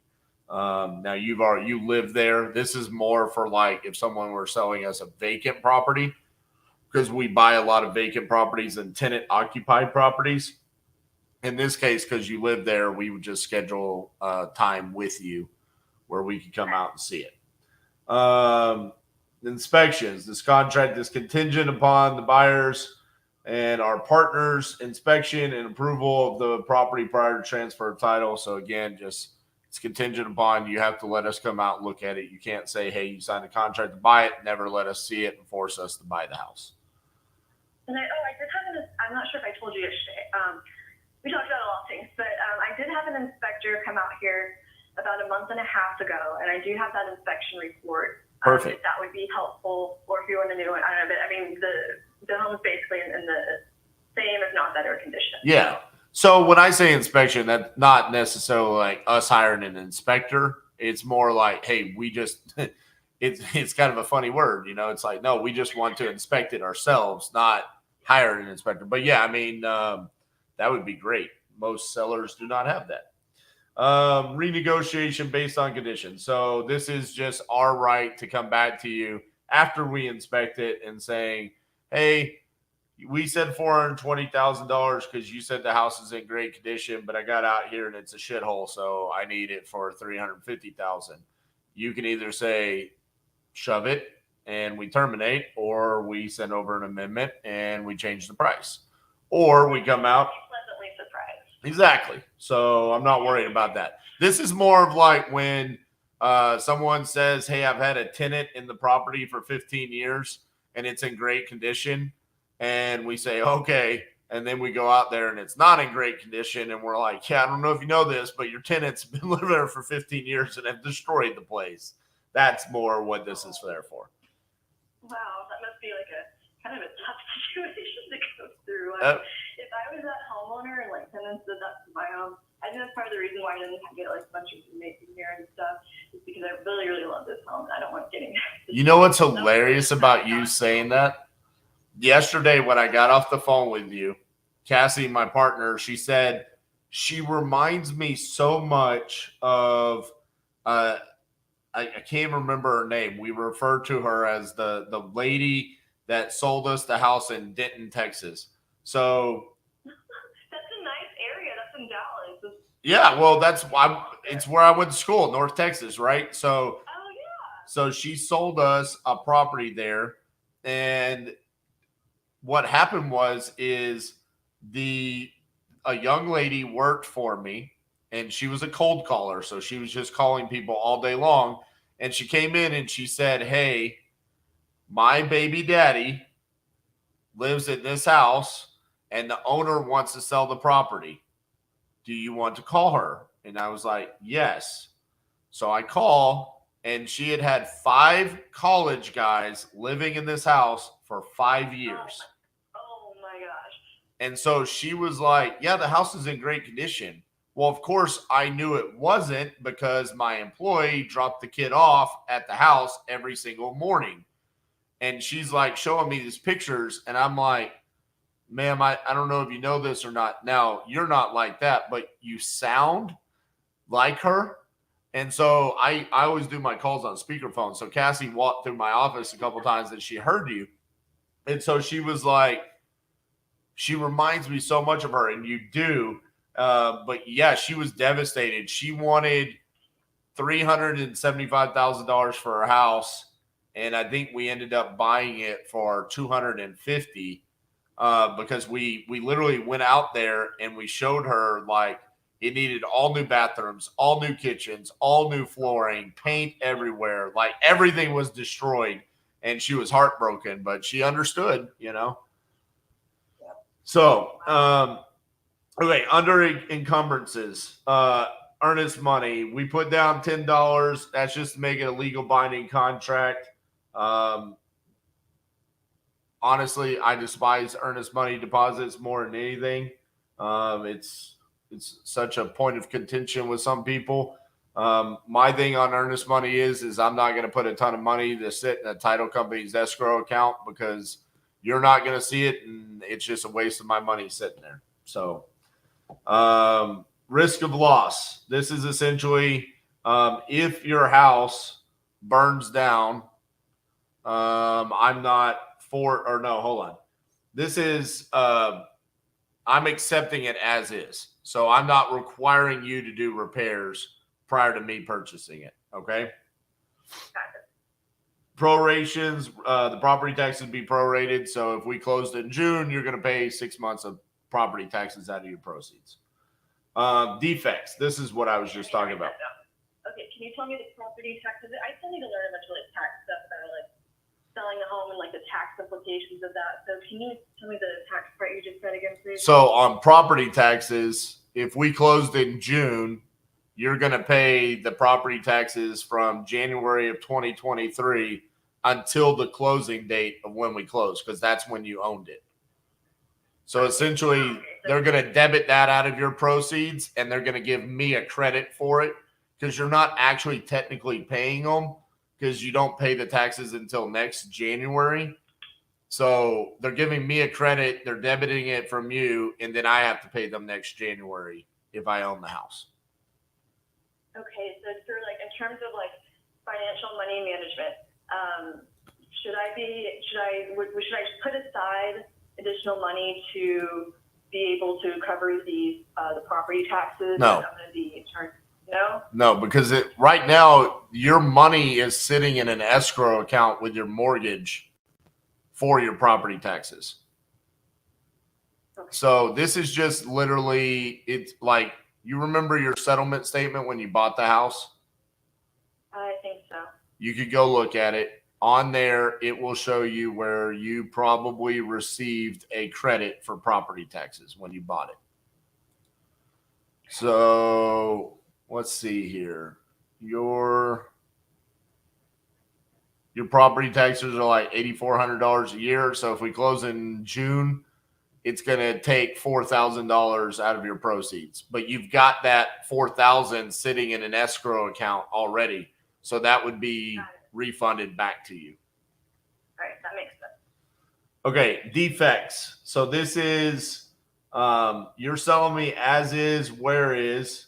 But the other part of this is that if the house were to like burn down, or I find out, or you're also telling me that, hey, there's not like some toxic cesspool that you know about in the backyard or something like that. Again, this is this is not for your property.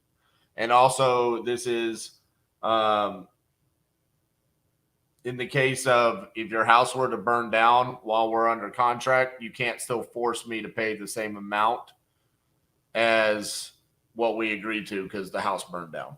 You know what I'm saying? Well, hopefully it doesn't burn down. I haven't had any problems yet. So. Okay, an assignable contract. What this means is I have the right to assign this contract to whoever I want to. So what that means is I can essentially sell this contract. So say you say, yep, I'm going to give you $420,000. I can go find anyone on planet Earth and I can say, hey, you can have this contract for $10,000. And now they're buying the house for $420,000. They're giving me $10,000 at closing. Or I can assign it to my other entities. This is very common in like commercial real estate. where you assign it, like you're going to create a new entity to hold this and you assign it to that entity. Assignable contracts are also common with wholesaling, where you can essentially assign your contract to whoever you want for a fee. So we have this in all of our contracts. So we have the right to do whatever we want. And that doesn't really impact me. It'd be basically the same terms, right? Yeah. They wouldn't bring up new terms to me. No, it doesn't. It doesn't impact you whatsoever. All it does is it gives us the right. So, like for example, say I'm under contract for $420,000 with you, and I get on the phone tomorrow, and my buddy's like, "Bro, I need a house in Round Rock today," and I'm like, "Okay, cool, I got one. You know, look up this house on Reggio Street. Is that how you say it? Reggio? That is correct, yep. Okay. Look up this house on Reggio Street. You can buy it for $450. Cool. I'm going to assign him this contract for $30,000. And so at closing, you get your $420 and I get $30,000. That's like one of our main business models that we do. It's called wholesaling. Most of the time, people are not transparent about it. But for me, it's like I'm being pretty open about it. And I think we're going to be doing something different anyways, but I'm just explaining this contract to you. So, Well, I appreciate it. So no judgments. You're just warranting that there's no judgments, which title will pull that and verify that anyways. Possession, we get possession of the property. You're going to give us all the keys and the garage door openers and stuff like that once we close.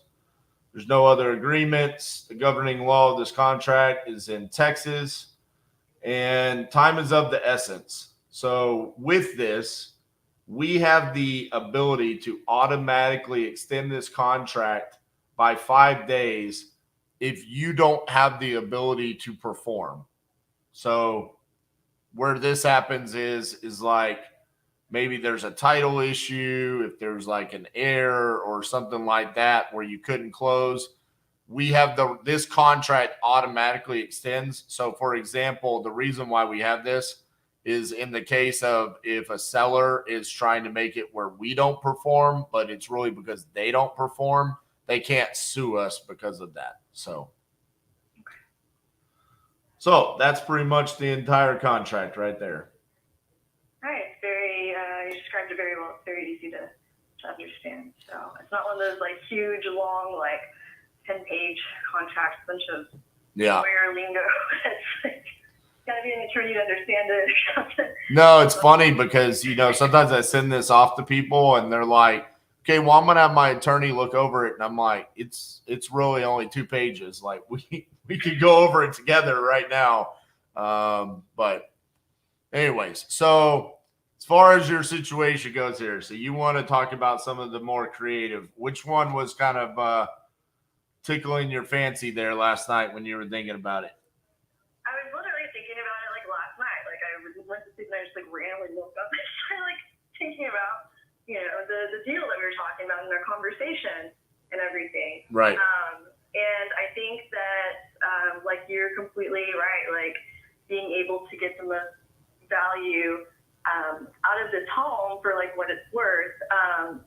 I'm wondering if we were to relist this on the market, at what price would you want to list it for?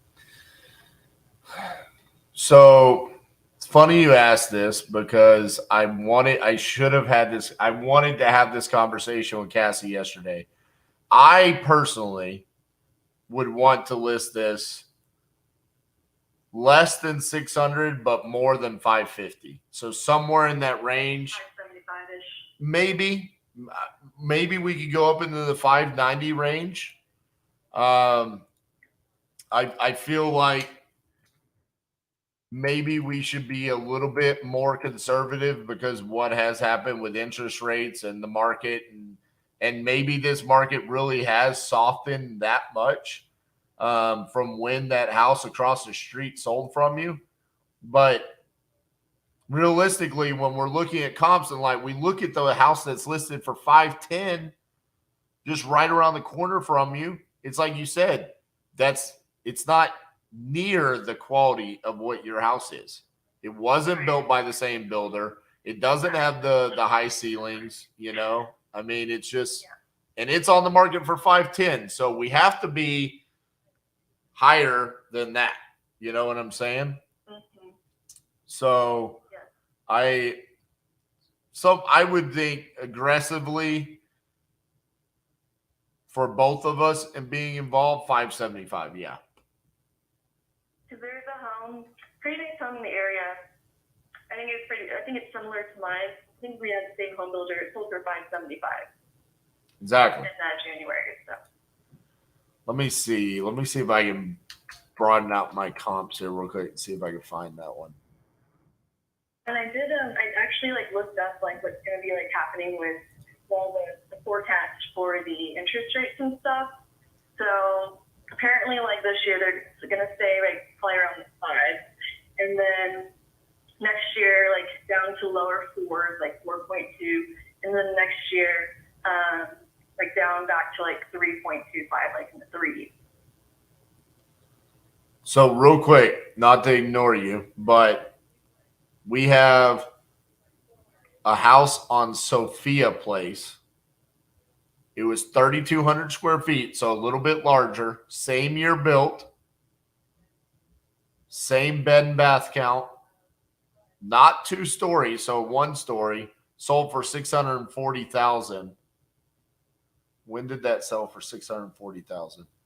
In April. Oh, wow. That was just last month? Exactly. April 27th. 12 days ago. Wow. Oh my gosh. Well, this is wonderful news. It is larger square foot.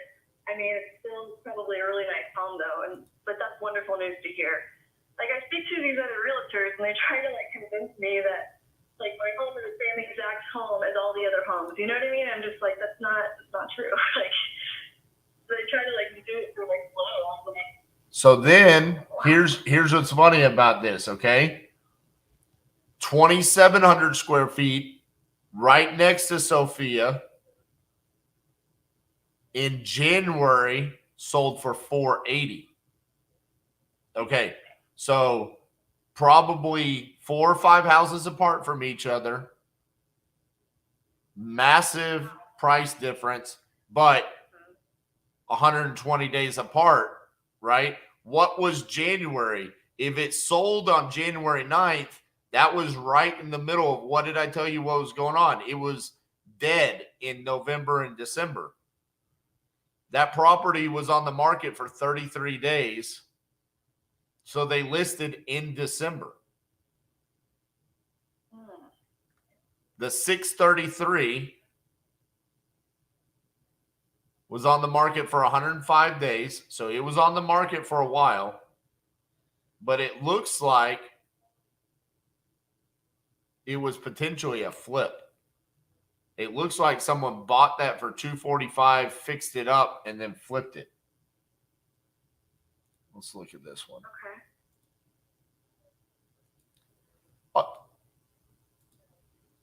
No, that's the wrong one. Hold on. 640. No, 640 was on the market for 38 days. 38 days. Yeah. Exactly. And so, see, this is what I was saying to you yesterday is I think that this could be a potential option for us is like a novation or something creative where we could come in and we could be aggressive and try to sell it this way. But that, again, this also depends on where you are about what is your situation with living there in the property. What's your situation as far as wanting to move out, the apartments, all of that? Are you still wanting 130 cash? Yeah, so I'll call them tomorrow. So I'll call the complexes tomorrow and I'll find out the exact details. If it can be, let's say, because I think 130K cash, that's for probably about 12 months for just over 3,200 per month place. So what I can find out is if I can show them maybe a different amount if we can't do that 130K up front, if it can still be covered for, you know, a specific duration of time, if I can get approved for that duration of time, that it would be covered. You know what I mean? So, yeah. I mean, that'd be really awesome.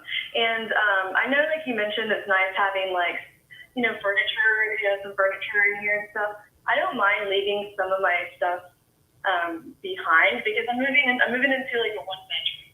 Right. So, I mean, so if we need to leave like a couch and a table here or whatever, that's completely fine. It really is because I have 2 tables, 2 couches, like a large table, like a large 8-seater octagon wood table, and then a like 8-footer one, and then I love seeing a 3-seater leather couches. Do you have a bunch of like paintings on the wall? Not really.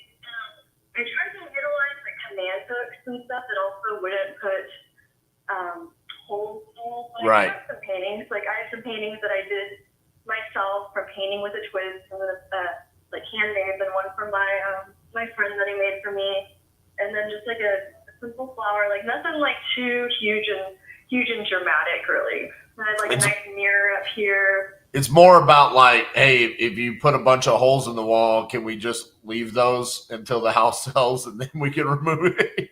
You know what I'm saying? Instead of like removing it, and it's like, you know, those pictures of like houses where you could clearly see the square where the picture was hanging in, and it's like the wall has dust on it. Yeah, and I have the correct paint color too. So right. If there's any like whatever, I can just like paint a little bit on it. It'll look really good because this is you won't be able to tell either because this is like texturized. Right. So it won't look like awkward. So again, now that you've thought about this overnight, what is your ideal situation here? Towards the end of my day, and I've been up since like 8:30, like speaking to people constantly. I was kind of like really tired actually, but I was really happy to speak to you. Well, good. Yeah. Well, so what is your ideal situation? What would you say, hey, this is exactly what I think I want? Well, it would be nice to be able to have some proceeds to make sure that I can get approved into the complexes so that once it sells, I'm assuming this will, you know, it's a wonderful home. I don't think it'll be on the market for a very, very long time. But I'll have a place to live. You know, I won't be like homeless. Right. So approve for the apartment, and then what else? And then let's maximize I think that we should just maximize the value. There's this company that I actually met with on Monday. I'm not sure if this would be of interest to you, but I mean, it would still be a good opportunity to increase the value of the home an additional $33,000. So they're called Revive. I think I briefly told you about it. Revive, and what they do is they come into the home. They do any like fixer uppers, anything that would like create more value in the home. For example, like I have like nice laminate wood, but we could put the texturized one right between the laminate and the hardwood, and that should increase value like I think about 10% or so. They sent me like comps on Monday, so I can forward that to you if you'd like to see it. And just like paint touch up, some landscaping in the front yard, maybe some more in the backyard for more curb appeal, just really things like that. Because all the paint and stuff, kitchen stuff, that doesn't all need to be remodeled or anything. So it'd be more like little like touch-ups, little like additions. They'd probably go through and maybe repaint the what's it called, the like white lining towards the bottom of the wall. Right. So just like things like that. And the projected estimated value increase was about $33,000. They would pay for those costs. But I would have to sell the home to them. So I'd rather not do that. I'd rather actually work with you directly. So that's why I was asking if you're like a realtor and a like investor. Yeah. So, I mean, that's what we are. I mean, by all definitions, that's exactly what we are. So with them, did they make you an offer? they did, yes, but I didn't accept it or anything. I haven't responded back to it yet. I just like viewed it. Do you mind sharing with me how much they offered you? I don't mind sharing with you because it honestly, like, I don't think this is actually why I was speaking to you about doing the cash offer rather than putting it on the market. Because maybe getting the same amount of money, if not more, getting a cash offer rather than having to wait around for the other one because they wanted to price the home at $500K. Like, we think we can get $500K for this. So then I valued it more. So they said they could get $500K, but Asking price for listing the home. so that's what they would list it for. So were they going to buy it from you and then list it? I think that's what they're saying, and I don't really think I want to go that path though. Right. Because also they're only offering like 30K extra from them paying off the mortgage, and it's not, I'm not sure. I would only get approved for probably a few months there, so it kind of seems like a little bit too risky to me. Gotcha. So they were really kind of, I mean, they were essentially only giving you $30,000, right? Yeah, front, and they're like, well, and you have to be moved out of the home, while they do the renovations. It might take 6 weeks and stuff, and whenever I hear that, that's just like, okay, longer and longer and longer till I get the full proceeds. You know what I mean? So it's just like, it wasn't really that appealing to me. Yeah, I got you. But yeah, that was like. So it doesn't really sound like they were going to do a whole lot. I mean, it's like some touch-ups and stuff. I mean, it's like, okay. Yeah. I mean, that sounds fancy until you see them doing it, and you're like, really? That's all you're going to do? Took you like 27 minutes. I gave you my house and it took you 27 minutes. What are we talking about? Yeah, and before we spoke, like I found them online and I talked to the guy, and they usually only take on clients that require minimum $100,000 of renovation. So I guess they really like me in my house, and they know it's in a great area and stuff, so they wanted to work together. Yeah, they saw a gold mine, I think is what they saw. So all right. Let's forget about them. All right. Proof for apartment. That's important to you. You want to maximize your dollar. Let's talk about this. Like I want you to tell me, like, give me a dollar amount that makes you feel warm and fuzzy to know that is how much is going to be in your bank account. Well, I'm not sure all the calculations. But don't worry about the calculations. Just tell me a number that makes you feel good. Probably 260K or so, and that's listing it at market like value, like how it should typically be marketed at priced at. Okay, so you get 260K. You owe 260K, right? Yes. Okay, so now we're at 520,000. Okay, and then we can probably go. Well, and then there's the closing costs and realtor fees and everything that go into that, right? So then that should probably bounce it up to. Well, that's what I'm doing. So if we did 7%, 40,000, you're at 530, and then you're gonna have your prorate taxes. So yeah, I mean that. If we sold it at 575 and there was you paid both the buyer and the seller, realtor, and then you pay the closing cost because you're selling on the retail market. So that's common trait, right? Like when you list it on the MLS as the seller, you're paying the closing costs. Okay. Mm-hmm. So that's like an extra point. Yeah, if you sold for 575, you could probably walk away with $260,000. All right. Now, the problem there is that there is no creative solution there other than we are just listing the property for you, because there's no real money to be made other than as the realtor. You know what I'm saying? So if you wanted to get creative and you wanted to do something, you would have to come down off of your 260 in your pocket to create some sort of spread for me to come in and insert myself to do something. Or we'll say, hey, let's just list it on the MLS at the 575, and we could do that. I have no problem with that. What if we're able to, for the upfront money that I'll need to get approved, I hope I get approved into them, that money that is utilized, if needed, then that could be, I guess, once the home sells, like subtracted from the amount that would be owed to me. Well, that's fine, but what is the benefit for us for doing that? The commission and being able to do business together. And having this wonderful property sort of like awesome like portfolios. Oh, listen to you. You're trying to turn it on. Listen, $17,000 commission is not worth giving a $130,000 loan.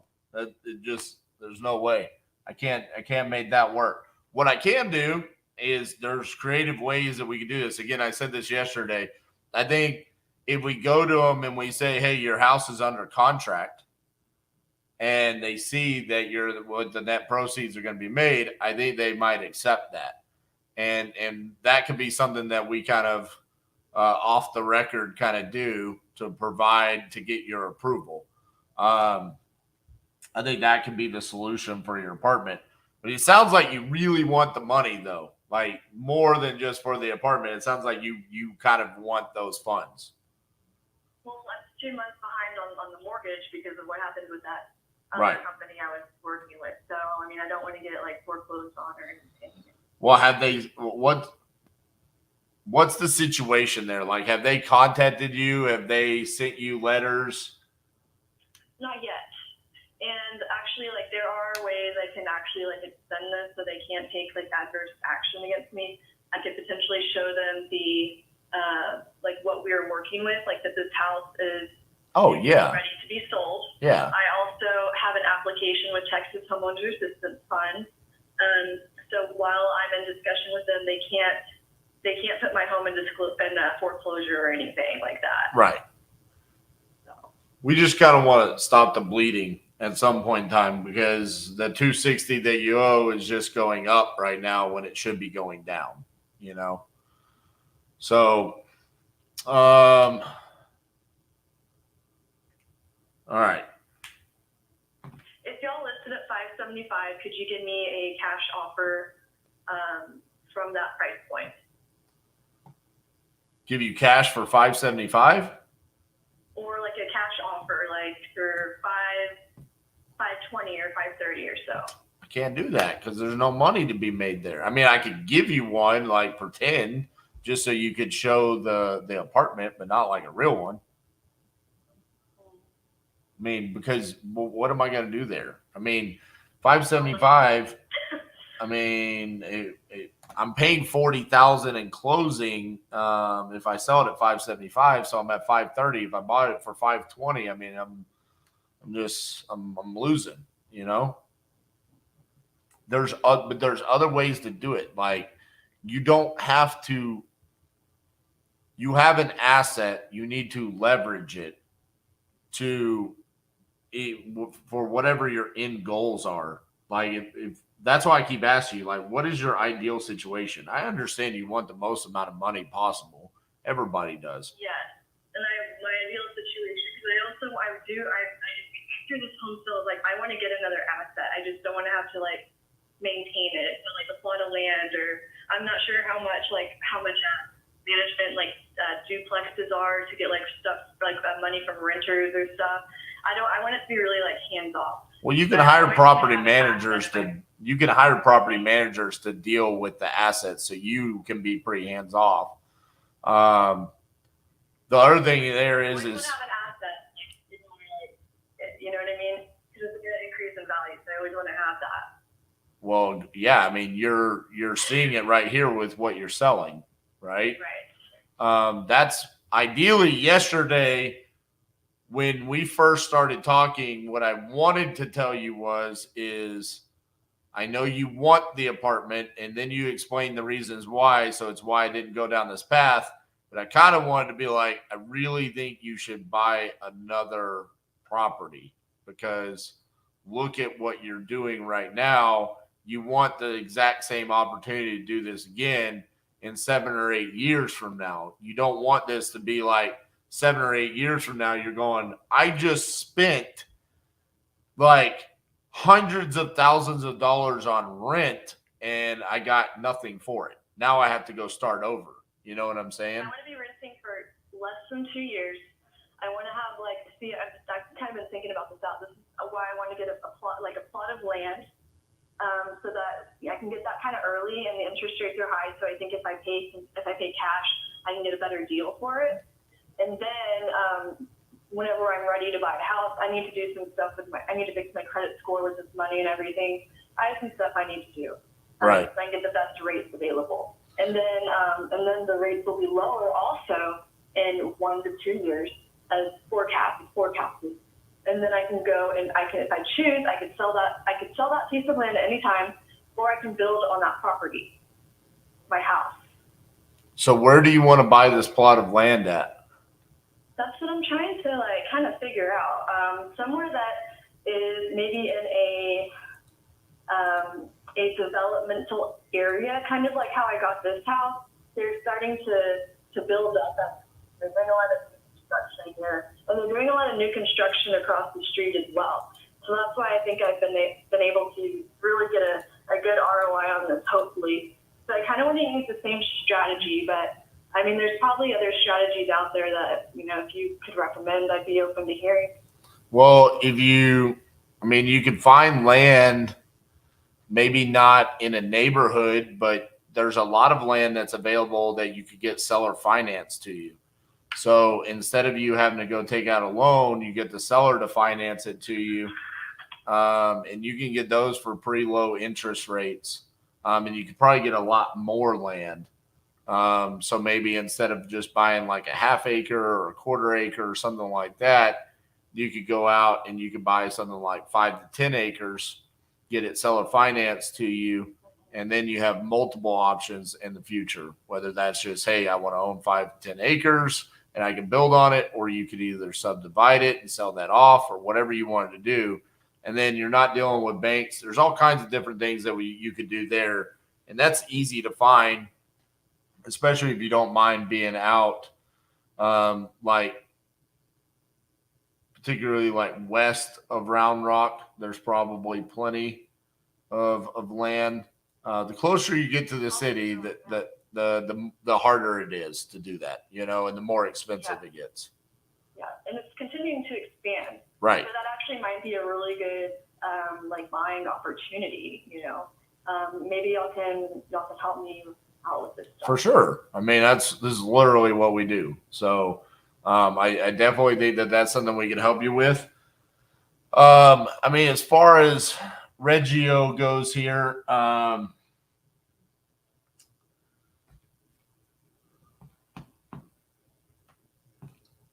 what if we were to get in some sort of trade up or additional land type of thing where I agree to utilize you all for my land purchase and my home purchase, and that could be part of the agreement in order to maybe have some funds up front, maybe sell y'all the home up front, and yeah. So let's think about this. You keep talking about the money up front. All right. Mm-hmm. So you owe $260, you want $130,000. So that's $390, right? What if we bought the house from you for $390,000? So you get your money, and then we sell it, and then you get more money when the house sells. I think that sounds very ideal. And I would also be willing to, if we want, because I want to continue. I've learned like so much from you within just the conversations that we've had that I've learned from, realtors within the past like years. So I want to continue working together. I wouldn't mind if y'all want to put like something like a clause in there to like do business. I would agree to do business with y'all in the future or something. Well, you know what's funny about that? There is a place for realtors inside of real estate. The unfortunate thing about realtors is, and it's really not their fault as a whole, it's literally 2 weeks of classes. And then you're a licensed realtor. You have to pass a test, or a couple of tests. So you pass a couple of tests, you take 2 weeks of classes, and then you have to take continuing education, which is online courses mainly. There's just a lack of education for them. And so there are excellent realtors out there that really understand how to serve their clients. But there's others that just kind of come in and they do that bare minimum, and it's an easy profession just to walk into.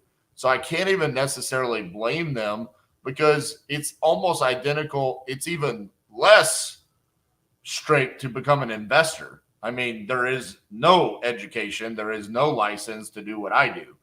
So from that perspective, it's either you have to learn and fail forward over and over and over again to figure out some of the things that I've been able to figure out.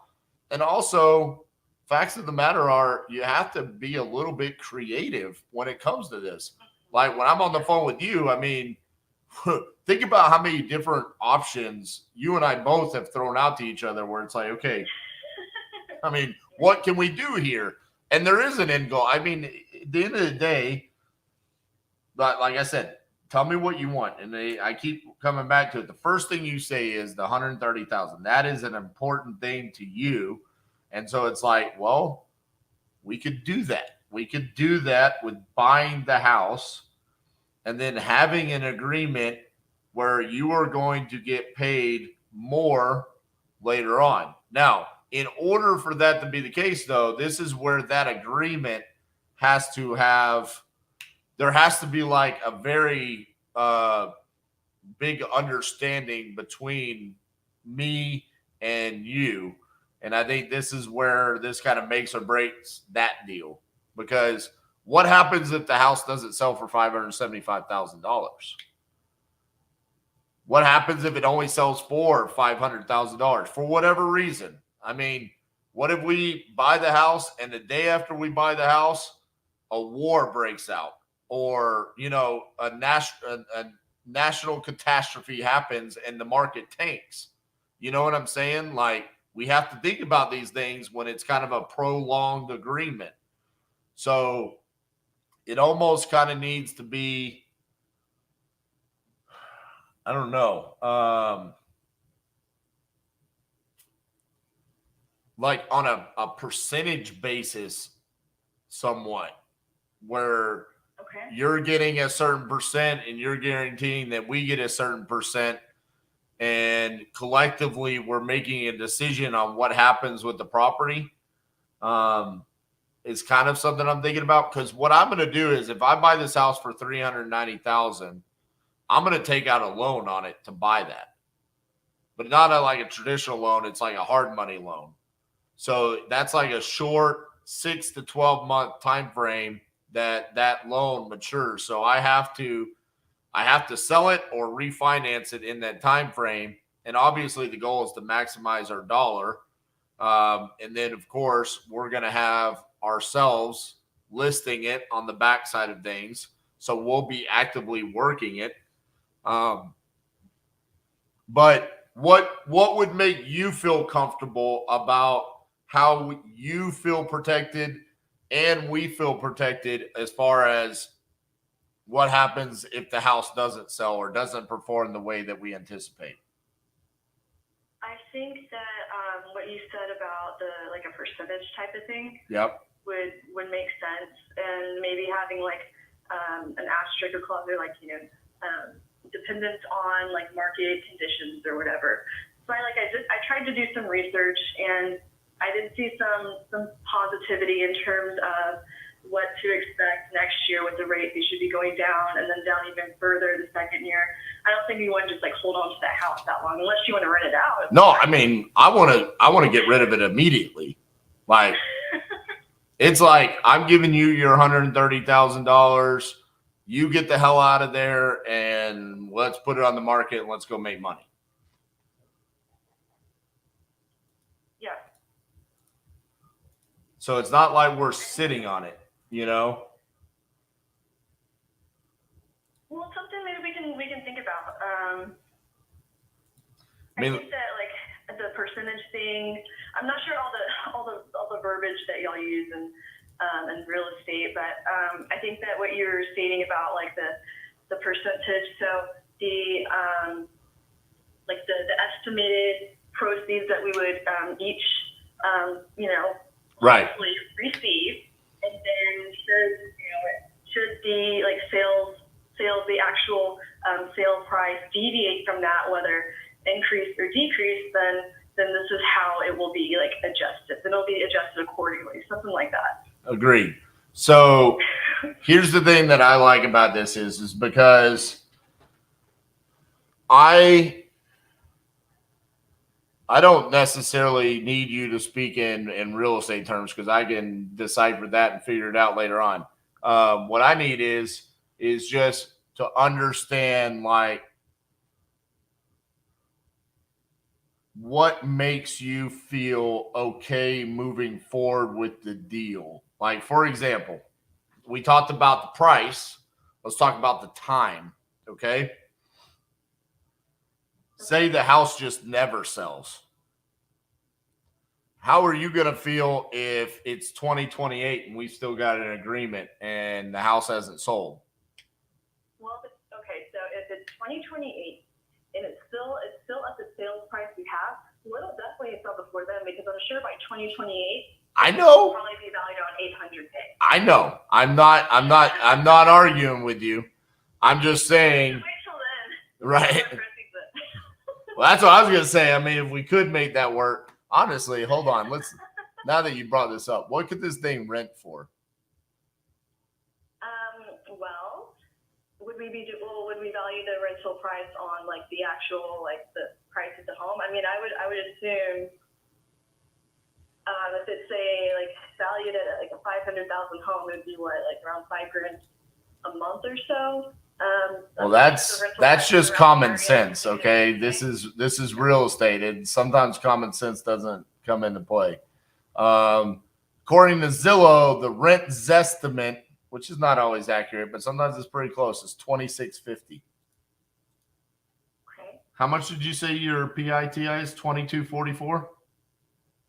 Yes, it actually used to be $2,400 though, like before COVID time. Over $2,400 a month before COVID. Gotcha. So. Okay, so no, we gotta sell it.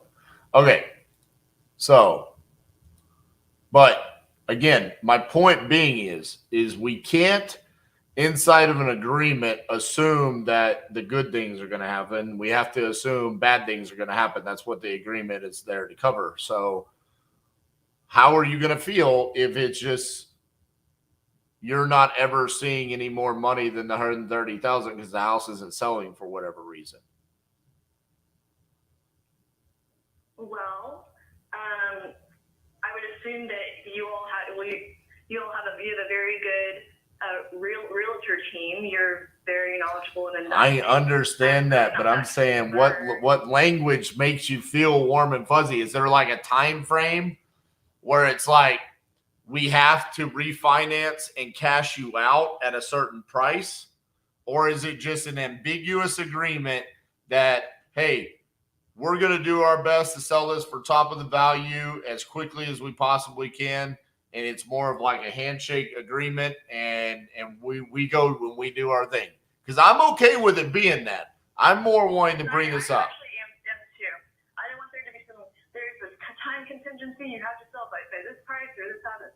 Yeah, let's just get it for the price that we want, however long it needs to take to get there, whatever you all think that needs to be done in order to achieve, our mutual goals.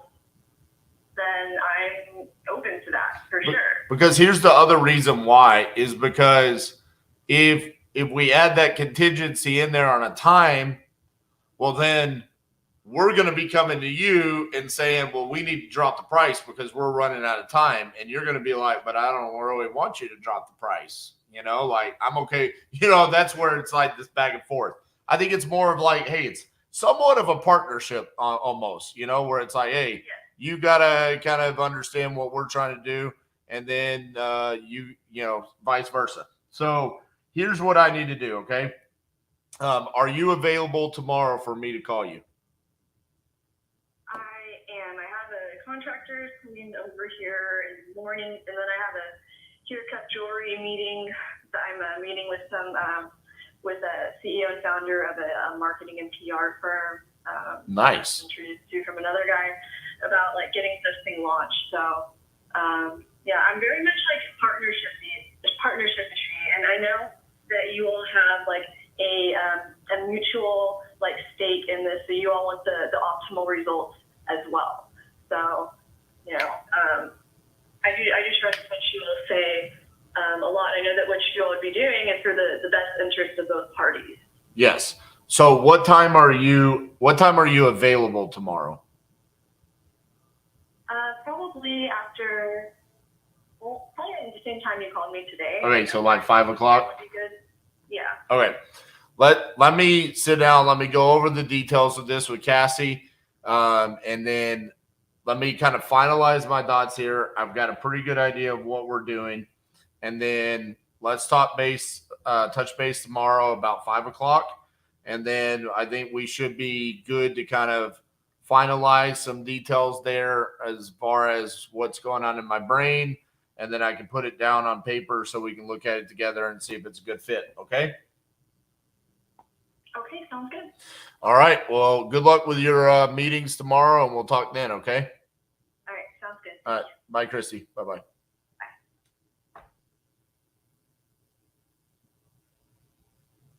Bro, I don't know what happened today. I don't know if there's something else going on, but this is the least amount of people we've had to watch a 50-50-50 ever, and it had some of the best calls ever. So for the few people that are here watching, congratulations, because you're seeing some really cool shit. I don't know why the viewership is so low today, but I thought we had that right there is some epic shit. I mean, so I don't know why the views didn't go up during some of these calls. Normally that happens, but man, listen, one of the more strange days as far as what happened, because it wasn't like we talked to a bunch of new leads. It was just really quality conversations with some follow-ups and obviously some very detailed conversations about different things that have been going on with some of the leads, you know, between Jeff and Christy there.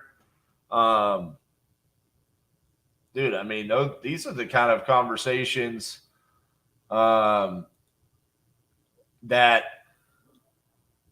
we live for. I mean, this is what we do this for, is to have those types of conversations. So I appreciate you guys being here and supporting. Some of you guys have been here every single day from 10 to 6 every single day. And I can't tell you how much I appreciate the support from you guys, the love that you guys show. Hopefully you guys are getting a lot out of these days. I know I am. I know I'm getting a lot from these conversations. I can promise you this. Some of these calls will be talked about during future crucibles. They'll be talked about in trainings that we have with people. This is realistically, I don't know another place where you could go to see hour after hour, day after day, the amount of conversations that we're having to do what we're doing. What's up, Miss Cassandra? You're muted. Hello? I was just kind of ranting and raving. I said, I don't know what's happened. This is the least amount of people we've ever had watch any 50-50-50. I heard. And literally some of the most epic conversations we've ever had. I appreciate everybody that's here, the love and support we've gotten, but it blows my mind. At one point in time, I think we had 60 people watching today. We're down to 15. And they missed out on just great conversations there to wrap up the day. But listen, to finish day number 10, so 20% of the way done. We've sent 39 contracts, 19 are signed. Cassie did a lot of follow-up today. I think we've got to start giving time of death on some of the contracts that we've sent out. But yeah, I'm gonna probably start terming certain ones tomorrow. But I didn't want to do that hardcore until I just go through a quick rundown with you. And then I'm just going to send a message like, hey, the signing date's expired. If something came up and you really want to sell this property, please let us know so we can make adjustments on the contract and we'll send them out. But some of those follow-ups had some really good results today. It's just like, you got a quickest path to money, man. Like if, we have to reset those and move them to a status like for the team to call on, in their downtimes. Like that's where it goes back, right? It goes back into a previous status of follow-up, right? So versus offer made, so that we're not spending every day calling on them every day when they're not responsive, right? You had some really great things happen while you were on the phone out here too, and I just want to share them with everybody that's still watching. I talked to Stella, fantastic conversation. P.S. Love her.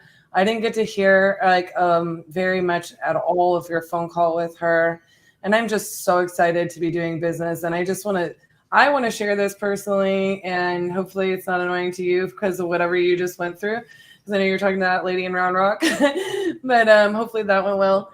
And it was one of the epic conversations. But Stella, I knew that she really wanted to minimize showings. Like I knew that much.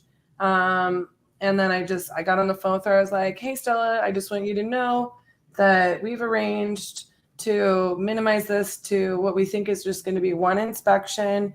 I know your schedule is kind of demanding and a little bit, hard to predict. So can you tell me, do you know of any days between now and Monday that are going to be best for you? And she says, well, I'm going to be off on Thursday and I'm going to be off on Monday, but I have an 11 a.m. doctor's appointment. Those will be the easiest days for me. I said, consider it done. I will let you know what day we can schedule the inspection, right? And then I just got to talking to her really fast, and she's like, well, I need to know, what day is this all happening? I said, well, we've got you scheduled for the 7th, but this could happen faster. It just depends on how long title, because in South Florida, at least I think it's South Florida, it's one of the either South or North Florida, they have to get this utility report, before they can close. And sometimes that can take a couple of weeks, right? And so I'll talk to our closing attorney there and, just kind of see where he's at or whatever. I said, to be honest with you, Stella, we can close early, but, I know you're occupying the property, and if you've got to move, we're willing to work with you. And just our goal is to make this as easy as possible for you. Do you already know where you're moving? And she says, well, I'm thinking Birmingham. And I said, well, that's amazing. Do you already know where you're going to move in Birmingham? And she says, well, I've had my eye on this property, but I'm using the proceeds of this sale to move there, so I'm going to need a lease back. I said, oh, okay, I understand. I said, doesn't look like we have one in the contract, but I'm sure RJ talked to you about that. We'll finalize the dates on everything, and we're going to work with you and just try to make this smooth, easy. I said, we pride ourselves in this. So I'm really excited to work with you. We'll get those dates finalized as soon as we get the title work back. And she said, well, I'm going to need to go out of town a couple times. And I said, you don't got to worry about being out of town. So I said, I'll work with you. We could do everything through email. Even if you already moved to Birmingham, I could have you sign your closing there. We'll just work on keys. I said, you don't have to be in person for us. We'll stay in good contact as long as you can, man, your email will be good. And she's like, oh, that's awesome. And I said, you know, do you know where a house you want to move? And she said, no, I don't. I've had my eyes on this one. I said, would it help you to have an agent? And she said, I have the best agent in Birmingham if you need an agent to help you get your property that you're moving to. And she said, well, you know, that would be really helpful. So I called a real good friend of ours, best agent in Birmingham. Love her. She's basically like my sister, and it had been a really long time since we got to catch up and talk. So I got the opportunity to talk to somebody who I think is just a phenomenal human and a phenomenal woman of her craft. And she's going to help sell us. So it's just like, I will let y'all know. And I was even talking to Kaylin about this. That's our agent in Birmingham. You know, I was like, man, it's moments like this that I'm so grateful that I get to do amazing things for amazing people with amazing people, right? Like I truly, you can ask anybody on our team. I truly love this business. I truly love the fact that just me caring is going to make this woman's life so much easier moving across the country. You know, just by continuing to build that relationship with them past the contract. And I keep saying it on these lives, continue to serve people, and I promise it will serve you well. And, you know, we build this into our team and our team members every day. And I see it on the floor, and I am, you know, it's a measure of success for me when I see our team doing those same things for people. And not everybody wants it and not everybody needs it, but just the fact that, I mean, y'all have heard me talk to a seller that's like, nah, I'll do that myself. Okay, I got you. You don't need me. It's cool. I'm just letting you know I can help you if you want. But it is a point of pride for me, and it is a measure of success for me that we get to do that. And it's incredibly fulfilling that we get to share that with you guys. It's incredibly fulfilling that we can, you know, just lead by our actions and how we do business in as many ways possible. We're not perfect, but we get after it every day, and we do our best to serve people and with our knowledge base and our experience in real estate across the board, and keep adding tools to our tool belt. So I'm really excited that Kaylin's going to get to take care of Stella. And I'm really excited that it's going to make our closing and her goals a lot easier for her. So you're muted. I got to go watch my daughter play goalie now. Oh, thank you guys. Hey, everybody. Thank you. Have a wonderful evening. Go Stars. We'll see you in the morning on day 11. See ya. I stuck my straw in your milkshake, and I drank your milkshake. You can get chewed up and spit out if you don't understand these things. Go drink your milkshake. Are you prepared to do what it takes to get what you want? There's money in this room. There's millions of dollars in this room. Networking. It's about consistent, intentional, tactical action. I'm on a mission to make something change in my environment that's going to give me what I want, and I'm obsessed about it. It's the crucible! Oh, this is what we do.